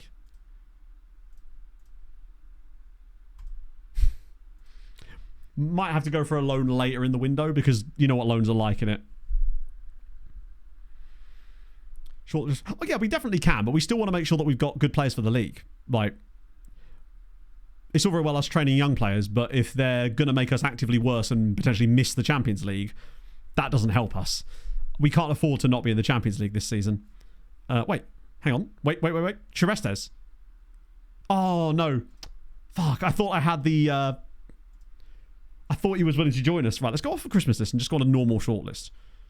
Oh, wow, there's no one on it. Tell a lie. Although it does make me think that we've got no one in the spot at all. See who we got. So him, Molina, who's a Red Bull Salzburg winger. I think he was someone we were looking at before he moved. I suspect he's not the sort of player we could realistically sign now. Oh my god, I thought they were about to let us then. Mamadou Faye and Lend of Sparta. Sorry, not Sparta, Slavia. He would be good if we could... Actually, he'd be very... Oh, no, he's tackling so shit, though. He's more of a left winger than he is a left wing back. If they'd let us, like... Nah. Yeah, Greco is there, but he's not actually been that good. Faizulin was too expensive, wasn't he? And he's actually not that good either. Jonathan West, same kind of problem. Decent player. too expensive and non-EU. Velasquez, the same kind of problem. I still... Oh, hello. That seems to have gone up. I quite like Denise Unver. Tell you what, I like him even more now that I'll tell you what. He might be the one. I remember showing you him in the summer, but he didn't seem to have the PA, and now it seems like we've readjusted it a little bit. He's very tasty across the board. He's quick, he's got great stamina, his crossing and dribbling are decent, marking's good, positioning's fine, tackling's good, work rate's good, aggression's good. Yeah, I think we go for him. He's cheap enough. Quite high wage, but yeah, no, I think I like him. I like him more than the first time I looked at him, which makes me wonder if he's had a full season of development and he's actually developed a little bit in some of these attributes. I like that he can do both as well. Gets forward whenever possible. Actually isn't the worst thing in the world. I think last time they wanted 3.8 million for him, which was the issue. Oh, shit. Let me just try and offer you a mil. I don't want to drag this on. Yeah, I like him, and he would certainly cover for now and EU increasingly. 14 tackling is really good. He would actually be really good. He's like Greco, but better. And if we did get that... Oh, literally, we've just got £1.5 million out of that deal, which would, if we could get him for $1 million, would pay for itself. So it'd almost be free. And it would... We're sort of just buying ourselves time. I think what it is because we've got certain roles in this tactic that we need very specific things for, like the ball and midfielder role. Although it seems like we finally figured that out. Bournemouth want Klanishek. Oh, come on now. You can't seriously expect me to give you him for free. Yeah, I didn't think so, lads. I probably could ask more, actually. You're right, I should have done that. Tenerife have just loaned Bilal Mekawar back from Liverpool. So that went well. Rejected. Really? For crying out loud. Just tell me what you want. I'll buy him off you, but you need to help me here. I mean, why would they help me, I suppose? Yeah, we should do that, actually. The only downside is often that will basically just show you Premier League sides, but it's worth a look. And the Premier League wages, what we need is a guy that's like Manchester City, but isn't English, and has... Like, he's great, but not... Yeah. Should we get another Bilal business? Bilal's a right back. That's like the one position that we don't need. Well, not the one position. It's one of the positions that we don't need right now, and simply can't afford to either. Right, let me do value. Wait, yeah, value's on here. So guy RZ, 18 years old. Oh, he's probably going to be really good, but not yet. See, guys like this, they're fine, but for me, he's not better than the guy we're signing potentially. If he was our player, I'd love him, but he's so expensive. We want guys like, let's have a look at this guy, Liverpool. Ah, this is what we want. French-Algerian Liverpool guy, Walid Jerby. Ah, that's more like it. Much, much better. But I reckon their wage demands are going to be obscene.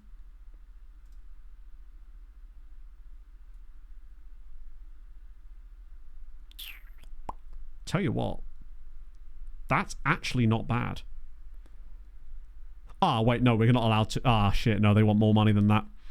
So for a second I thought, nah, so you obviously can't see because my face cam's hiding it. They actually want more money than that, so I'd have to offer... Look, if I go off and suggest terms, this will go red. They want me to pay his full wage, but I'm not allowed to. They're idiots. It's like, lads, do you either want him to go out on loan or you don't? To be fair, he isn't listed for loan. Barbosa... No, we already looked at this guy, didn't we? That was the Villa guy that was too much money. A Millwall player? Saudi guy who's probably only that expensive because Saudi... I thought his badge there, I thought it was a John Deere logo. Monaco guy? He's only 17. Nah, he's not going to be it either. He was probably the one. Walid was the chance. Won the league. Yeah, true. Oh, can you imagine if we just accidentally won the league? They got stuck paying 90 million for a guy that wouldn't... The only luck we might have is that he probably wouldn't sign for us permanently. Yeah, Millwall guy, Hanif Luis, he's 21, so he might be okay. He's just not, though, is he? He's fine. His wage is very low, though. Oh, also non-EU. Oh, actually, would Dominica count? It probably would, actually. I think he would be EU. Kelvin Herrera at Sporting. Ah, he's an option. And he's listed for loan, too. These guys ain't doing it. We really want like a 22, 23-year-old kind of guy. Like this guy, Alvaro Hernandez of Brighton. Oh, I mean, he's very versatile. But he can't tackle. And I suspect they'd want a lot of money for the privilege of signing him. Yes, they would. Okay. There is the opportunity here. How much? I just want to see how much it would actually cost us to give them what they want. So we're looking at.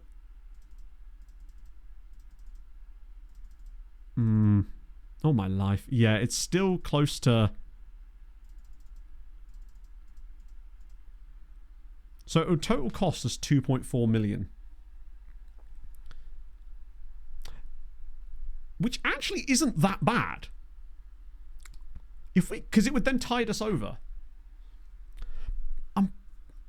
2.4 million plus wage. Does that take into account wages?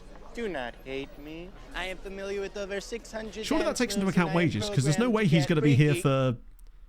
That has to take into account wages. Because in order to reach £2.4 million, that means he'd have to be here for like a year. Because say he's here for like 6 months at most. Maybe not even that. It's going to be more like, 6 months, isn't it? So that will cost us 1.2 million in monthly fees. If I could get rid of this clause, and not that it really matters, but if I could just get rid of this clause, there's no other cheeky shit in there, is there? Do you think that would be worth it? What?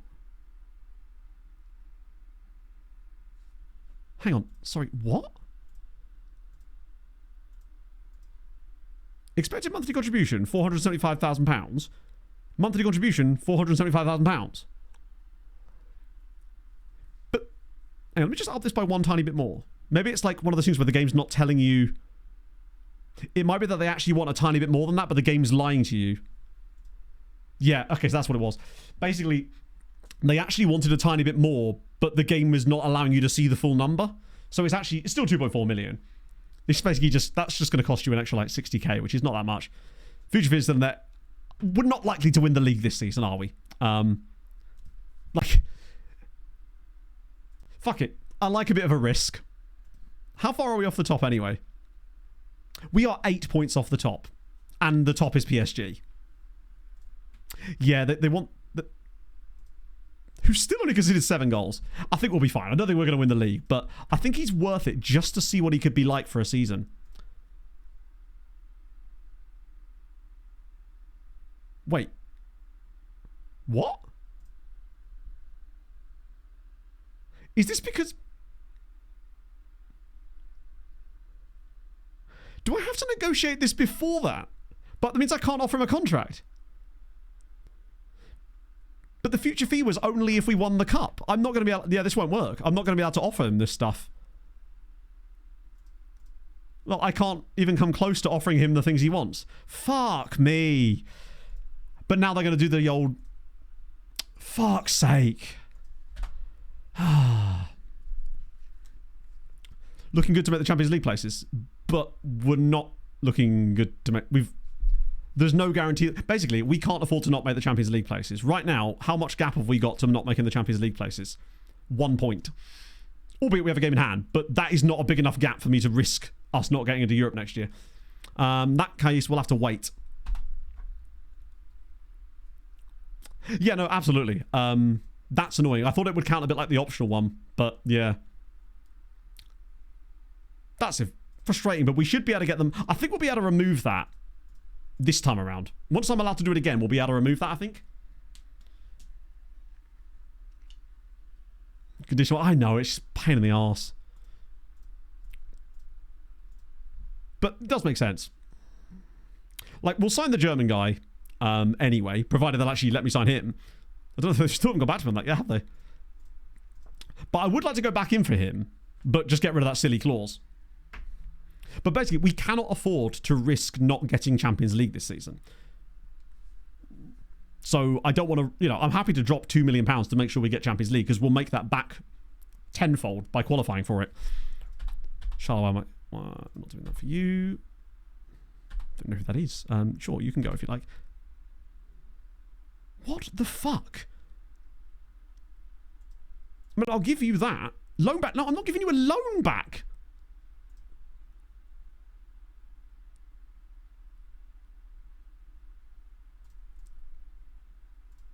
Jesus, they are arseholes to deal with. Why even tell me that fee when I asked you about him initially if you're not going to actually abide by it? But either way, I do want to sign him anyway, and I still think it's worth it, but it's a bit more than I would have liked to have paid. But we do need somebody there. We actually have nobody that's realistically going to play there, so we do need somebody in. Luckily, he's German, so we should at least be able to manipulate that to our will. Oh my god. Wait, did they put the loan back in again? Oh, for fuck's sake. Wait, did they actually... So, hang on. If this goes through in the emails... Oh, yeah, that's fine. As long as it means I can reject it. Sorry, I thought you meant in the original transfer. That's fine. They really do want him back, don't they? I mean, to be fair, respect for fighting for your player. It's actually kind of nice to see this happen occasionally. It's not. I hate it. There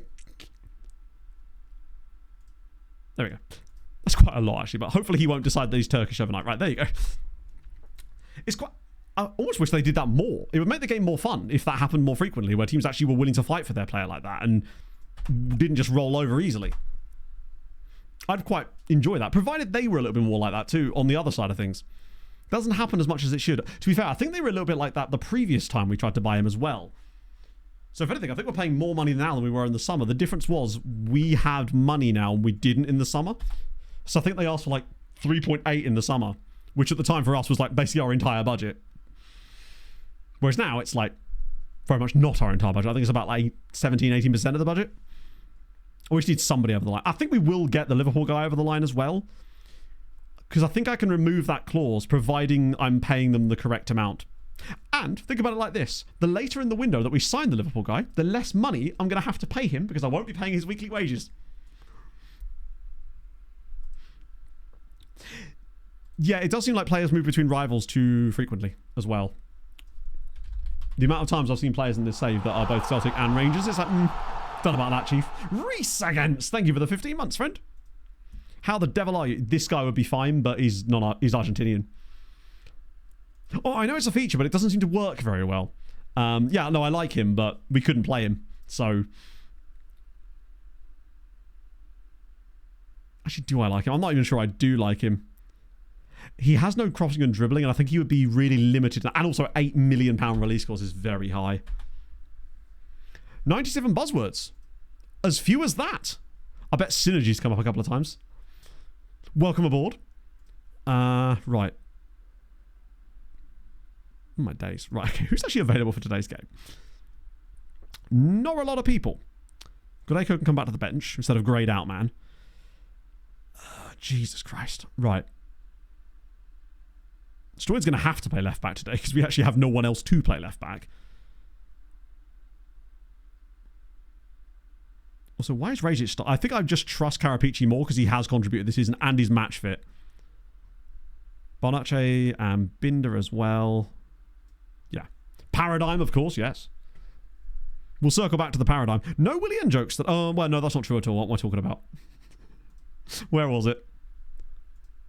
Yeah. There was a couple. I can't escape them. Nikolic is nearly back, which is nice. That'll have to do. Luckily, next game we get... Where's Bernal again? Oh, wait. I definitely want Bernal on the bench instead of probably Morel. Morel's never going to play again, is he? Look forward to trying to sell more... Actually, wait. I probably should try that now, shouldn't I? Look to generate funds. Oh, for God's sake. That just ain't enough for me. Like, somebody actually put a big whack of change on the table. I just don't really want to sell him for the same price we paid for him. Not when he could probably... It would just feel too bad. Okay. Binder actually now has more goals than Barnetche. That's wild. He is having a Thiago Enrique type season. In Safra Fulham's University of Football. I respect it. Sometimes the best memes come about that way. It's basically how I've chosen my beta save for this year, which I say chosen. It is the, by a country mile, front runner. It would take something to shift it at this point. It's now lodged in my brain. God, Roy always looks so dapper in that suit. Bro hasn't even got a jacket on. Scrub. Bet he needs Pog's work discount. Insta highlight off the kickoff too. We kind of just need Stoyan to actually play some good games. It is indeed Slavia Prague men and women's team.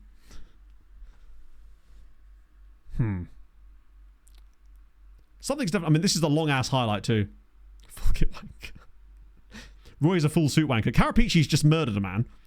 Oh, slide him in. Tristan Barnetche, and it's already 1-0. Inside a minute, Barnetche and Binder combining again. Low price, only 325 a week. Oh. I thought you were going to ask for his full wages and some extras. Okay, well, at least we've got the lead. How is that not a foul? Carapicci's gone straight through the back of Mr. Cataclean there, but it's another assist for the Binder. I think that now officially takes him to 20 goal contributions this year. He's still got a long way to catch up with Thiago Enrique, who managed 41. I think Binder could catch him on goals, potentially. Maybe. I think all we'd need probably is to beat Marseille and then draw an absolute bunch of scrubs in the next round. Yeah, Carapicci... There's still like a samurai sword sticking out the back of that guy. It's Catalan. Who's Chilean? Of course he is. I was thinking to myself, he must be from Catalonia. No. Yes, the fact that the Kulm manager was wearing their kit, it feels strange. I'm not sure I like it, to be honest. German managers dress weird anyway. But I do respect that. Like, the fact that German managers wear jeans way more than I see, it's just not really a thing so much in England, is it? It's always rather tracksuit manager or suit manager. We've not really got the casual... I want the I've just been to Zara managers. We need those. Expansion cap? I have no idea. We can't ask the board for expansion of our stadium anyway because the amount of money it would cost would be so much better spent elsewhere. Yeah, it's slightly. But his are always sort of still weirdly city-oriented. Playing in the away kit. Oh, did he really? Oh, so I suppose we would get confused then, would he? I'm going to Grandma's birthday manager. Always with a sweater vest. I mean, I wouldn't know. I haven't been to a grandma's birthday in about 25 years. And it's not because I hate my grandmothers. It's just that sadly they're no longer with us. Yeah, Slot missing that goal was funny as hell. The look on his face when he walks out and they're already celebrating. He's like, what? Come on, Binder. This is your moment, buddy. This is actually a potentially scoreable one. Oh, it's in. He just can't be stopped. 14 goals for Semir Binder. Another goal and an assist. What do you reckon? He wins player of the tournament for the French Cup? Full suit. That's just most of them, isn't it? At least I'll finally have a suit that fits me for the next time we reach a cup final. Because having to wear that absolute abomination during the Tenerife-Fulham game was not comfortable. Stoyan is just shitting the bed again, 6.5. Like, we're doing well, but we're sort of doing it in spite of his appearance on the pitch rather than his contributions. Which is odd, because he seemed to score a lot of goals and do quite well from left-back. Maybe that slight tweak to the tactic has worked for everybody except Stoyan. Oh, Anderson! Speaking of players it works for, it's another assist for Binder. Binder got 2 goals and 2 assists in the last round. Today, he's got a goal and 2 assists. He already has 7 goal contributions in 2 Coupe de France matches. This is his tournament. You take players. Yeah, but he scored a good amount from open play last year as well, which is the weird thing. 3-0 up against a really good Marseille side as well. Right, now's the perfect time to change things around. Stoyan's been dreadful. Greco will come on. Carapicci, despite murdering a man, hasn't done a lot else. So Rasic will come on. We'll stick Grita Boost through the middle, because we're already winning. Velazzi can have a little resty rest as well. I'm going to risk the third sub. I'll bring on Bernal. Needs to get some game time as well. He's a proper... I mean, I say a cut motion. He's adding even more to his already existing incredible resume. Which is mad. I could totally see him grabbing another random assist today. He's just on it. Come on, FM. Stop being silly. Maybe I'm just subtly calling him a racist. You don't know. You don't know his opinions. I bet his opinions of me aren't particularly great right now, given that we don't play him very often. Resic? Oh, well, there you go. Darko Rezic with the goal. 4-0 against a really good Marseille team. Played... I'm not sure I understand Hamburger. Stoyan doesn't really do very good at left back, basically. So he's either going to have to basically get better, which I think is unlikely, or just accept the fact that he's more likely going to be a right back for the future, I would say. From history, doesn't that sort of content already exist, though? The replaying players' careers content? I'm pretty certain that already exists. I feel like I've seen that before. This is a very strong performance. Right. That was, once again, a massive performance. With Willian. He's every single player. He's all things to all men and women. That was a very demanding result. I wonder if Marseille just didn't play as many friendlies, so they weren't as match fit as we were. Squad unhappy with clubs. What? Oh, not this shit again.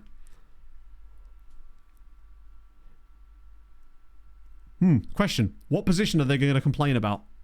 Now, if they complain about the left side, then they are totally allowed to. Completely get it. Stop. Right, I've stopped. Go to Kilaza's page.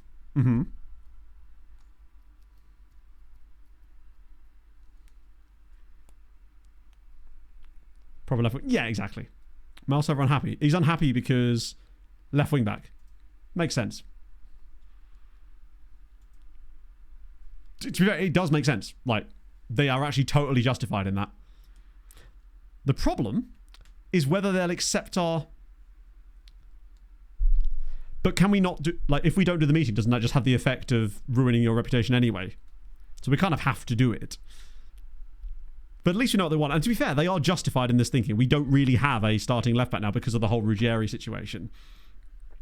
We should do soon. So I should be able to promise them.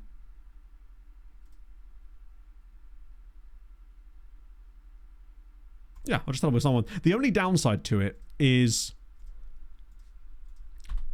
when they consider the player you signed not good enough. Luckily, we're about to sign a guy anyway, so it's not too bad. Like, to be fair, like, that is a completely justifiable complaint. Yeah, we had an issue before where they... It doesn't even make sense. I'm here for it. It's just really well made. In real life. I don't know. It's one of those things that could fall into the trap that I'm trying to avoid for next year, which is videos that take too long to make. Because that's how we end up in the position of me not uploading for months. That was the trap I fell into for the last couple of years, and I was like, why could I make content so easily in 2023? Oh. Chadman's in. Bang. Oh, he's so good. He's so good. Does have a red competitive streak, which I kind of like on him, honestly. Ball in midfielder, defend, bang. Get him training there. I'll tell you what. I love that he can cover left wing. He's fast enough and actually can cross and dribble as well. He's basically perfect. He's just so goddamn good. Get him trained as the ball in midfield. 18 work rate, 16 teamwork, bravery, aggression, decent tackling. His marking is obscene. His technique is wild. Oh, he's so good. That makes me feel a lot better. What about you? I'm guessing this guy's not as good. Wait, I need to register you, don't I? He could do a job at CMA. He probably doesn't have the finishing and composure to be like ridiculously good there, but he could certainly cover if needed. He's worth more than we paid for him. Dev list him and move on with him. Basically. Like, he's decent. Dijon of offered burger. He's R. James. Yeah, he's okay. So, Winona Ryder's gone. Squad registration, that'll be fine. If anything, we'll probably find that easier. I like Chadman. I like Chadman a lot. He's going to need a bit of training, but it's just nice that we don't just have to worry about Hassan. because he has pretty much done that role by himself this season with only Habila coming in. And especially since Habila is covering for us a lot, given the whole AFCON situation right now. Oh, we're back to the top of the league again now. Nice. Although 7th place are the ones actually going up as things stand. The shoplifter's out on loan. It's going to steal some goals from somebody else. PSG just... God, that's a top flight side. Okay, we've still got some potentially playable team, like interesting teams we could get in the next round. The downside is, where the hell is that game going to be? I assume France has like a weekend scheduled for matches from the 10th round onwards, so it shouldn't be too bad. One more game? We'll do one more game. We might as well do the Spurs game. I was going to stop, but one more game. You can't hurt with one more. I'm trying to be more cognizant of these overrunning by too much on days when I know I need to do a lot of stuff tomorrow, because I have a shitload of stuff to do tomorrow. I've got a meeting with that sponsor. We've got a house inspection. I've also going to be recording the recap video, the actual recording part of the recap video, and then I'm probably going to do TikToks too. And Sod's Law, knowing SI, they're dropping information about FM26 while I'm in the middle of doing all that as well. You can go as well. Sim Post! How is old Simmy? Do you know what? He's a reasonable player. For Estonia levels, that's pretty good. I'm actually going to do this press conference. Look at me go. I want to tell them all about the Chad man. Moving again. No. As in, so every 6 months, the estate agent sends someone around to just make sure things like the smoke alarms and all that sort of jazz are working, and making sure that the house isn't like on fire and that we haven't, smeared shit all over the walls. Things, just the basic stuff, pretty much. But it's an excuse for me and Pog to do like a deep house clean. So we're probably going to be spending our evening doing that. But first, we're making burgers. We were going to be doing them yesterday, and we realised we didn't have any cheese, which is just, it can't be done. Making sure, yeah, I mean, they haven't asked about the toilet rocks. No, I have one inspection. I think it's just something that our particular estate agency does, and I'm all right with it, really, because it shows that as long as they were like that both ways, as in they're not just going to try to look out for any issues with you, they're more than happy to fix stuff when stuff goes wrong as well. They've been very, very fast on things. So when we're cleaning the shit this afternoon, exactly, yes. Get my big mop on the wall. Like, whenever we have had any issues, they've been very quick to get people around to fix things. So that's good. That's the 11th round. Go on. Give me these guys. 4th tier. It'll be Monaco or something.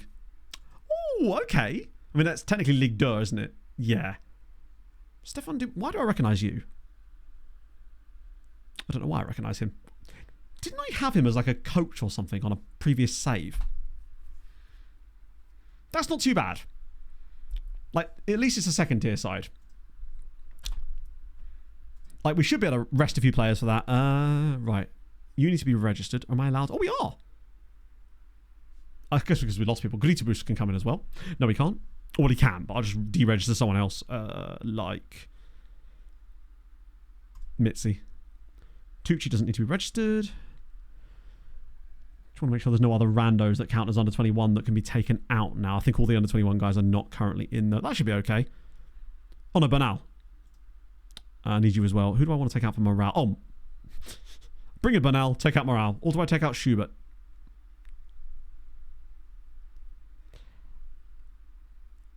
Breakthrough prospect. Oh, yeah, Schubert would kick off, wouldn't he? Whereas Bernal won't. No, not Bernal. Morale won't kick off. Because he's a breakthrough prospect, so that should be okay. Everybody else is fine, I think. Gamboa's an idiot. Smates, feel for you, buddy. We're actually pretty good as far as our homegrown players. It's like 6 guys trained at Sochaux. Need centre-backs. True, yeah. That, and it's more to the fact that those centre-backs will most likely be back anyway. But Schubert will kick off if I don't register him, so... Nice. That'll be fine. We even have Nikolic back. He's recovered surprisingly fast from what was an extremely severe injury. Oh, God, we're playing Marseille again there. Oh, at least we'll probably lose that one, though. What's Binder up to this season? So now he's got 14 and 10. He has literally got a goal contribution per game. Oh, there you go. And he deserves it, frankly. 24 games, 24 goal contributions. I mean, that is something. I keep thinking to myself, oh, yeah, it's only Spurs. And then I remember that Spurs are literally one of the best teams in the world and have won, I think, 4 consecutive Premier League titles. This was the season that Binder needed. A season of full-on playing constantly for Lazquez. I think he's too good to sell, but if they would offer me stupid money, we have got some guys that could move up in there, Work's and it would free up done. an on-EU slot. Veggie, thank you for the 36. Well, Napoli have no money anymore, thankfully. 80k a month. Jesus. Yes, please. Definitely. You're going to pay a bit less. Ooh, unused, but he probably would be used, wouldn't he? Definitely let that happen. You can, for some reason, go on loan, even though your contract's up soon. Speaking of teams with loads of money, are they? Ah, they are actually now. Still not running away with it, but player of the match week, I can totally see why. He was at the cottage on... oh, shit. Okay, that's great. Pelini was at the cottage for the game on Sunday, which I just really like. Particularly as he plays for another Premier League side. It's not like he was still at Bayern. I just kind of like the fact that he just rocks up. Apparently, he couldn't even get into the ground properly. What a guy. He is going to be such a good player for Tottenham. If he stays fit, it's just, I don't know.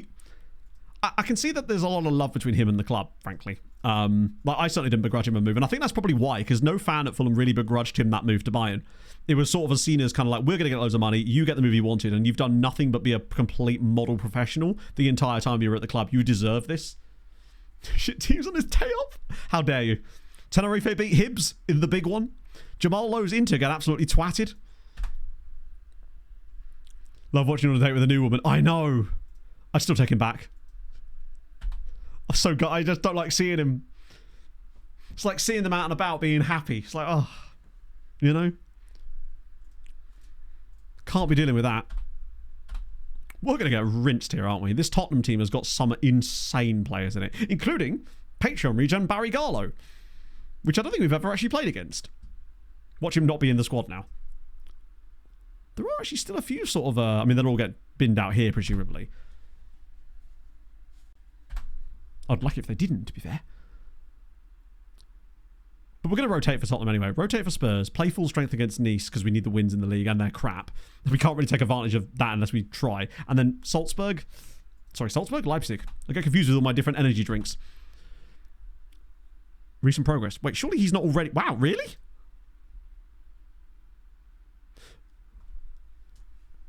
He's been at the club 3 days and he's already got red familiarity with the role. Eric. Eric means business. I'm very excited about that. He'll know everything by the end of the window at this rate. That's perfect. Wonder how long. I think I have to wait like a week to get that Liverpool guy back again potentially as well. And we are probably going to need to do that. Also, could... Dennis, could you hurry up and sign a goddamn contract? He was lying. Yeah, he's just, boss, I remembered I actually can play that role. Crazy. I know. Right. Send you guys around again. Lassie Lindgren. Love it. Good name. Oh, hello. Who's this guy? Mateus Pintos. I mean, he's 22 and non-EU, but still. When a player that good pops up, you've got to have a little look. Oh, what are you? Not really tall enough to be a centre-back, but my God, is he fast. Got the work rate. Tackling is reasonable. Marking is good. Good Christ. Honestly, I think he's certainly worth a scout. That's for sure. No idea what I'd do with him.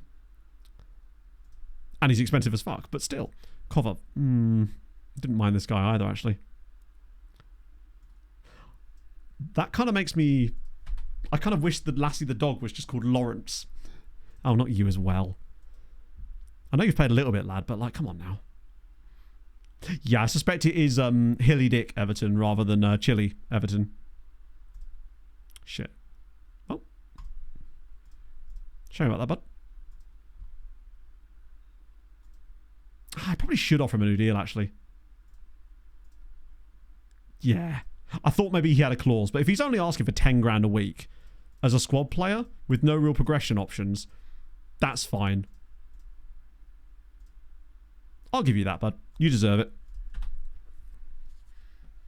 Yeah. Hilly Dick, not Chilly Dick. Very important. The two Evertons. Who were Tenerife? Oh, no, Tenerife already played, didn't they? Right. So, I want to rotation. Actually, no, I'm going to do it manually because we've not got that many players. So, Undoran will start for sure. Kilaza will come back in. So, Kilaza's back from his... Wow, we basically missed him for like 2 games. Bonace won't start. Gritibus will start. Eurokov for Velazquez. Shehu for Habila. Greco for Stoyan. Rezic for Karapici. Bernal for Anderson. And then Feta for Binder. I think someone's missing as well. Or is the bench just one short? Ah, it's Tucci. Oh, we've got loads of players on the bench. Forgot it's Europe. We can pretty much have everyone. So Garnier's done okay. Still not sure how content I'd be. Actually, I'll put him on the bench here because we have a 12th slot. Feel sorry for Damien, but there you go. If some good I think he needs a loan.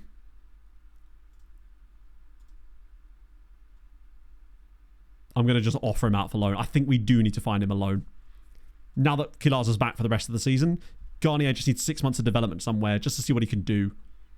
Wow, this is a really rotated side, other than the defence. Hang on a minute. Then again, I don't really have any choices in the defence, do I? I suppose I could bring on Bongani Fortune instead of you. That is a deeply, deeply rotated team. You'd think he would have better hair. Particularly, well, look who the manager is. I suppose Roy's hair might not be that good. Yeah, they've got, is that Nano Sumaila, the Spurs keeper? Or is that a different name? It's the guy they bought from Fulham, isn't it? There we go. He is ridiculous. I think he's been the England national team goalkeeper for like 15 years. Such a good player. Right, let's go. Simeone's Tottenham, by the way. See if they've got any crazy names on their bench. We've got a guy called Andrzej Kork. What an odd combination of names. Rightio. Hey, we're going to keep the Coupe de France scorelines up here. What are we doing? I think we're about to fall behind very early. Gabriel is one of the best players in the world. So his set-piece delivery, he's probably got 20 corners. Oh, Jesus. Pucci versus Tucci. If only it were true. Ah, right. Oh, come on now. You hate to see it. Herman Kayembe scores for Tottenham. Ah, dear. Undefeated no contest. Hey, at that point, I just focus on young players for the future. It's always good when a former player scores against you. I actually didn't realise he even played for Tottenham. I thought he was still at Brighton. And he celebrated. Scum. The lot of him. The lot of him? It's fine. As long as we get top 24, I'm happy. And we pretty much literally can't not get top 24. But it would be really nice to get top 16.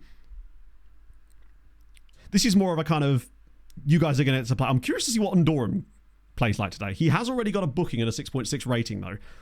But this isn't exactly the normal players he's going to be playing with. Wow. Okay, we got it back. Here we go. Andrea Greco. I bet... Oh, my days. Not finishing the league phase today. No, definitely not. The league phase has still got another... Well, it's got this game and one more and a league game in between. Combined with deadline day as well. We might go a bit longer on Thursday, though, because of youth intake and stuff. But I'm trying to manage my... Well, oh my god. Oh, what a block! I don't know what Kilaza was doing. I'm just trying to be better at managing my hours. Because I know that I have a lot of stuff to do tomorrow and I want to make sure that my brain doesn't break and won't let me do it. Yeah, Thursday will be up to youth intake and probably more, honestly. I don't know what Kilaza was doing there. I'm a level with you. He was like, would you still love me if I did the worm? What also annoys me is that, as far as I can tell, none of our centre-backs or any of our defenders got any kind of boost for blocking a certain goal. Not a single thing. Not even like a 1... Maybe they got like a 0.1 boost. But to me, you should get like a 0.5 for that, really. Oh, great. Barry Garlow Jr. So far, Spurs have hit us with the Kayembe and Barry Garlow pairing. Not quite what I thought was going to happen. I mean, can't complain. Is this how they won the Champions League? Who else is in their team is an absolute meme that could score against the goalie, maybe? Kilaza got the boost. You know what? He's on a 7.2, so he might have done. I have to keep reminding myself, these guys have won 4 consecutive Premier Leagues, and this is our second string team. Oh, come on now. You don't just forget how to play football. Although apparently you do. No, their manager is Diego Simeone. And they have an awful lot of... My God, they've got 2.4 XG already. I mean, hey. We knew what would happen when we rotated this up. Then again, I said that against Juve and we beat them. But it wasn't quite as rotatable as this game. Oh dear, this is going in. They've got Kimi Antonelli on the ball now. I think this is close enough that this is probably in the back of the net. Ooh. Oh, please no. Not Barrigala. We get a fuck's sake. Barrigala scores his second goal of the game. Okay, yeah, I hadn't really considered that being an option, to be honest. Their centre-back has 2. We actually cleared it and everything, and then he's just gone, nah. Not having that. Yeah, a Barrigala hat-trick would probably be the ultimate ignominy at this point. We have not been good. But they have only over just... It's fine. We've got... Like, where are Leipzig? Oh, Christ. Leipzig are 3rd. That last game is going to be tough. Good luck signing a guy who's £250 million and is also like 35 years old now. Oh, and Durham, be careful, bud. Okay, that is insane. I get that they're better than us, but seeing the way that we lose the ball is actually kind of frustrating now, where they just don't challenge it and just let them walk away with it. It's like, just have them win. Just have them tackle him. Unfortunately, the highlight continued. Oh no, I thought Kalasva was going to boot it there. He didn't. He's waiting for us to give the ball away in a different circumstance. Like that. Spurs are just very good, aren't they? Okay, somebody tackle him, please. Oh, come on. Oh, Jesus. Oh, come on, man. Wait, Patrick Lytle. Wasn't this the guy that we tried to sign years ago? Austrian dude, So right? I tell the swamp I think he was donkey at to sack it before I give there's a her team that had a thonk in green the badge. tradesman's entrance It and is have a 4-0. lick me yarbles. D10, thank you for the follow. That was not ideal, particularly as Shehu just misses it entirely and Lytle's just twatted one top bins. I'm pretty certain this guy used to play for... Yep. Back at Innsbruck. That was definitely the guy. Wow. At least we identified a good player. Shehu's had an absolutely woeful time of it so far. We're getting clubbed. Greco's having all my life. Is anyone playing well other than our keeper? It could go out. Hey, there's still a chance for us to turn this around. I mean, I suppose it is just the game's doing its best to represent the back. Sake. It's great to first. Yeah. Amazing. So our Norwegian monster so far has done nothing except get a straight red card against Tottenham. Oh, you're going to settle in just fine here, buddy. Well, looks like we're going even more strikerless. I guess it's an opportunity to make a couple of changes. Just so we don't completely embarrass ourselves. I think that might be locking the stable after the horse has bolted. Someone got nut busted. Good God. I thought that was actually Søren Schubert at first. What is he? Come on, lads. You can't let that happen. Where's his contract expire? Whose contract? Ooh.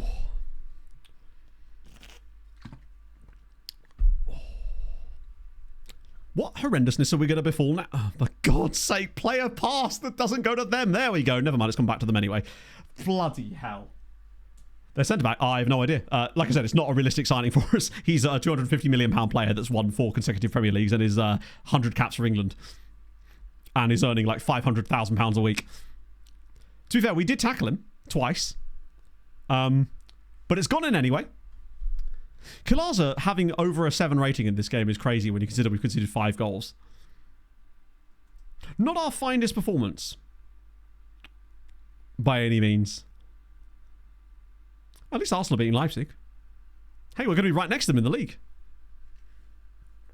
Yeah, I just wish that the way that it dealt with the AI being much better than you, because Spurs' team is better than us to begin with, and it certainly is better than our squad here, but I wish that it had them play really cool passing moves and play better than you, but instead it just makes your players look worse, and it's probably one of my biggest gripes beyond the second phase of set piece things with this match engine is that.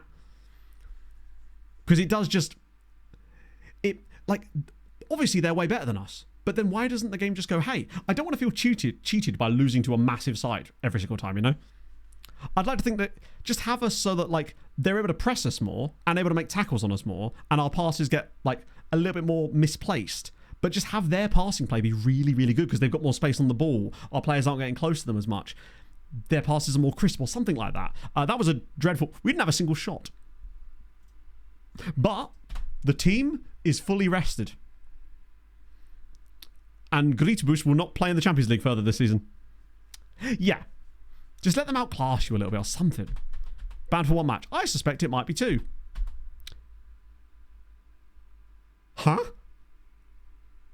How's Bro done that? And Durham's managed to pick up a suspension for getting 3 yellow cards in his first game.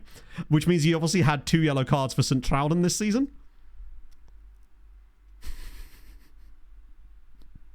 Incredible. Yep, he'd picked up 2 yellows playing for St. Trouden. So he gets suspended on his debut for a yellow. Impressive. I don't think I've actually seen that before. The closest I've seen to that was that random time on Nordic Nomads when I signed that guy for Tromsø, the centre-back, who was suspended for a league game due to him being on loan at a Norwegian side like 5 years earlier and being sent off in his last game for the club. So when I signed him back 5 years later, he was still suspended for his first game for his new club, me. It was the weirdest thing. Still my most successful TikTok to date. I'll have you know. Okay, so that means that next stream we could just bomb on, because Youth and Tech will be around about here. It'll probably be a long one on Thursday, I'm guessing, which is fine because Pog will be here. The vibes will be strong. Pog's going out for work drinks on Thursday night as well. That'll be fun for nobody at all. Yes, the grid penalty, of course, yeah. Right. I didn't even intend to go on longer today, and yet here I am. So, who is live this afternoon? Oh, lots of people's. Wow, there is actually lots of people. Christ. Loads of people today. Let's just send you lovely folks over to Mr. Ben. Oh, wrong button. Got there in the end. Or have I? There we go. Oh, dear. So, I have a lot of stuff to record tomorrow. Maybe, just maybe, SI will bless us with some kind of news. I almost hope they don't. Honestly, I've got too much stuff to do to be making videos about that. So yeah, thank you for joining me today. Thank you for being wonderful peeps and peepesses as always. And I will see you lovely folks on Thursday for more Champions League, knockouts definitely, and obviously the Youth Intake, which I'm excited about. And we'll obviously be doing some more transfer business because we've got shit to do.